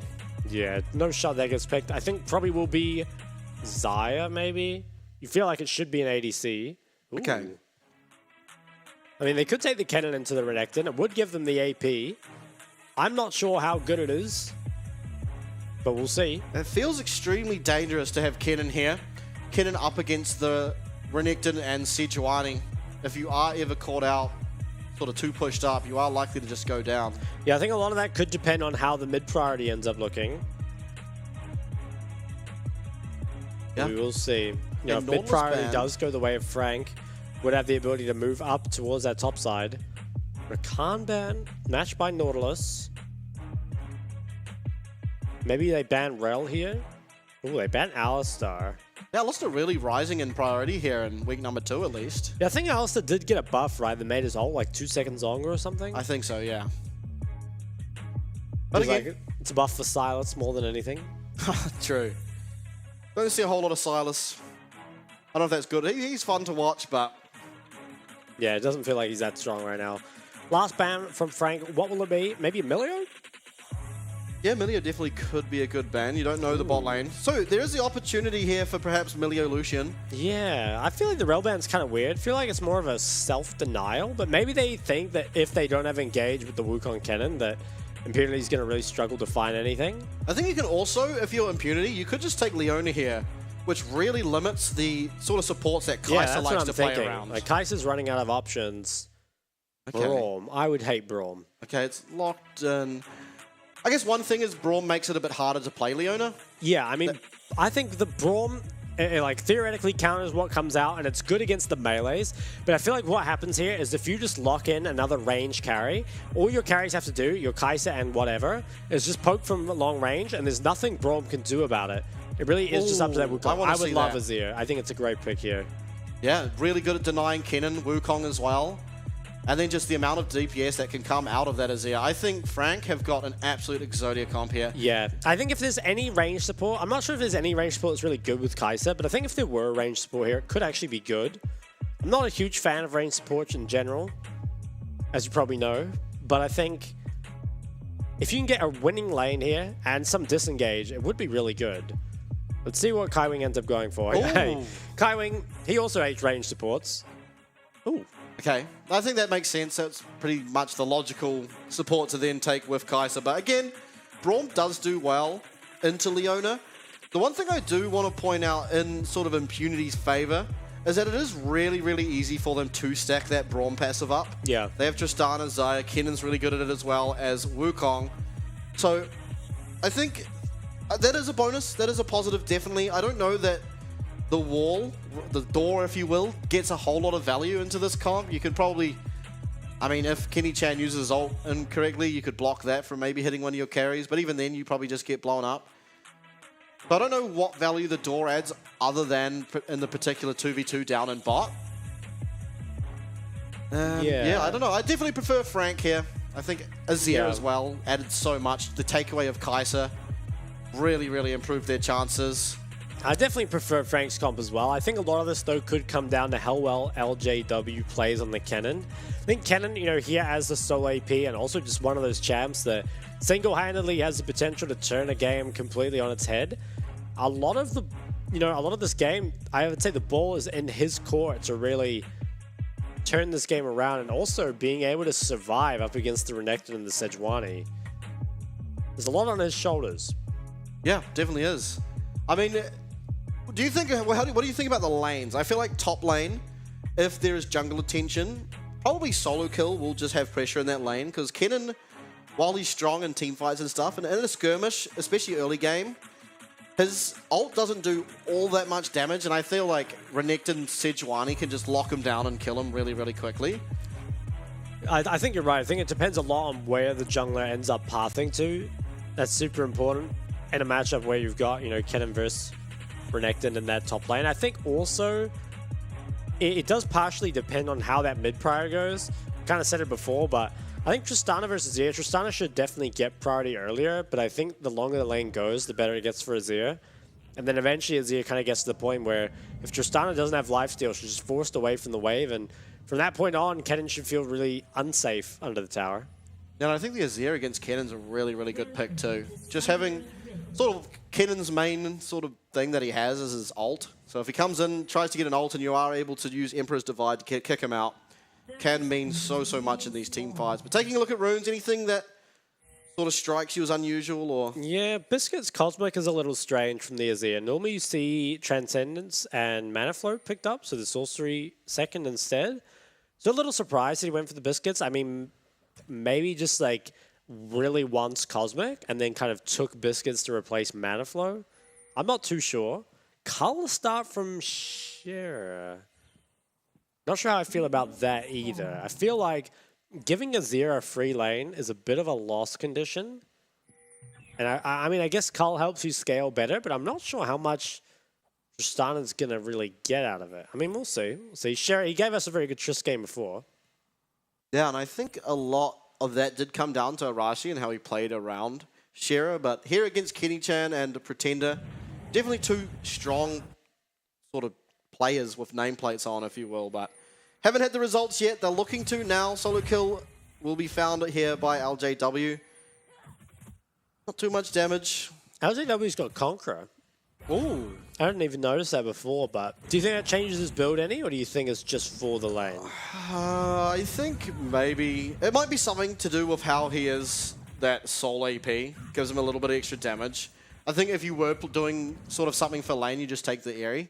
Yeah, I wonder if it could also be just so he can get access to more tenacity. You know, because he has Resolve. Yeah. I didn't see what his runes were before, but if he has, you know, tenacity plus unflinching, gives him a lot against this Renekton and Sejuani without really having to buy anything. Yeah, that's definitely true. And runes can, I think on Kennen you have a bit of freedom when it comes to runes. You have the Aerie obviously for lane. We've seen a lot of electrocutes when it comes to just wanting to burst out people, and then Conqueror here. Definitely can stack it up pretty well as Kennen. Obviously, the range takes a little bit longer, but you are just so constantly able to hit abilities as well as auto attacks, especially onto a melee target. Makes sense. I think it could be more for sort of team fighting. I wouldn't expect any change-ups in the build. Okay. Well, we'll see what he ends up going for. Mid lane, though, I mean, already feels like it's going slightly Pretender's way. Is the one getting priority at the moment and getting good trades on the Shera. Wow. You have to feel like a lot of that is just maybe the greed from the Cull. I don't think the lanes should go like this. Normally, if Azir invests too much mana into using Q early, he struggles to kind of keep up on the wave. But here, Shera is just losing all his health and losing priority. So Pretender, he's playing a very good laning phase so far. And Solo Kill, he's actually going to be up CS on Kennen. I'm not sure if LJW just... Yeah, I guess he must have missed a lot of creeps because... I don't think you're expecting that to happen in the Rangerous melee. Definitely not. So you feel really good already as Frank. Yeah, I mean, just the lanes are going great for yourselves. Yeah, edging pretty much everywhere. Getting slight leads. Solo Kill as well. Does have jungler on bottom side, but happily playing weak side. As Kaiwing does find an engage here. There's going to be that wall which stops a lot of damage as Blaze tries to return some. Ultimately, trade again, even in this bot lane, is going in favor of Frank. That's just all across the board. Slight CS leads coming out already. Rashi's gone for his base already, so he's got the Sheen. Will be matched here by Kenny-chan by 2 Ruby Crystals. And both junglers will be back on the map shortly and ready to pressure. Base forced out of Shera already. And the only thing he can buy is another... He buys a D-Blade and a refillable. Which I think feels really bad. Yeah, this is going terribly. He's going to look for something here. Actually, yeah, cancels that slide across and using the jump for damage. Flash forward, Pretender, 1 HP. Shera goes down. He's just too clean with the Pretender. I'm not sure what to say. I mean, look, Pretender, he got out there, but I feel like Shera should have been in such a good position there. I think he should have saved the jump to chase after, get a few more orders, and then jump out after. But now LJW, he's being looked at in top lane. Yeah, there is flashes available, but he does have his as well. He's actually just going to lose a lot of minions here. Here's being zoned off. Kaiwing's up here. Yeah, it's a whole brawl. Braun's coming here too. Wow. League of Legends. I'm almost surprised Pretender didn't just teleport top. It is going to be LGW. Oh my god, found by Kaiwing. Sorry, Kenny-chan is going to pick that one up, but it's Shera, it's Smurf, it's Arashi trying to find anything. Solo Kill does go down. It's Kenny-chan flashing forward. Flail will land, but not have the damage to kill Arashi. So it's 2 kills here found for Impunity. What a great answer. Shera picking up a kill there, I think, is pretty big. He's going to replay all of this mid lane. So I think Shera, he punishes very well, just jumps immediately forward, blocks the E from Pretender. I think now you can jump to the side. There's no reason to jump on the spot. You shouldn't have to invest flash to chase. You can invest flash for the last auto. Ends up dying. I think Shera should have been able to just get a kill there. Unfortunately, he missed plays, and now Pretender is going to find himself with a massive lead. Shera got himself a kill, but he has no more items for now. It's still that D-Blade in the cult, now a lost chapter and a dagger. That's rough. Yeah, this is Looking scary. Kaiwing will find Braum here. Smurf has to get over that wall. It's going to have to commit Flash. Oh, wait a minute. You could see he was thinking about flashing the wall there. Yeah, that door was backwards. Yeah, the voices were speaking to him there. Fortunately, they weren't loud enough, and he didn't flash the wall. I'm kind of surprised. I feel like he could have. Knowing maybe Hex Flash follow, I don't know. Anyway, it's probably best not to after what we saw mid. Now, Solo Kill and LJW just brawling each other slowly. Nothing really happening as of yet. Merktrid's picked up for Solo Kill though, so he should be really, really safe in this lane now. And Shera is down 2 levels. He has no more sustain left. I mean, he's got the refillable, but it's not really enough. And he's going to be taking the pounding now in the mid lane. I want to see, does the dagger mean we're just... Kaiwing. Oh, Blaze. Oh, Kaiwing has to be careful. Arashi is here. There is no flash on this Leona. They want to invade this blue. I mean, they know Smurf's in base, so I think they can take this away. Arashi, the blue's just going to disappear before his very eyes. No mid prior, no bot prior. I mean, the dodges go down, and now look at mid, a 30 CS lead for Pretender. Pretty insane. Oh, we got Killer Instinct used immediately here for Eminem. Blaze going to flash away. But ult for flash, definitely a good trade here for Frank. Now looking at Kenny Chan. Dodges out nicely, though. Doesn't look like first Dragon will be looked at here, and maybe instead we start looking towards the Herald. Really curious to see what Pretender's build's going to be. I wonder if he just bought this dagger and just wants to sit on it. If he wants to rush and Nashes with a chapter, it's something I've seen before. Or if maybe... Do you go Berserker Greaves? No, not normally. Not anymore? Okay, so it looks like he's just going to go chapter into Nashes, which is something I've seen before. I'm not sure it's the best Nashes game because there's not a lot of targets, so you're just going to sit there and DPS. But obviously Nashes is a very good item on Azir. Yeah, Solo Kill having his way in this lane now. He's getting some very nice trades for himself. Okay. Herald started up. Arashi is on the correct side of the map, but Eminem's come up to join, so we've seen this before. You commit your AD, sure, you get the Rift Herald, but is it going to be worth? Blaze might be able to find himself more than enough gold in the bot lane to compensate. I'm not sure he will. Yeah, Eminem is going back down now, so it should be fine. Yeah, it looks like Frank kind of just getting everything they want. They get a Herald basically for free, don't lose anything on the bot side. And take a look once again at that mid CS. It was 89 to 55. It's getting pretty ridiculous. And that Rift Herald, if used mid, could make it even worse. Yeah, absolutely. Looks like Static Shiv Kaiser again. Not too surprising. Do have a lot of AP damage though. Yeah, I was going to say, if there were an AD build Kaiser coming out, could be this game. Solo Kill, I think he's in trouble. He might be, but he will be able to survive quite a long time against LJW at least. He's actually looking for the turnaround, but Arashi will drop the pole on him, and that is a kill found again for Impunity. Shira going in, Emperor's Divide comes out, as well as the Glacial Prison. Pretender finds himself a kill. Yeah, and I'm not sure if it's found himself a kill or Shira just ran it down.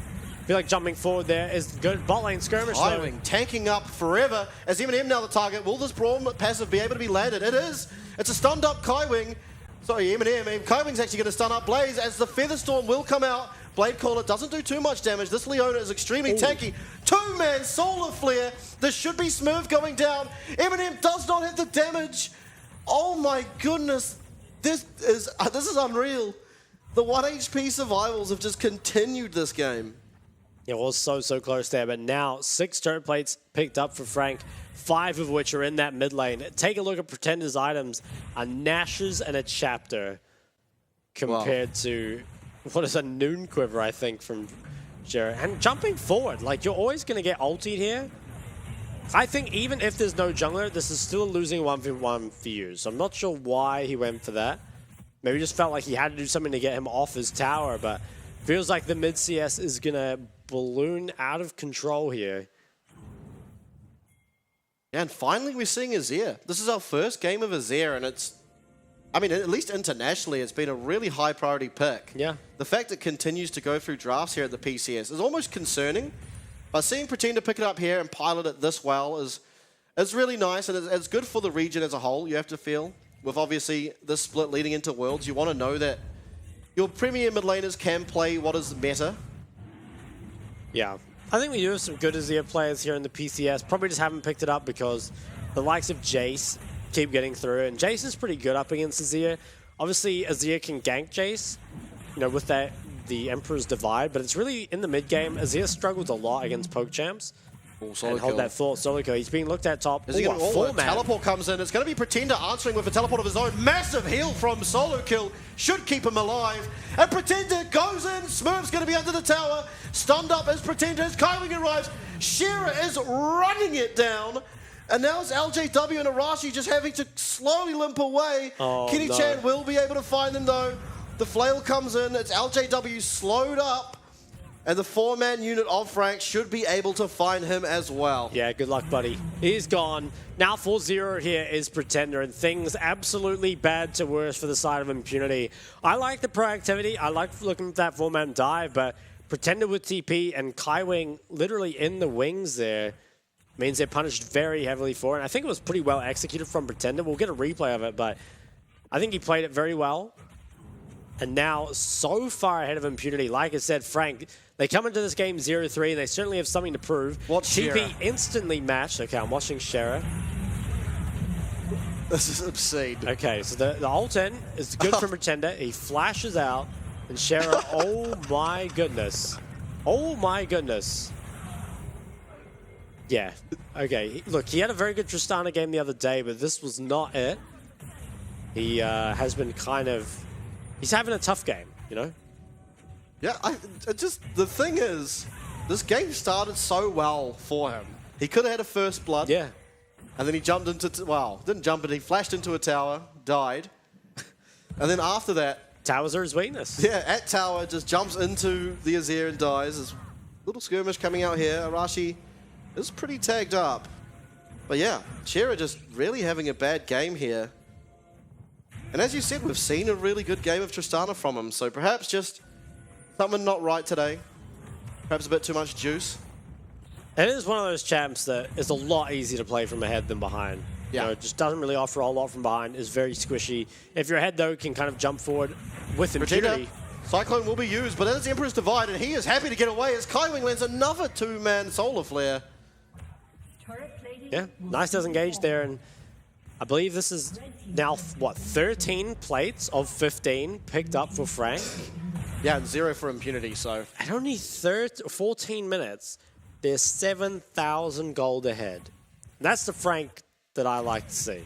Yeah, I want to say, though, like, there is a bit different from last split, whereas I think in a game like this, they would have just gone for that 5-minute dragon.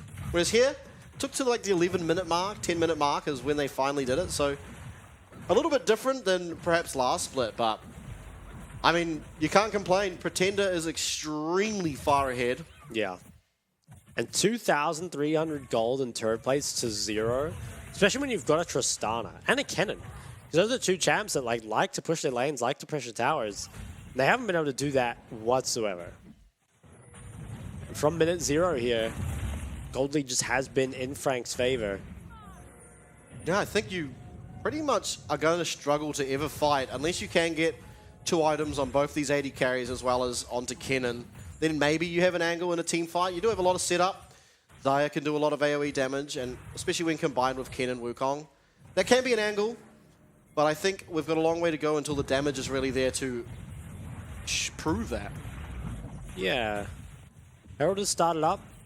Looks like top tier 1, not going to last too much longer. And Frank, I don't think they're going to be able to close this game out just yet, but the game is so heavily in their favor that Impunity, they're running out of options quick. And I'm not sure how they're going to get back into it. Yeah. Tend to even denying a couple extra. Okay. Herald just picked up. Where do you put this? Mid? You think? Yeah, I think just put it mid. Try and break that tier 2. Open up playing towards those other tier 2 towers. Mid lane CS is now 70. Pretty insane. Only 15 minutes. I really am not too impressed with the AP Kai'Sa this game. I feel like you've got Leona and Sedge, so Merc Treads will pretty much be bought across the board. Yeah. And then with Azir and Sejuani and Leona is all magic damage. I feel like here in this game specifically, maybe AD Kaiser would have just been better. Smurf looking for an engage though. Glacial Fissure will land. Arashi does find the two-man Cyclone as LJW looks for Eminem. Will find it. That's one going down. Pretender very low in the middle. He is going to find a double though. Is he going to be able to find more? He is quite low. Solo kill though is getting it done. The Xayah shouldn't be long for the world. In fact, the Flash might just let him survive. Solo kill is not going to be happy, but will ultimately have to let that Xayah limp away, and it's a 2 for 2. Yeah, I think Solo Kill's Flash was almost up there, but wasn't quite. Unfortunately, Blaze, he limps away on low health, and maybe Solo Kill might be forced to flash. Getting caught by that Q there. Winter's Bite, maybe a bit disastrous. He's finding a lot of damage, but he is going to go down, and now Kenny Chan should be able to pick up one. Smurf out of mana. Likely to go down two. Nope, it is okay to just walk away. In the meantime, though, Pretender TP'd bot and took another tower. Now an 80 CS lead in that mid lane for him, and it's more than 10,000 gold lead for the side of Frank. Yeah.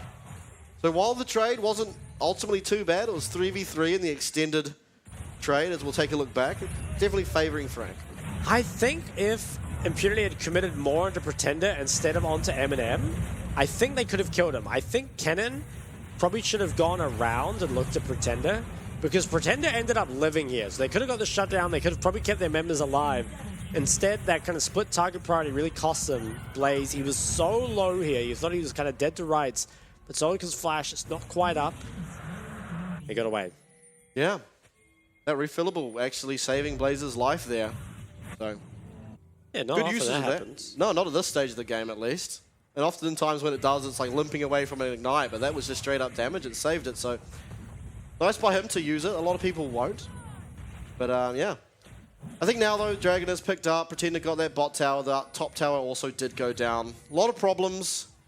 Certainly not out of the woods here, our Impunity, but Frank looking good to be able to take this one. More poke will be landing here onto Blaze. Not happy about that. No lifesteal, so we'll just be sticking. Damn, Eminem's got aimbot. Yeah, just heading. Oh, he's going to hit another one. This guy's on controller. And he just has absolutely no... Oh my... I'm ulting ulting that. If I'm Eminem, I'm ulting in. I don't care if I die. That is my kill. Dude, he's hit another one. What's this, like 5 or 6 in a row? Yeah, that's 5, I think. Oh, one goes wide. That one was pretty ambitious. Maybe he's aiming for the inhib. Yeah. They're going to try and break this tier 3, though, even without Baron. Should be able to, you feel. Oh, Kaiwing, don't worry about breaking it. He's just going to go in. Smurf getting stunned up. Actually, that W connecting almost puts him into lethal range. But it will just be the inhib tower. Eminem, flank. Arashi, I don't know about this, pal. Is going to get away. And that's actually Kaiserol used for nothing as Arashi running away, used as a cyclone. Man, that was a good clone. That clone really saved his life. That was like a 0.1 second until that clone wasn't going to go through and he was stunned up. Yeah, it was very, very close. Credit to Frank, though. They managed to break that base open, which is very big. I think if you can ever break the base without using Baron, that almost always means you can end with the next Baron. Because normally you have to spend one just breaking the base open, and the second one actually cleaning it up. Yeah. But getting that so early feels very good. And Frank, I mean, they show no signs of slowing down. Okay, so 40 seconds and Baron will spawn, and with Kaiser and Azir, you are just going to absolutely melt it, so... Yeah. I feel like the game is probably over in the next couple of minutes. See if Impunity can put together the absolute perfect wombo combo with their ultimates to even stand a chance in this game, but it does seem pretty unlikely, at least for now. Yeah, they really have to find some sort of wombo combo with those ults, like you said. But it's so hard. I mean, the champs, the front line from Frank is so strong, and the back line has so much DPS. That was a Divine Sunder Q onto the Sejuani, and it only just broke her jungle item shield. Yeah, sorry to hear that. Now, looks like resets will come out of Frank. They want to play it a little safe. Don't feel the need to coin flip this Baron, but it shouldn't be too long before they set their eyes on it. Zonya's now completed for Pretender. Literally no way to die now, I don't think. Yeah, we see 2 Dark Seals on the squad as well, so... You'll love to see it. Again, I guess there is, in theory, chances. Pretender, if he does get stunned up and focused, might just be able to go down before he's able to pop that Zonya's. But it's going to take the absolute perfect setup as well as a misplay from Frank to ever see that happening. Baron started up now. Pretender will have a lot of damage for this. Yeah, they might just 2-man it. There's no real checking tools. There's no blue trinkets up. Nothing like an Ezreal or a Kai'Sa W to check. So this should just go the way of Frank. Yep, 3k health, and this will just go over. Now, next game is trying to sort of... Oh, smooth. I didn't even see that happen, but another W lands. Eminem pretty consistent with that. Does use the killer instinct, pick himself up a kill, and now it should be the base going down.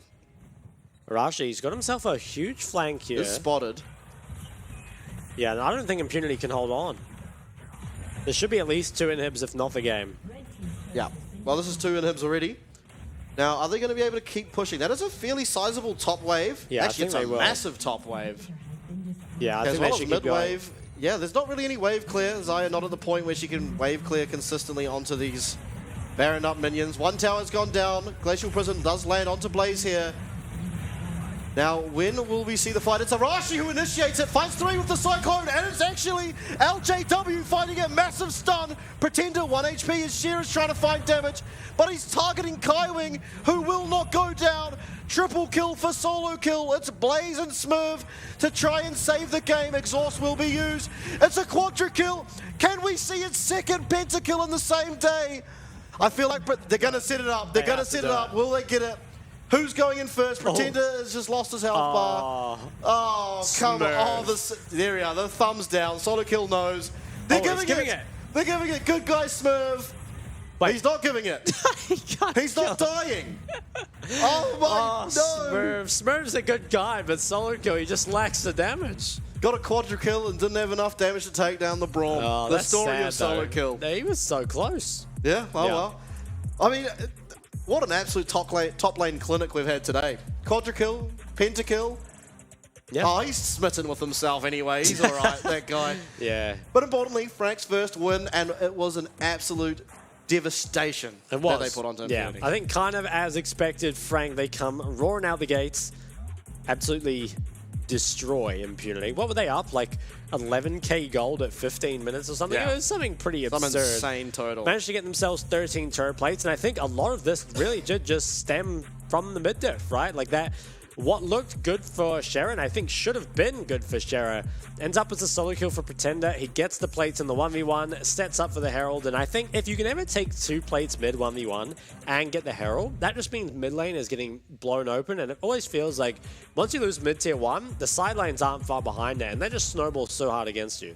Yeah, I think, importantly, that game really was taken over by Frank, but not because of their play, more because of Shearer's Tristana play. I think there was 2, maybe 3 times where he just went for what was probably one of the most questionable plays, and he had 3 of them. I mean, the first one, obviously, when he just jumps on the spot and then eventually goes under tower and dies. Followed by jumping into the Azir, who was already 2 levels up on you with his ult, and just ults you back and you die again. At that point, it felt very over, at least for his lane. And because it was over for his lane, Pretender went across the map, went top, found a lot of kills there, helped out with bot, and just really took over everything. Yeah. Is that? I believe that's our first Azir this split. Yeah. So that's pretty interesting because Azir obviously was changed pretty heavily between the splits, or not between the splits actually. It was at the end of last split, but I didn't really get played with it. So he went from being that WQ poke mage to more of a DPS mage, and I think it is now a very strong pick again. And like you said, I've seen a lot of priority internationally. Hasn't been picked so much in the PCS, but wouldn't be surprised to see it a lot more. Yeah, and I think it plays well into a lot of our mid laners' sort of power. A lot of them are control mage players. I mean, Pretender is one, Mission. Maple can pretty much play everything, but like definitely good at the sort of control mage. And I think those are like the 3 big names. I mean, even 1116, he's a good control mage player. We'll take a look at this replay though. This one kind of hurts the eyes. Yeah, so I think it's always going to be a bit of a 1 for 0, I think, after this comes in. But Impunity actually committing more to this just feels so wild. Arashi ended up having to flash out, and you know, Shera just ends up dying for free. So it felt like that went even worse. And because they left so late, now they die on the way out too. LJW even wasn't safe. So Frank, they're very good at punishing mistakes here, as you can see. I think you're right, though. It felt like Impunity were really giving the windows to Frank I would be interested to see if Frank played the same comp, which I think is a good comp, up against a stronger team. How would they fare? Because the likes of PSG will not give them those same windows. Yeah, well, I think if you're against a stronger mid laner, you probably just die as a Zia early on there, and the entire game will look so different just from that alone. So you're definitely, I think, and it's shown in their past games, if they make mistakes, they lose to the top teams, which is why they were sitting at a 0-3 record.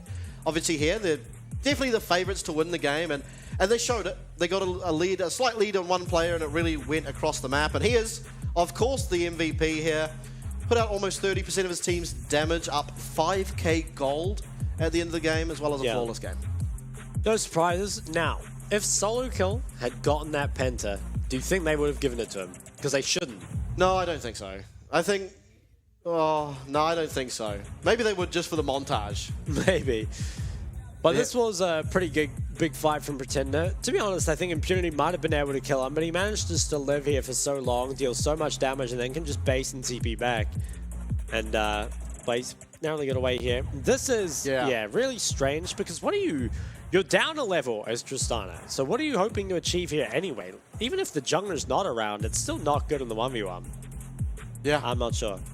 What a Giga Chad. That's such a cool Azir skin. Galactic Azir. Is it? I think so. What's your favorite Azir skin? I like the SKT Azir skin. Oh, that is cool. I like that skin line, that SKT skin line is probably my favorite. I like the Callista. I think that's my favorite Callista skin as well.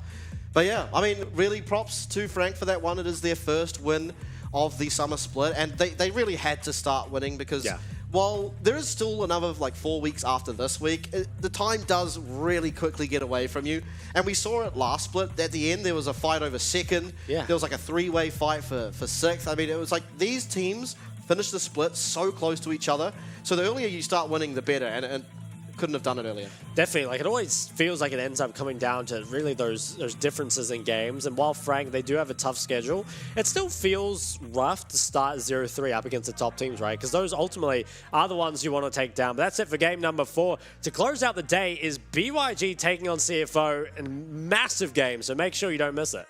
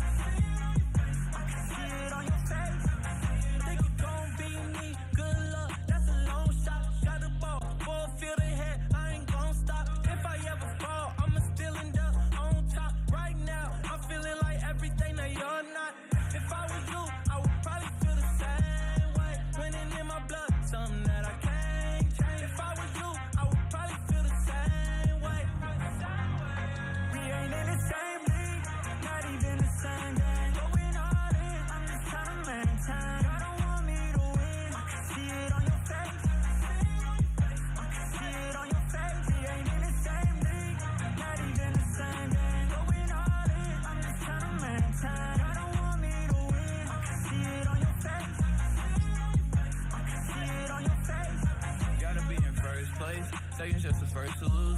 Working in the gym, taking shots, I'm trying to perfect my moves. Early bird gets the worm, I don't got time to snooze. I'm not in a frat, but every year I still pay my dues. Do it for mama dudes. Wanna get a house with a pool and an amazing view, so she can watch her son do what he wanna do. Cause lately I've been ballin' like an alley-oop. We ain't in the same league, not even the same game. Going all in, I'm just trying to maintain. I don't want me to win, I can see it on your face. I can see it on your face. We ain't in the same league, not even the same game. Going all in, I'm just trying to maintain. I don't want me to win, I can see it on your face. I can see it on your face. I can see it on your face.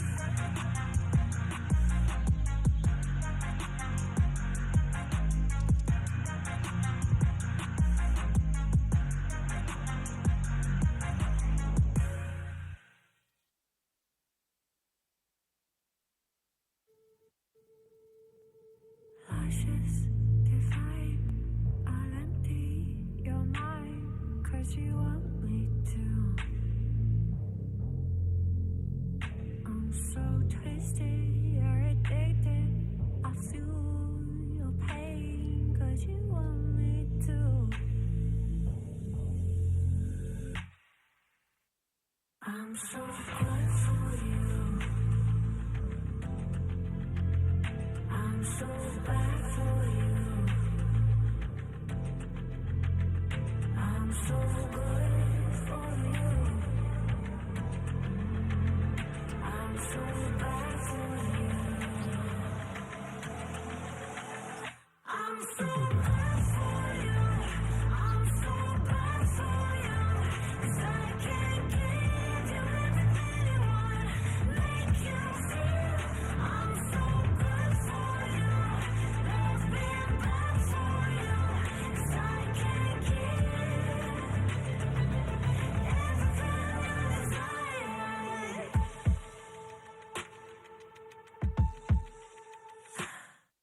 So close the doors, let me in, let me taste the darkness in you. No one serves me like you. You ask me to slay you, to burn you, to haunt you, so you feel. So do you feel me now? I'm so good for you. I'm so bad for you. I'm so good for you. I'm so bad for you. I'm so bad for you. I'm so bad for you. 'Cause I can't give you everything you want. Make you feel I'm so good for you. Love being bad for you. 'Cause I can't give everything you desire. I'm so good for you. I'm so bad for you.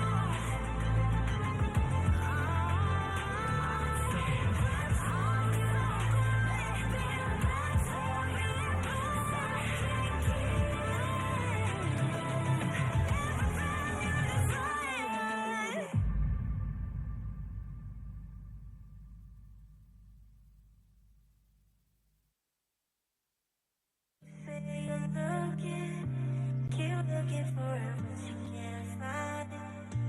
Can't find another one to get around it. You try and try, but never find someone who's fine. Keep looking for it, but you can't find it. Can't find another one to get around it. You try and try, never find another me.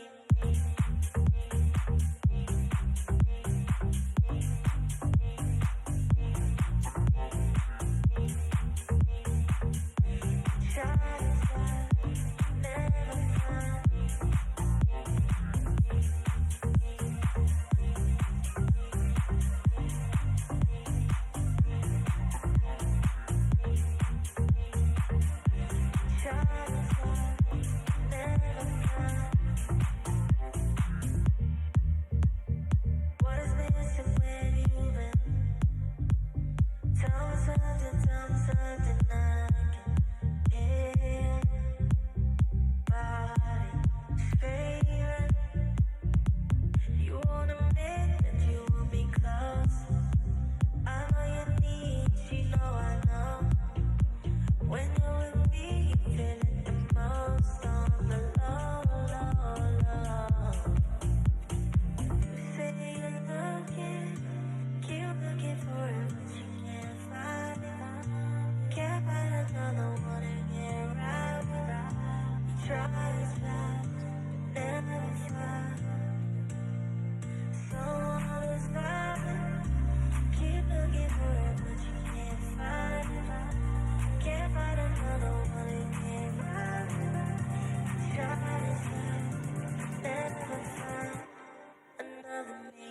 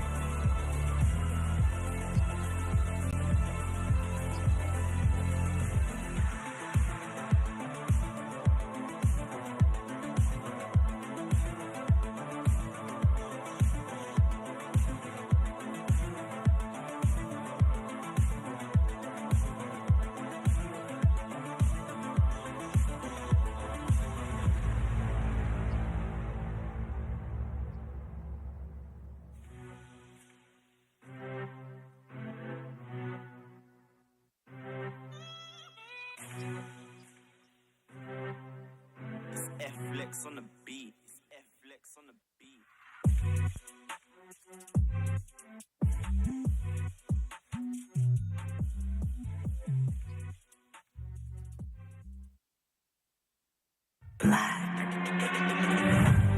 It's not over till I say so. It's not over till I'm ready to let it go. Till I'm ready to let it go. Till I'm ready to let it Hello, everyone, and welcome back to the game of the day here between Beyond and CFO. And I think this one should probably be the best game of the night and probably the longest game of the night. I think so far we've had like a 25-minute game. It's the longest we've seen, but yeah, I'm excited. Beyond CFO, what are you thinking? Oh, it's tough to call. I think this is pretty 50-50 at this point. We don't really have enough info, I feel like, on BYG. I mean, they've looked very good in their games so far, but also haven't come up against the toughest competition. I think their bot lane's looking a lot better. And CFO, I think they have been looking pretty good. It's hard to say. I feel like if I had to predict this game, I'd probably give a very slight edge to BYG, but it's very hard to say. Yeah, absolutely. I think, for me, I'm actually erring on the side of CFO. I think around the map, they probably just have the stronger players. I guess you could make an argument between Gemini, Kongyue, and I think maybe Betty is better than Shun. But then Chelsea, I'm pretty sure, is just in a different class than Kerr is. As well as Rest, he has looked extremely good pretty much throughout his career. And up against Lakai, I feel like he is favored to win. And of course, Jimian doesn't really need an introduction. He is a very, very solid mid laner. So is 1116, but I just have to edge towards Jimian in that matchup specifically. So I think a lot will come down to how Kongyue and Betty can do if they are to win, but I definitely am favoring CFO. Okay. And I think when a game is this close, obviously draft is a bit more important, right? Like you see a lot of these games that are one-sided, the draft could pretty much go any way and you'd sort of see the stronger team come out on top. But I mean, these two teams, they're looking like two potential title contenders. And I think whoever walks away from this one, you know, will feel very, very confident going into the rest of this week because this is it's a very tough matchup for both teams. Yeah, I think both teams currently sit 3-0 in the regular season, obviously from week one, neither of them dropping a game. And so we will have a distinguishment between sort of where they are sitting. One of them will join PSG to be 4-0, the other one drop down to 3-1. And that's important too, because that could mean a lot when it comes to the standings later on in the split. Again, I said it just before the break, is this region tends to, at the end of the split, have a lot of teams competing for those top two spots, as well as the bottom two around 6th and 5th. So really exciting to see this matchup. We might be able to see sort of a better idea of the power rankings between our top teams. And more than that, it's just exciting to see such skilled players go up against each other. Yeah, especially I think for Betty carriers to really get, you know, this litmus test of how well do they do up against those other very strong bot lanes, especially the likes of Xiaoxi and Shun, who are very strong in that laning phase. We will get a comparison of the two supports here. I mean, both of them have some pretty fearsome stats so far. I mean, just sitting 3-0 for both teams mean you are going to kind of have this pretty naturally, but Champion pool, I think, could be kind of an exciting place to look at. I mean, both supports tend to prefer that engage, but Chelsea willing to pick some things that are a bit more off meta. You know, you see the Blitz and the Tahm Kench here. Yeah, absolutely, and I think that's exciting. It shows that he likes to get stuck in. Look at his forward percentage. He's the highest in the league for these supports, sitting at pretty much 50%. So 50% of the time, he is up in his lane. And I think the best part of that stat is it probably doesn't track when you are just roaming around the map too. So as a support to have 50% forward percentage is quite impressive. It does tend to show that Shun and Chelsea as a duo like to be pushing their wave, which may impact the draft, as you touched, as an important aspect of this matchup. Nico is going to be banned, as well as Gragas, and Maokai, the response, I think, getting rid of Maokai, especially on Gemini, very good idea. Maokai looking like the premier jungle currently in the meta. Yeah, Nico banned my blue side's a bit interesting. Maybe they don't want to play it. And Gragas ban, I mean, taken away from 1116, honestly, is pretty good to flex pick, and he's looked very good on it. Jace ban as well on blue side again, so interesting bans coming through from CFO. I wonder, what are they going to first pick? You know, maybe Tristana, maybe Azir? Yeah, both good options, and Jimmy plays both of them, so giving yourself options for sure. I think banning away the Jace perhaps leans towards wanting that Tristana. Okay, Sedge is open as well. I wonder, you know, what are CFO going to show us? I'm guessing it's not Gangplank. I want it to be Gangplank. I think that's likely to be the lock-in. Yep. Okay, so early Tristana pickup here. What will be the response? You feel like Sejuani? Probably one of these two picks here. Yeah, I wonder, I mean, you could take the likes of... LeBlanc is open too. Yeah, I don't think you want to pick it into Tristana. I think picking up, you know, Sedge Kai'Sa, Sedge Azir could both be good. Is this Betty's fourth game of Kai'Sa, and he played on the chat? No, he got picked against him. It's his third. I think he played Xayah one game as well. Ooh, okay. Would they really pick LeBlanc into Trist? I feel like you can. It didn't look that bad. Yeah, you can, but I feel like it's not that worth it. You know, like, you can just pick a counter instead. If they go for it, though, I mean, I'll be interested to see how it performs. Feels a bit like a self-counter, though. Yeah, maybe. 1116, though, should feel pretty confident in his abilities if he's okay to pick this up. And currently on patch 13.12, obviously with how strong Static Shivers, it is just a really strong pick. Yeah. Okay, so they value the prior pick, but that does give CFO the opportunity to take Sedge if they want it. And I'm not sure then, I mean, maybe Kongye would just go back to his Wukong. You kind of see Wukong priority has been dropping a lot for other teams, but Kongye, extremely good in the champ, and certainly would not shy away from picking it again. Ooh, but Sedge Jax, I mean, that's such a good 2-3 here, right? Yeah. It's tough for BYG because now you have to either pick a jungler or a top laner into the Jax, but both Gragas and Jace are gone. Ooh. I feel like picking the Jax is better. Yeah, I think so. I think the answer will probably be Cassante into the Jax. Yeah, but I think do you either really way, want to drop your jungle? Oh. No shot, right? Would be exciting. I don't think it's a Kongye type pick, although he did play Pantheon. Ooh, Rumble. That is a lot of AP, though. I don't think we're going to see an AP jungler. Yeah. It's just the Wukong, right? Oh, Poppy. Okay, so this is Poppy Flex. Can we play top in a Jax? Can we play jungle as well? I think that's kind of smart. It's not that many champs that would be top jungle flexes at this point, but I think that's a pretty good one to pick up.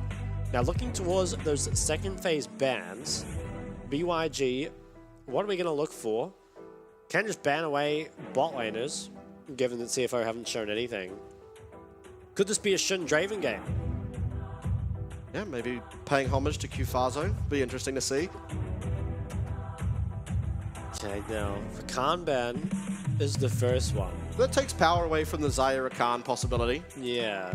Which obviously, being that you do have 2 picks in a row after Beyond do pick, you are more likely to pick up that duo. There is still the likes of Milio, Lucian, and from memory, I think Shun was one of the Lucian players in the region, so wouldn't be too surprised to even see that as a possible option, or even Milio banned away by Beyond.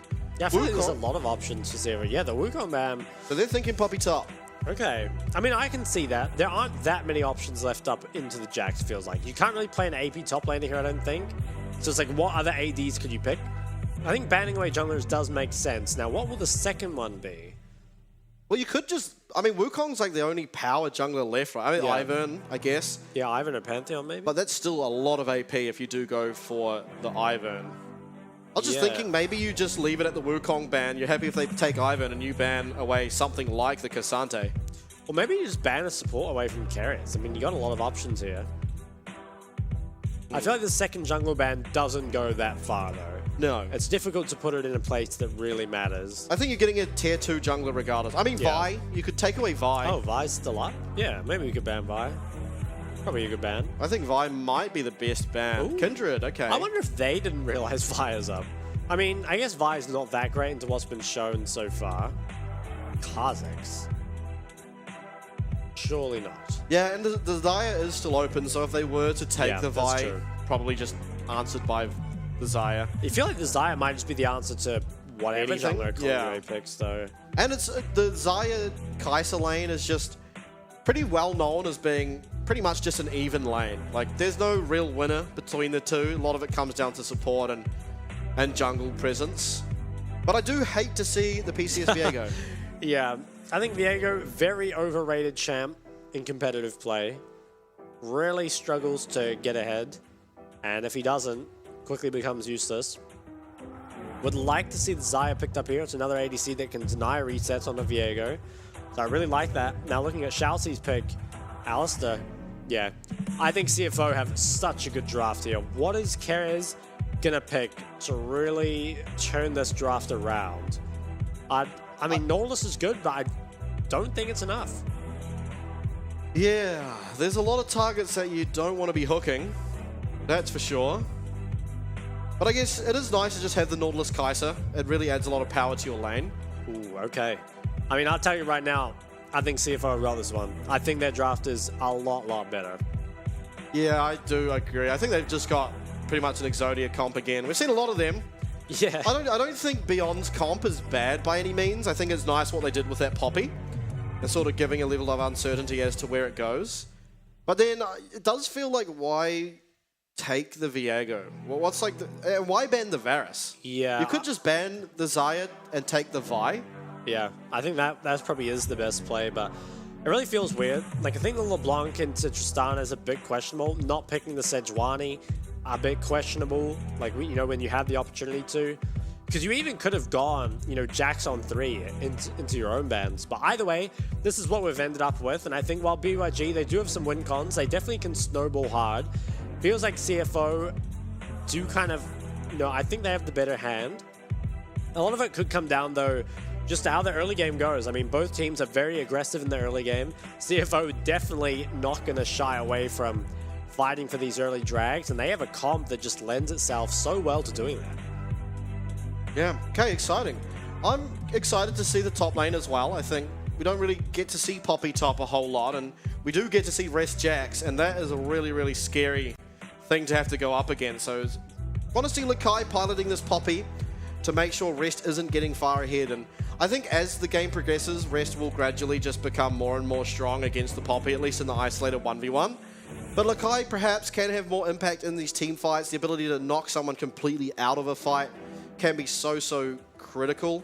I mean, if you're hitting away the Xayah or you're hitting away the Tristana, probably just means you have more damage and tankiness to be able to get through the team fight. But we will find out soon. This is the game of the day. Final game as well here for day number 1 of week 2. Beyond versus CFO. I think we've got a really exciting one, trying to break away these 3-0s. Yeah, this is the big one, I have to say. And across the board, things are looking pretty normal. I will say, no cleanse on Betty's Kai'Sa up against quite a lot of CC. What do you think? Yeah, I guess the thought might be that he's probably going to go AP and is not going to be really caught up in having to worry about team fights that much. Like, yeah, a lot of the CC probably is going to be landing or aimed towards maybe 1-1-1-6 or Kongyue. And so he feels fine to take sort of something more powerful in his lane, because Cleanse doesn't help a whole lot against Alistar. Does get him out of 1 stun, but that is not really the main sort of CC Alistar provides, so. Oh, and maybe they're going to try push Shalcy off this ward. E-start? Yeah. Okay. This could be dangerous here. Alistar will be able to get that Glacial off. Doesn't give him enough to walk away. It does. But massive health taken away from this Alistar. Yeah, really creative level 1 from BYG. Not only do they force Tristana to start W at level 1, but also now get that huge chunk onto Shalcy, and that's going to put their bot lane in a very good position. So I really like that. I feel like that's probably pre-prepared from the side of Beyond. They've clearly thought about this matchup. Yeah, and even better, they haven't revealed where Kongyue is. And so for all CFO know, he could be either bot side or the top side. And I mean, at least for me, if I see those members invading me, I'm probably leaning towards maybe Viego's starting at bot side. Oh, why'd he go back? Yeah, that bit tragic. Right, nice trade there found from Jimmy, and especially because he started with W, being able to find that good of a trade already is pretty massive for his state of the game. Chelsea, he's in a bit of trouble. Can't really walk up even to relic these to heal himself. Now, Kongwei is not in position yet, so he won't be getting dived, at least for now. We'll at least hit level 2, but I think this is going to force Gemini to cover. Yeah, you can see he's just sitting there in that bot bush. Kind of needs to get this wave to crash, so this is much better tempo-wise for Kongwei. And a lot of this just stems from what happened at level 1. Yeah, this is really problematic, at least for the bot lane of CFO. BYG doing the homework. It just shows, I mean, you touched on it after day 1, that level 1s can really, really change up how a game's played, especially if you execute them well, And at least for the early stage of this lane, we're seeing that pay off. But looks like Shun's actually got a pretty decent trade onto Betty somewhere along in this lane. Yeah, did manage to get a little bit of poke out. Kongwei, maybe now we'll look for something bot. I think they're getting kind of low. Maybe he can look after Scuttlecrab. He should know that there's no way Gemini can be around. So it is just a straight 3v2 at this point. Obviously, there are TPs up and available, though. Gemini really far behind on his clear so far. Well, he's pinging. Yeah, looks like they're going to go for it. I think this is really scary, though. Yeah, I'm not sure how easy this is. Looks like Kongwei realizes. Is he going to go? No, he looks like he's headed towards mid. But yeah, I think that is pretty impossible of a dive, even though there are low health bars. Just trying to dive an Alistair seems like a near-on impossible task. Does seem difficult, yeah. And Kai'Sa. Really got the recall off. Got the carrot. Yeah, we'll be going towards that Shiv build. Makes a lot of sense, I think. Do have some reasonable ADs on the team. I think Viego is always a weird one, you know. Sometimes does a lot of damage, sometimes does pretty much nothing. I think here in the PCS, it's fairly consistent which one of those two he does. Yeah. Hasn't found a lot of success in the PCS. And I wouldn't be surprised if this game is the same. I think Junji is really the only jungler that's managed to make him look like a carry. Keriz has 2 pings already. And the sweeper. Vision King. Almost overboard, you'd think. Yeah. I wonder what he'll use them for. Maybe he really wants those dragons. Okay, yeah. Dragon is up, and, you know, Beyond looks like they've done their homework. And they should know that Gemini is now going to come out to the bot side and perhaps look for that dragon, because already they're about 10 seconds late to it. By CFO standards, at least. Yeah, they normally start this up as soon as possible. Kongwei is spotted out here. Don't think he can get that ping. Yeah, Gemini looks a bit stronger than Kongwei, at least for now. 2 long swords versus the Barmy's Cinder. They actually could look for a dragon here, I feel. Tristana has a big lead in terms of mana.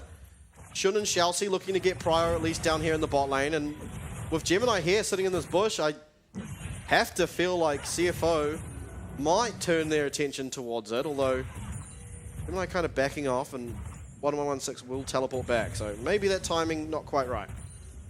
They do just want to play it a little bit slower. I mean, maybe what works of starting the dragon on spawn against the teams that are a bit less likely to fight back, you know, they can get away with it. But here up against Beyond, they feel pretty strong at this point in the game.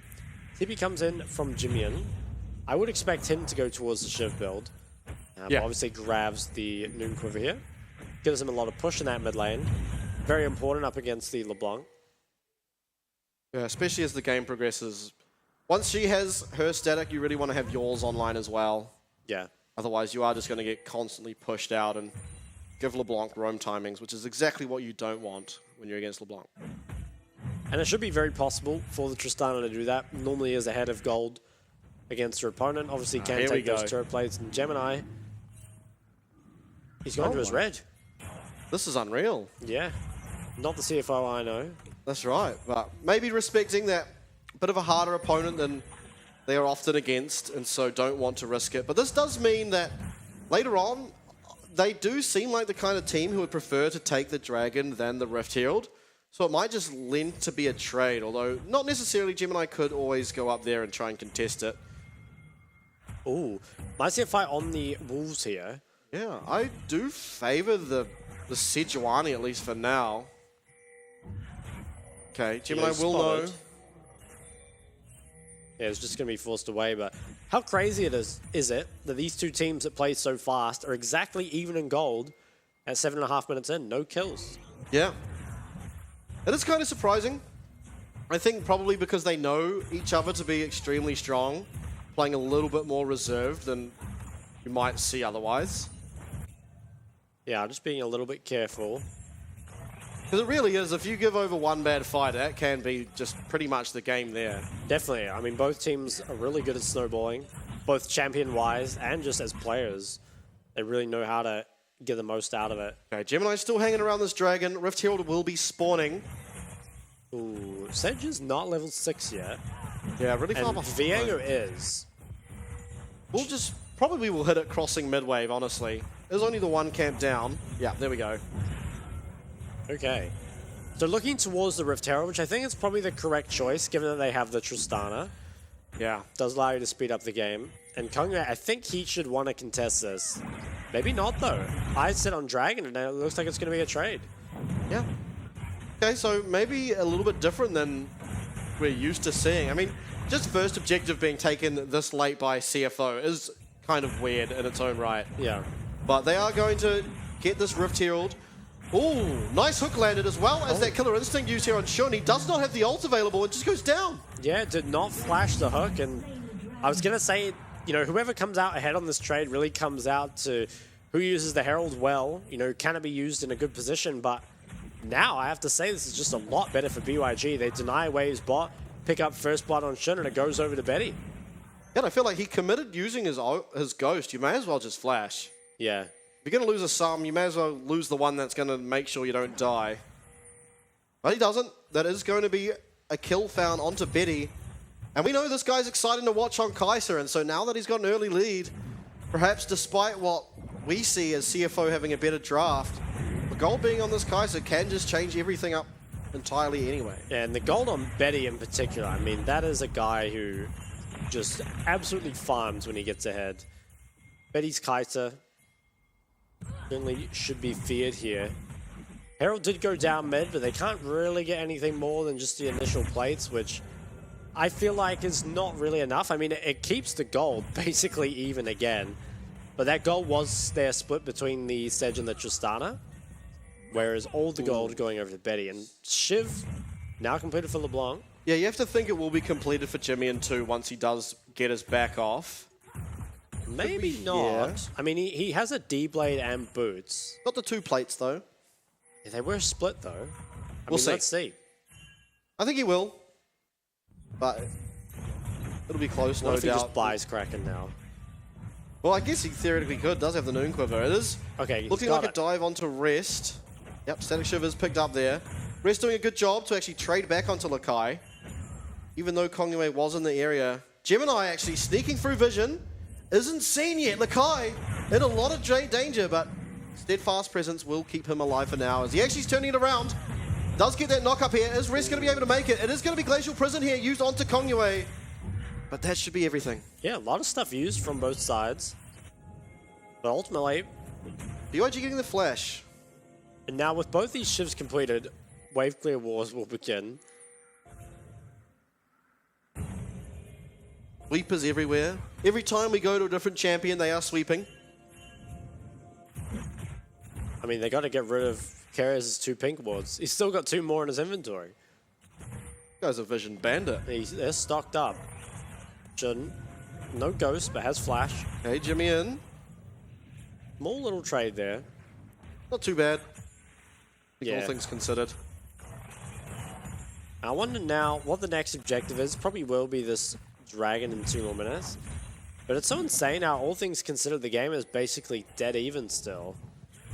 Ooh. Yep. Oh, Hook will land onto Chelsea. Not the target you perhaps want. Will have that Unbreakable Will still available for him as Shun tries to find the damage, but it's Betty who finds an isolated Q there onto Shun. Chunks him down nicely, and I mean, that's just constant advantages. Small advantages are being found here for Betty on this Kaiser. Yeah. But it's CFO, Jimian, who gets priority over mid, and maybe now he can look to bot. It'll take 116 some time to get down here. He's basing and might look to base TP. Anyway, gonna have to use his ult, but that is Flash used by Alistair. Honestly, it shouldn't be too meaningful that Alistair's used Flash. He quite likes to sit out of vision and Hex Flash anyway, but Here comes Kongyue again. He does not have his ult available, but it's a fight started now into Gemini. Depth charge will be used. There's a teleport coming through. In comes 1116 on this LeBlanc, but Jimmy's also... Shun? Wow. Shun's Featherstorm, probably not optimal, especially with only 1 minute 15 until this Dragon. No, I think he thought he was going to try root LeBlanc, but unfortunately, LeBlanc can just go back. It's a massive cooldown to lose. Yeah, it's crazy how much has been used and still just really not much to save for it. Still, gold is even. Betty did use Flash there, so that is a big cooldown, especially... I mean, it's kind of... I think Xayah ult, especially for just the Dragon fight coming up, probably more impactful than Betty's Flash. We'll have to see. Yeah, also, I wonder item completed, so Betty is probably too far ahead at the moment for CFO to want to contest this Dragon, but we do know them as a team that love to fight around the Dragon, so they might just do so anyway. There's also a teleport advantage for Jimmy in this mid lane. Yeah, I don't think there's a way to really... Oh, it's 1116. It's going to be forced away. Don't think there's a real good way to abuse the TP advantage here. Maybe you could base right now and try have more items. Interestingly, 1116 still has no boots. Normally you see the Storks picked up immediately after your Shiv, but goes for more AP. Doesn't have a lot of move speed though. And I think CFO probably want to delay this until that Featherstorm is up. Although, maybe they're the ones with control right now. They could maybe look for it. Bolts just walking into each other, not interested in taking that trade. They should know Gemini is probably around here, being that Dragon is alive. Oh, Jimmy he's pretty fine, actually. Yeah, has taken a bit of damage, and he has used his TP, so he's not going to get that health back. As BYG maybe in the better position right now, around mid at least. As 116 tries to dive forward, get more poke on a Jimmy. Oh, Gemini could be... Let's say could be looked at, but should be fine to walk away. Oh, Rest. Is Rest going to come down and join this fight? I feel like CFO as a team, it would make sense for him to do so. He does tend to do that. Now, they do know this Dragon's being taken. What do we think, Shock? Who's going to edge out this? I mean, BYG look like they're in a much better spot so far, but Betty, he can't really get here. Gemini in the pit now. TP from Rest. Might just come down to a smite fight as Rest in the pit. Oh, is this going to be the Frozen... Oh, Kongyue actually coming in. Gemini running away, depth charge onto Rest, who jumps it into Shun, but Betty now all on his lonesome at the backside. Are they going to be able to turn onto him?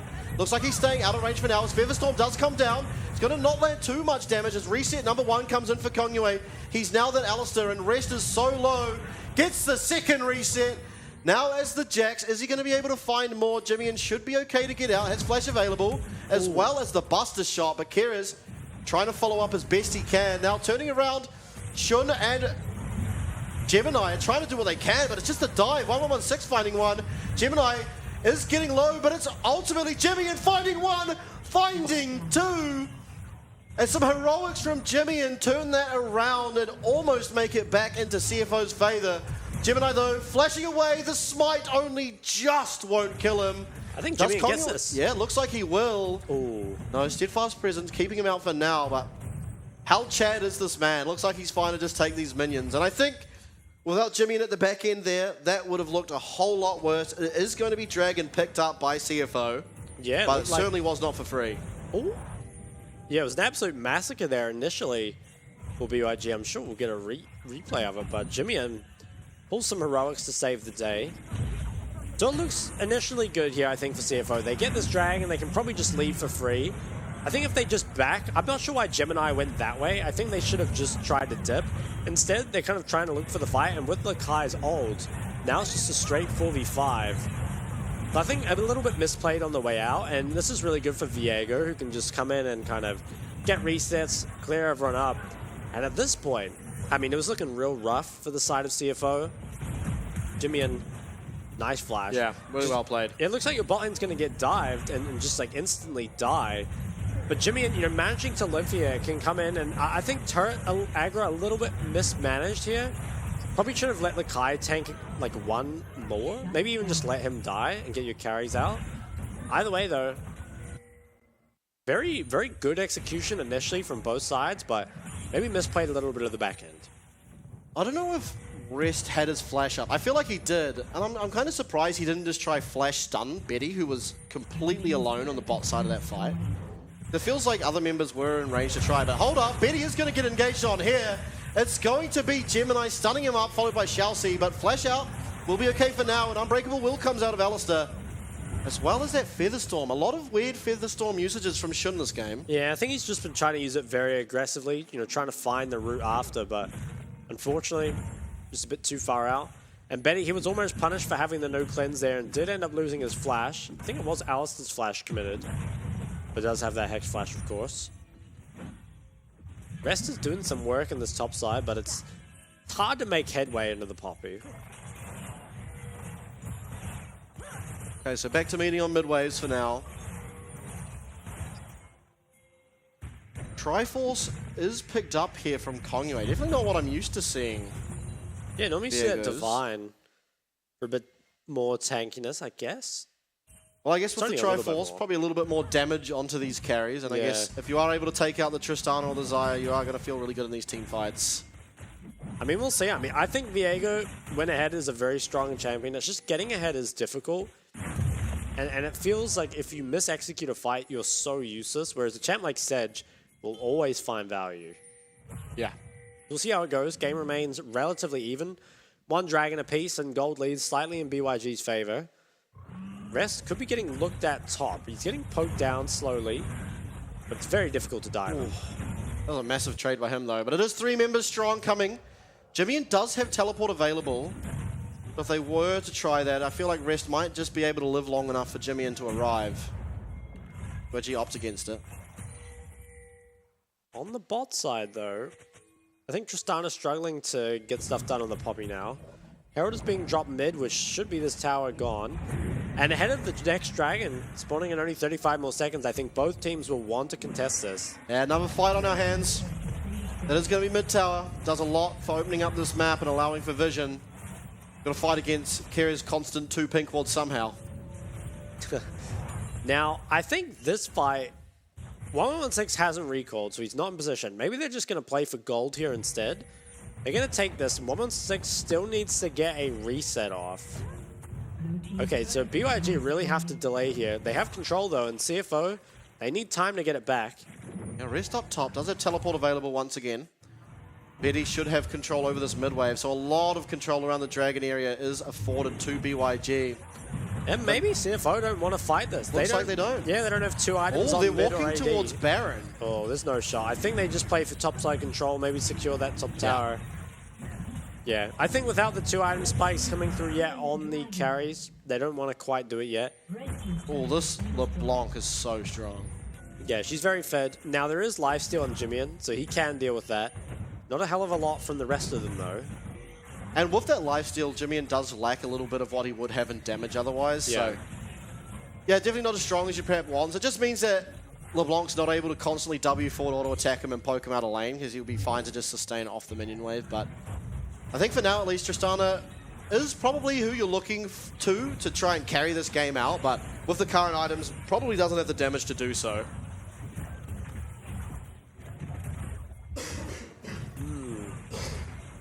Well, we'll be looking towards that next dragon. Game has been relatively quiet so far and a lot slower than every other game we've seen today.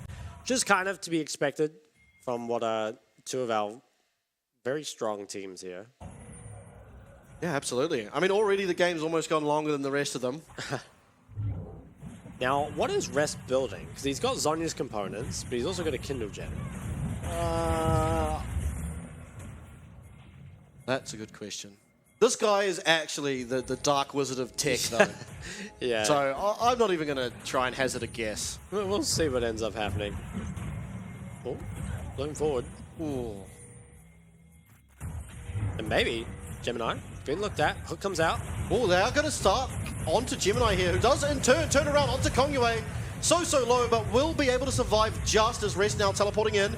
It's Chelsea, the center of attention for the most part, as 1116 finding little bits of damage here and there. Kongyue having to back, though. He is so low. Yeah. Jimmian maybe misusing that Buster shot. Yeah, I think probably could have got Kongyue's flash or maybe even killed him. Been waiting for one more. Wasn't to be, and once again, I mean, we see cooldowns used from both sides, but both teams playing on their limits so well means that no one ends up going down. Yeah, it's insane. Everyone playing, I mean, they're not playing safe necessarily, but they're just playing around our limits so well. Oftentimes, we've just seen players surviving on the 1 HP, and I mean, that means a lot. If you do go down in those scenarios, there's a lot more gold afforded to the other team, and could change the outlook, but in the most part, everyone's staying relatively okay. Okay, he's got that bot pro. He's gonna start moving up the river here. And Gemini is being looked at. The stun connects. Yeah, it does look like we have... Ooh, a little bit of poke. Ooh, nice poke on a Shalcy as well. The Kai'Sa poke is really starting to hit now. Quite committed there. Looks like Kongyue will pick that one up. And yeah, look at the pressure that 1116 is offering around everything here. Yeah. Feels very, very threatening. Mid-tier 1 still stands here for CFO, so they have that kind of as an anchor around this area. 2 minutes on the Infernal Drag. Both teams, I think, should want to contest this, and I think this could finally be the point where the game starts to blow open a bit. Now, a lot of Baron DPS from both sides. If someone can decisively win this fight, it should mean a lot more after. Rest? I'm not even sure. Can he take this tower? Maybe now he can. Looks like he will be able to just enter a defensive stance. Get that one taken out. Now, I want to say, we touched on it at the start of the game, though. No cleanse on Betty. So even just a simple flash stun from Rest could lead to so much for CFO. I think both teams, Jimmy and perhaps the carry here for CFO that you're looking towards, but Betty, on the other hand, definitely is the champion, at least in the BYG camp, that's going to offer the most DPS. And if he's stunned up and killed, bad things could happen to BYG. Kai'Sa just bought a Dirk. Okay. Maybe looking for as much power as possible. Yeah. Does it evolve? Yeah, well, it evolved the Q. Still feels a bit weird though, right? Yeah, definitely. There's a lot of armor already. I mean, again, I think it is mainly for the evolve, but I'm not sure. I feel like you could have got that from Pickaxe and gone for Guinsu. Yeah, true. I'm not sure. I'm not sure what he's cooking, but 20 seconds away now. I feel like the Dirk is honestly pretty useless. Let's see, though. Yeah, not going to mean a lot against Jack, Sejuani, or Alistair at least. But Kai'Sa does have, you know, some positive play where she can just ult onto one of the squishier targets. Gemini almost finds that window. 116 is recalling. He's going to need a TP. Okay, here we go. Jimmy does take a little bit of damage, but as long as he can hit this dragon, should be okay to heal up. Shun, on the other hand, will not be able to, and Shun copping so much damage. This is looking really good for BYG already. Shun needs to probably get a bit of health off that bot wave. Kira's looking for a flank. Will be spotted out by that blue trinket as Rest happy to just jump on at this LeBlanc. Shall see is cooking up a flank, though. There's no way they've realized this Alistair is over here. As 1116 does not have distortion available for now, but Alistair is seen. Gemini have to look where he throws out this glacial prison. Yeah, 116 Rest is just copping it. Yeah. Is he going to be able to recall and get a teleport off? I think he has to. Yeah, CFO, man, I think even if you give the drag, you have to play for the fight after with the Rest. And 116, what a nuisance. That is going to be Poppy ult committed as Lakai runs at the team of CFO. It is Gemini going for the smite fight, though. He is able to find it. Death charge onto Jimmian, and Betty follows up. Lakai as well. It's so much damage here for BYG. Shun will be next to go down. It's reset after reset. Kongyue now becomes Shun, but gets more kills than Shun would have. And a massive team fight win for BYG. Yeah, BYG, they're pulling really far ahead here. Can they get the Baron on top of this? I think they should have been able to, but Betty goes for the reset. Maybe they're just going to try to take gold everywhere else on the map. Finally, though, we see gold lead starting to kind of edge out. Maybe they're going to go for both. And Betty is pathing towards here. Probably is just for that red buff, as 1116 is going to look on this bot tower. And you'll kind of see, I mean, before this fight starts, BYG, they've been doing a great job of just poking down over and over. And they force Rest into that really tough position. of having to recall, you know, when this dragon is being contested. Gemini, it gets the smite. And I think after this, it's just too much CC comes in with Jimmy and doesn't have the opportunity to fight back. And I think this is the problem of Tristana being the one that gets fed. You know, Xayah has a lot more tools to deal with this huge engage that can come out. But the Tristana, you know, relatively flimsy in comparison. And one misstep from Jimmy and really costs him. Yeah, I mean, that fight pretty much was just a 3v5. Rest having to recall because of all the poke found by 1116. And then Poppy sending Chelsea to the... I don't even know where. Just not there. Not there. Lichbane, now completed for... Didn't get the auto off. Kongwei is going to be fouled. This is dangerous now. Does have the stopwatch to go golden. Will have ult and flash available, but is it... What is Bro doing? I don't know, but that is a shutdown. Unfortunately, it does go onto Chelsea, but with jungler down, are CFO going to be able to look towards this Baron? I don't think they can. I think there is too much poke from BYG. They've got LeBlanc and the Kai'Sa. This might be CFO's chance, though. They're going to try. I think if BYG play this well, they can stop it. Let's see. Okay. Chelsea is guarding. Is going to actually look for an engage, and this is good. They can look for the fight here. Kira's by himself. Rest looks for the stun. Isn't going to be able to land it, but it's Sejuani following up. 116 poking in, trying to do as much damage as possible. Ultimately, it is going to be a kill found. No Baron, but importantly, more gold to the side of CFO. Yeah, they do stop the Baron. I'm not sure why they felt the need to play that so fast on BYG. I feel like you could have just kept poking. Now, possible red flag. Dustblade here for Betty. What do we think? I mean, the invisibility is kind of nice. Or the untargetability, excuse me. I guess, yeah, and I don't like it. No. I don't know. I'm not going to make excuses. I don't think it's that good. No. You don't even have that much DPS, really. I guess Viego in this build will have a bit more than usual. As well as if he gets a reset, of course, then... I mean, that could be just what Betty's trying to do, is just offload as much straight-up damage, get Kongyue a reset, and then he can play through the DPS of the likes of Jimmy and Shun. But still, I feel like a more traditional build might have been better, the likes of the Gwinsus, even Ludens. Yeah, I think the Gwinsus would have been really good here. DFO, they're going to retake this control, and, you know, all things considered, I'd say the game's still very, very even. Yeah. Which is great, because all our games have been over 5 minutes before now. Today. Exactly. And I think, importantly, though, at this stage, until at least there's some lifesteal that can come through for Shun, I think the game feels a lot easier for BYG, as long as 116 is landing auto attacks after distortioning. Yeah. Shun really can't play the game. And we saw what he can even do to rest.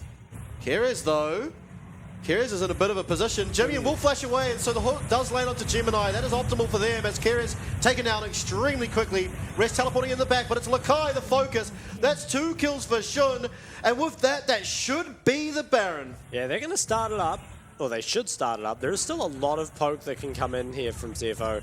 I'm surprised. Why are they not turning straight to the Baron? I feel like you want to do this quicker. Yeah, I think, importantly, because of this kind of weird Kai'Sa build, she doesn't have that much poke, so it's really up to 1116 to try and get some poke found here. But again, it is a 3v5, so even finding poke can be so difficult. It's coming in there, lands it onto Jimmy, and who's fine to just lifesteal it up, and that is Baron going over to CFO. Can they reset in time to get to the drag, or maybe... Ooh, oh my goodness. So much poke. How annoying is this? Yeah.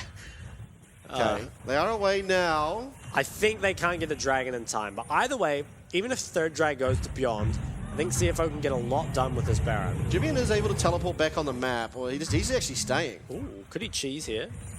Looks like he's trying to, but will opt against it, as Kira's now starting up this dragon.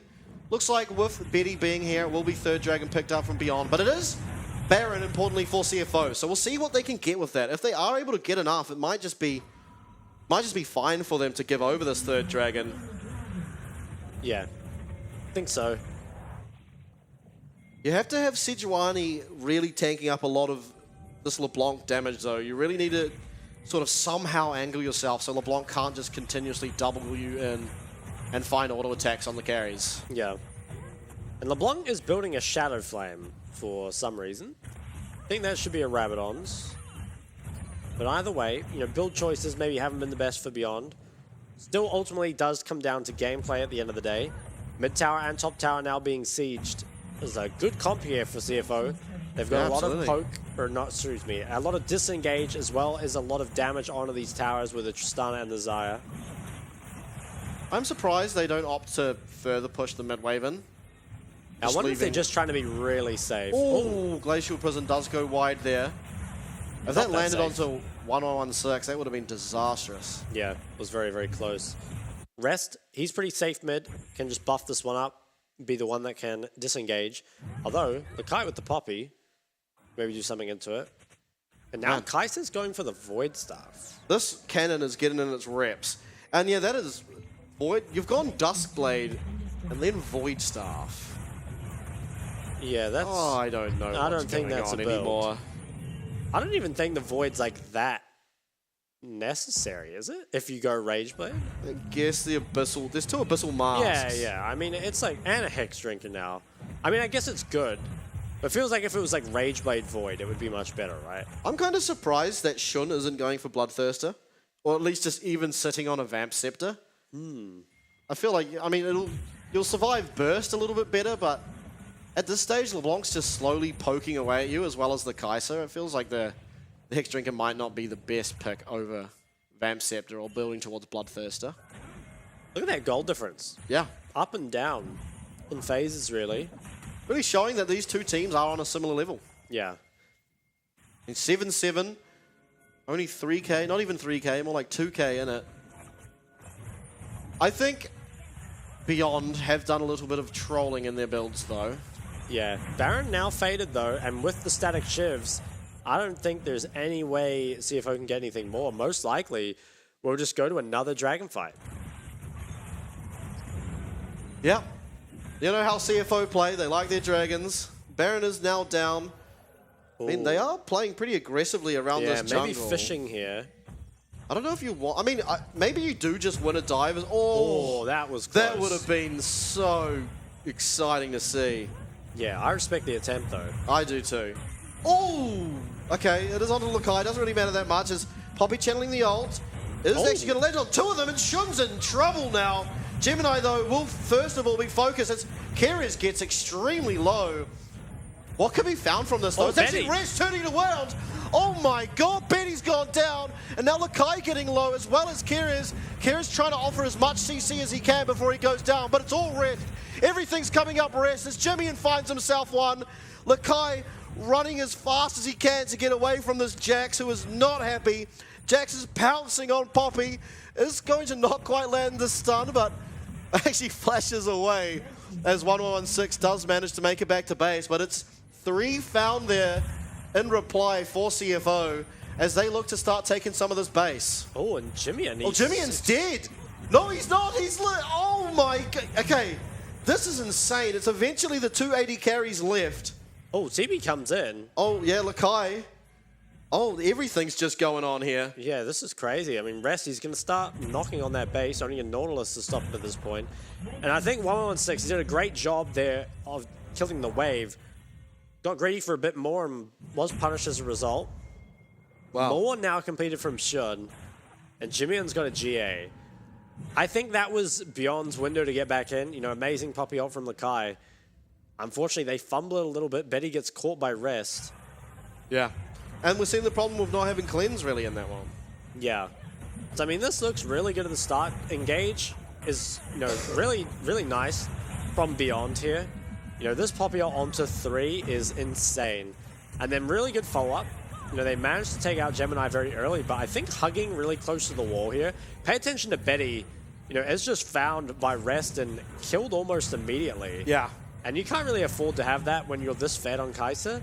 And with so much damage missing, so much consistent damage as well, there's just not enough left. But Beyond, they just get Goomba stomped. Yeah, I wonder if Jimian doesn't ult there if they just find Lakai as well. Anyway, 3rd dragon apiece now, so Beyond whatever happens, this next dragon is probably where the game ends. I mean, maybe this Baron can do it. Yeah. They do have advantage, and I mean, with the poke coming out, is Lakai actually going to be the focus? Gemini happy to use that Frozen Prison as Shun has jumped on, but stunned up as 1116. Rest playing phenomenally. He's now in the middle of 4. Kyrez goes down. Kongyue's next on his list as Lakai's getting low. But Betty rocking in that Duskblade is going to have to flash away as Sean flashes in. Does find the kill. That's 3 down for Beyond. And only Gemini for CFO. They're looking to end here. It's only Poppy and only the Viego. I don't think they have the wave clear. I think CFO have done it. I think they have. 37 minutes in, it looks like CFO will put on the finishing touches. You can see in that last fight there, both the AD carries put up so much work. And what an ending to an absolute insane game. Absolutely. Oh, it's not over yet, actually. Kongyue is not able to find a reset. If he was able to, maybe it looks different, but with that, it does look like the game might just be over. Focusing on the Nexus, there is no shenanigans. CFO remain 4-0. And unfortunately, it's Beyond 3-1 now. Yeah, I'm glad that's the game we ended on, though, because that was an insane game. That game went for almost 2 lots of the other games. Crazy, right? I mean, it was kind of the only game of the day that was meant to be close, and I think Beyond put up a pretty good fight. I think CFO had the better draft. Yeah. But, I mean, Beyond definitely kind of had that game, I felt like. Like, they were ahead, they kind of had the tools. I feel like the builds were a bit troll, and I feel like mis-executed a couple key team fights, and ultimately CFO, they kind of show why they're that consistent heavy hitter, always in that top side of the teams. And yeah, they managed to take them out. Yeah, I'm perplexed by the builds, first of all. I think the builds were... I mean, honestly, I don't think either team had particularly strong builds. I think probably should have gone for the Bloodthirster over the Hex Drinker, but in any case, they did manage to win. But I want to point out that I think one of the most massive turning points for that game was when Kongyue got caught up the topside jungle, and he kind of like flashed out and then ulted back in. Yeah, and that's why I ended up losing them the Baron. Yeah, that's what. Well, they didn't. Did they lose the Baron? No, I think not immediately. Someone died. Sorry. I don't even remember who, but someone died, or Lakai or someone died afterwards, which Yeah. just gave more gold over to CFO. And then from there, it never really looked like CFO were on the back foot. I mean, you could argue that massive ult from Lakai bot lane looked like it, but then Rest was able to just wall jump over the wall and catch them by surprise, just completely one-shotting Betty alongside Shao C, and it was just phenomenally played. I think they got a bit behind early, maybe some misplays. Shun especially was really struggling, at least in that 2v2 bot. But then they really brought it back, and they're team fighting. We know them as a team fighting team. It came down to 6 Barons. I mean, Dragons were taken, and I mean, even the Baron didn't even matter in the end. It was just a team fight. CFO won the game. Yeah, crazy game, all things considered. And I wonder, you know, if you're Beyond, do you look at that game and say, okay, like we had all the pieces we wanted and we just need to execute a bit better? Or maybe do they look towards a draft? Because I think that the Viego, I'm still not a fan. I'm really not a fan of Viego. Yeah, it looked good at the early stages when they were just able to keep walking forward, and they really did have the damage in that Kai'Sa to be able to get the resets. But we saw sort of as the items came through for Sejuani, for Jax, they weren't really able to reliably get those resets anymore, and especially Alistar. I mean, he's probably the hardest of the tank supports to get through. Yeah. Whereas a lot of the other sort of junglers, supports, like Nautilus goes in and can actually be blown up fairly quickly, especially later on in the game.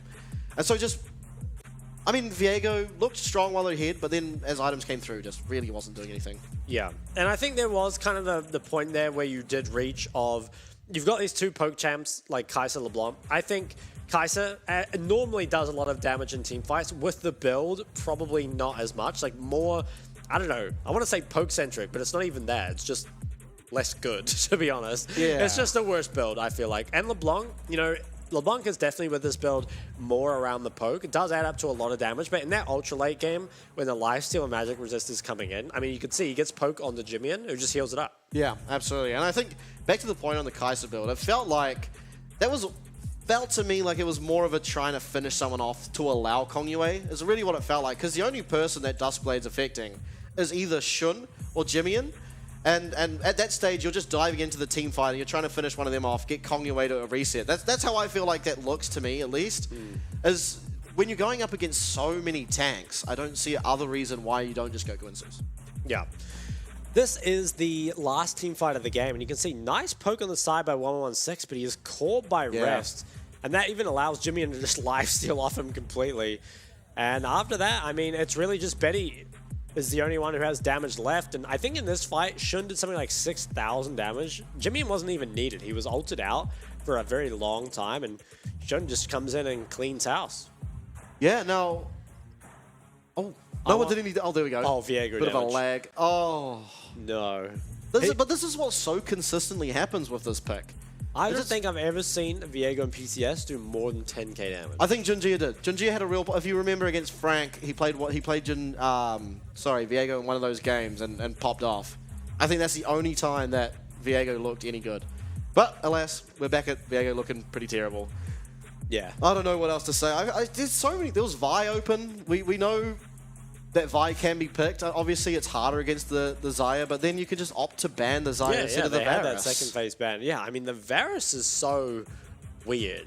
Yeah. Who cares about Varus? Okay, good. I actually wanted to see Rest MVP. Yeah. I think he had the biggest impact in that game. That stun on LeBlanc we saw, the stun on Betty. Yeah, I think especially given that this is a hard game for Jax. You know, playing against LeBlanc and Poppy, two champs that you basically, well, you can't do anything in a Poppy, and you shouldn't ever be able to jump on LeBlanc, but somehow Rest finds a way. Yeah, I think, I mean, here we're going to see it here as Rest finding pretty much the perfect way to win this team fight from what seemed extremely bad.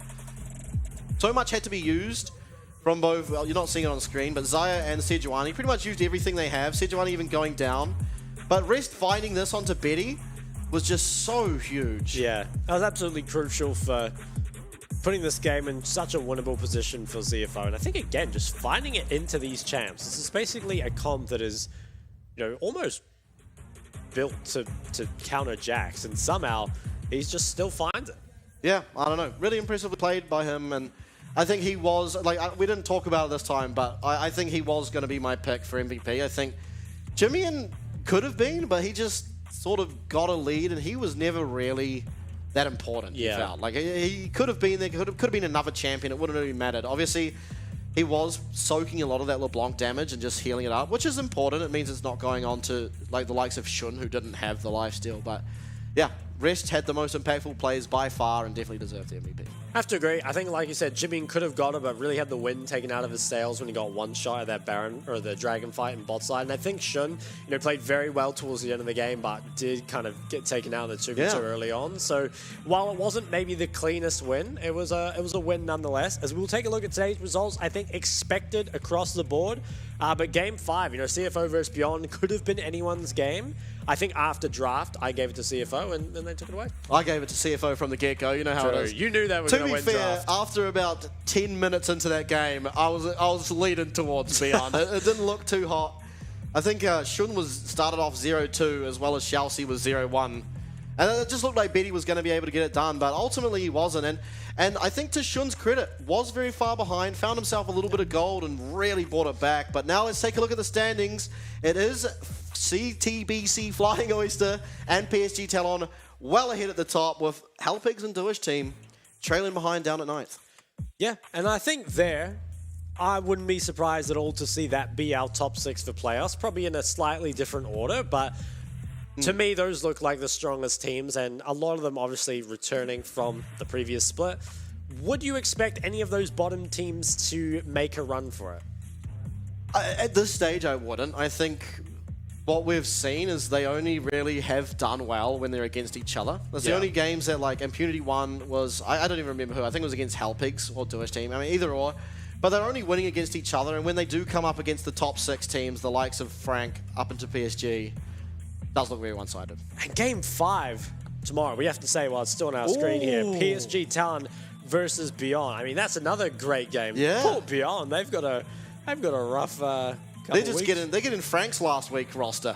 Yeah, game 4. I mean, CFO versus J-Team. I think that should be a CFO-sided game, but I think J-Team could take that one out. Yeah, and I think excitingly in that matchup, it was really exciting last split, but we get to see again Driver versus Rest. I think that's one of the most exciting matchups that we have, especially for the top lane, is these guys not scared to play carries into each other and just absolutely take it. And I think we've seen both of them really come out on top against each other last split. So I think those two games definitely what we're looking forward to tomorrow. PSG Beyond, sure to be a banger. I mean, it's Beyond's chance to get back to first equal, or if Flying Oyster win, it'll be second equal. But, you know, the opportunity to tie up the bracket there. Yeah, I mean, I think that could be a very close game, even though I think BYG put up a very good performance despite being, in my opinion, pretty, not hugely draft gap, but I think they're at a disadvantage and still made it very competitive against CFO, so I wouldn't be surprised if they take it to PSG as well. Yeah, and I think they were handicapping themselves with the build as well. Like, yeah. I genuinely feel like if Kaiser had gone Guinsoo's, you have a whole lot more you can do. Even if she had gone the Luden's route, because she was landing a lot of those Ws, and if she ever lands onto Shun, it's just going to absolutely annihilate him. But everyone, that will do us here for day number 1 of week 2 at the PCS. Please do join us tomorrow. You saw the games. There are some bangers coming up, but have a good night.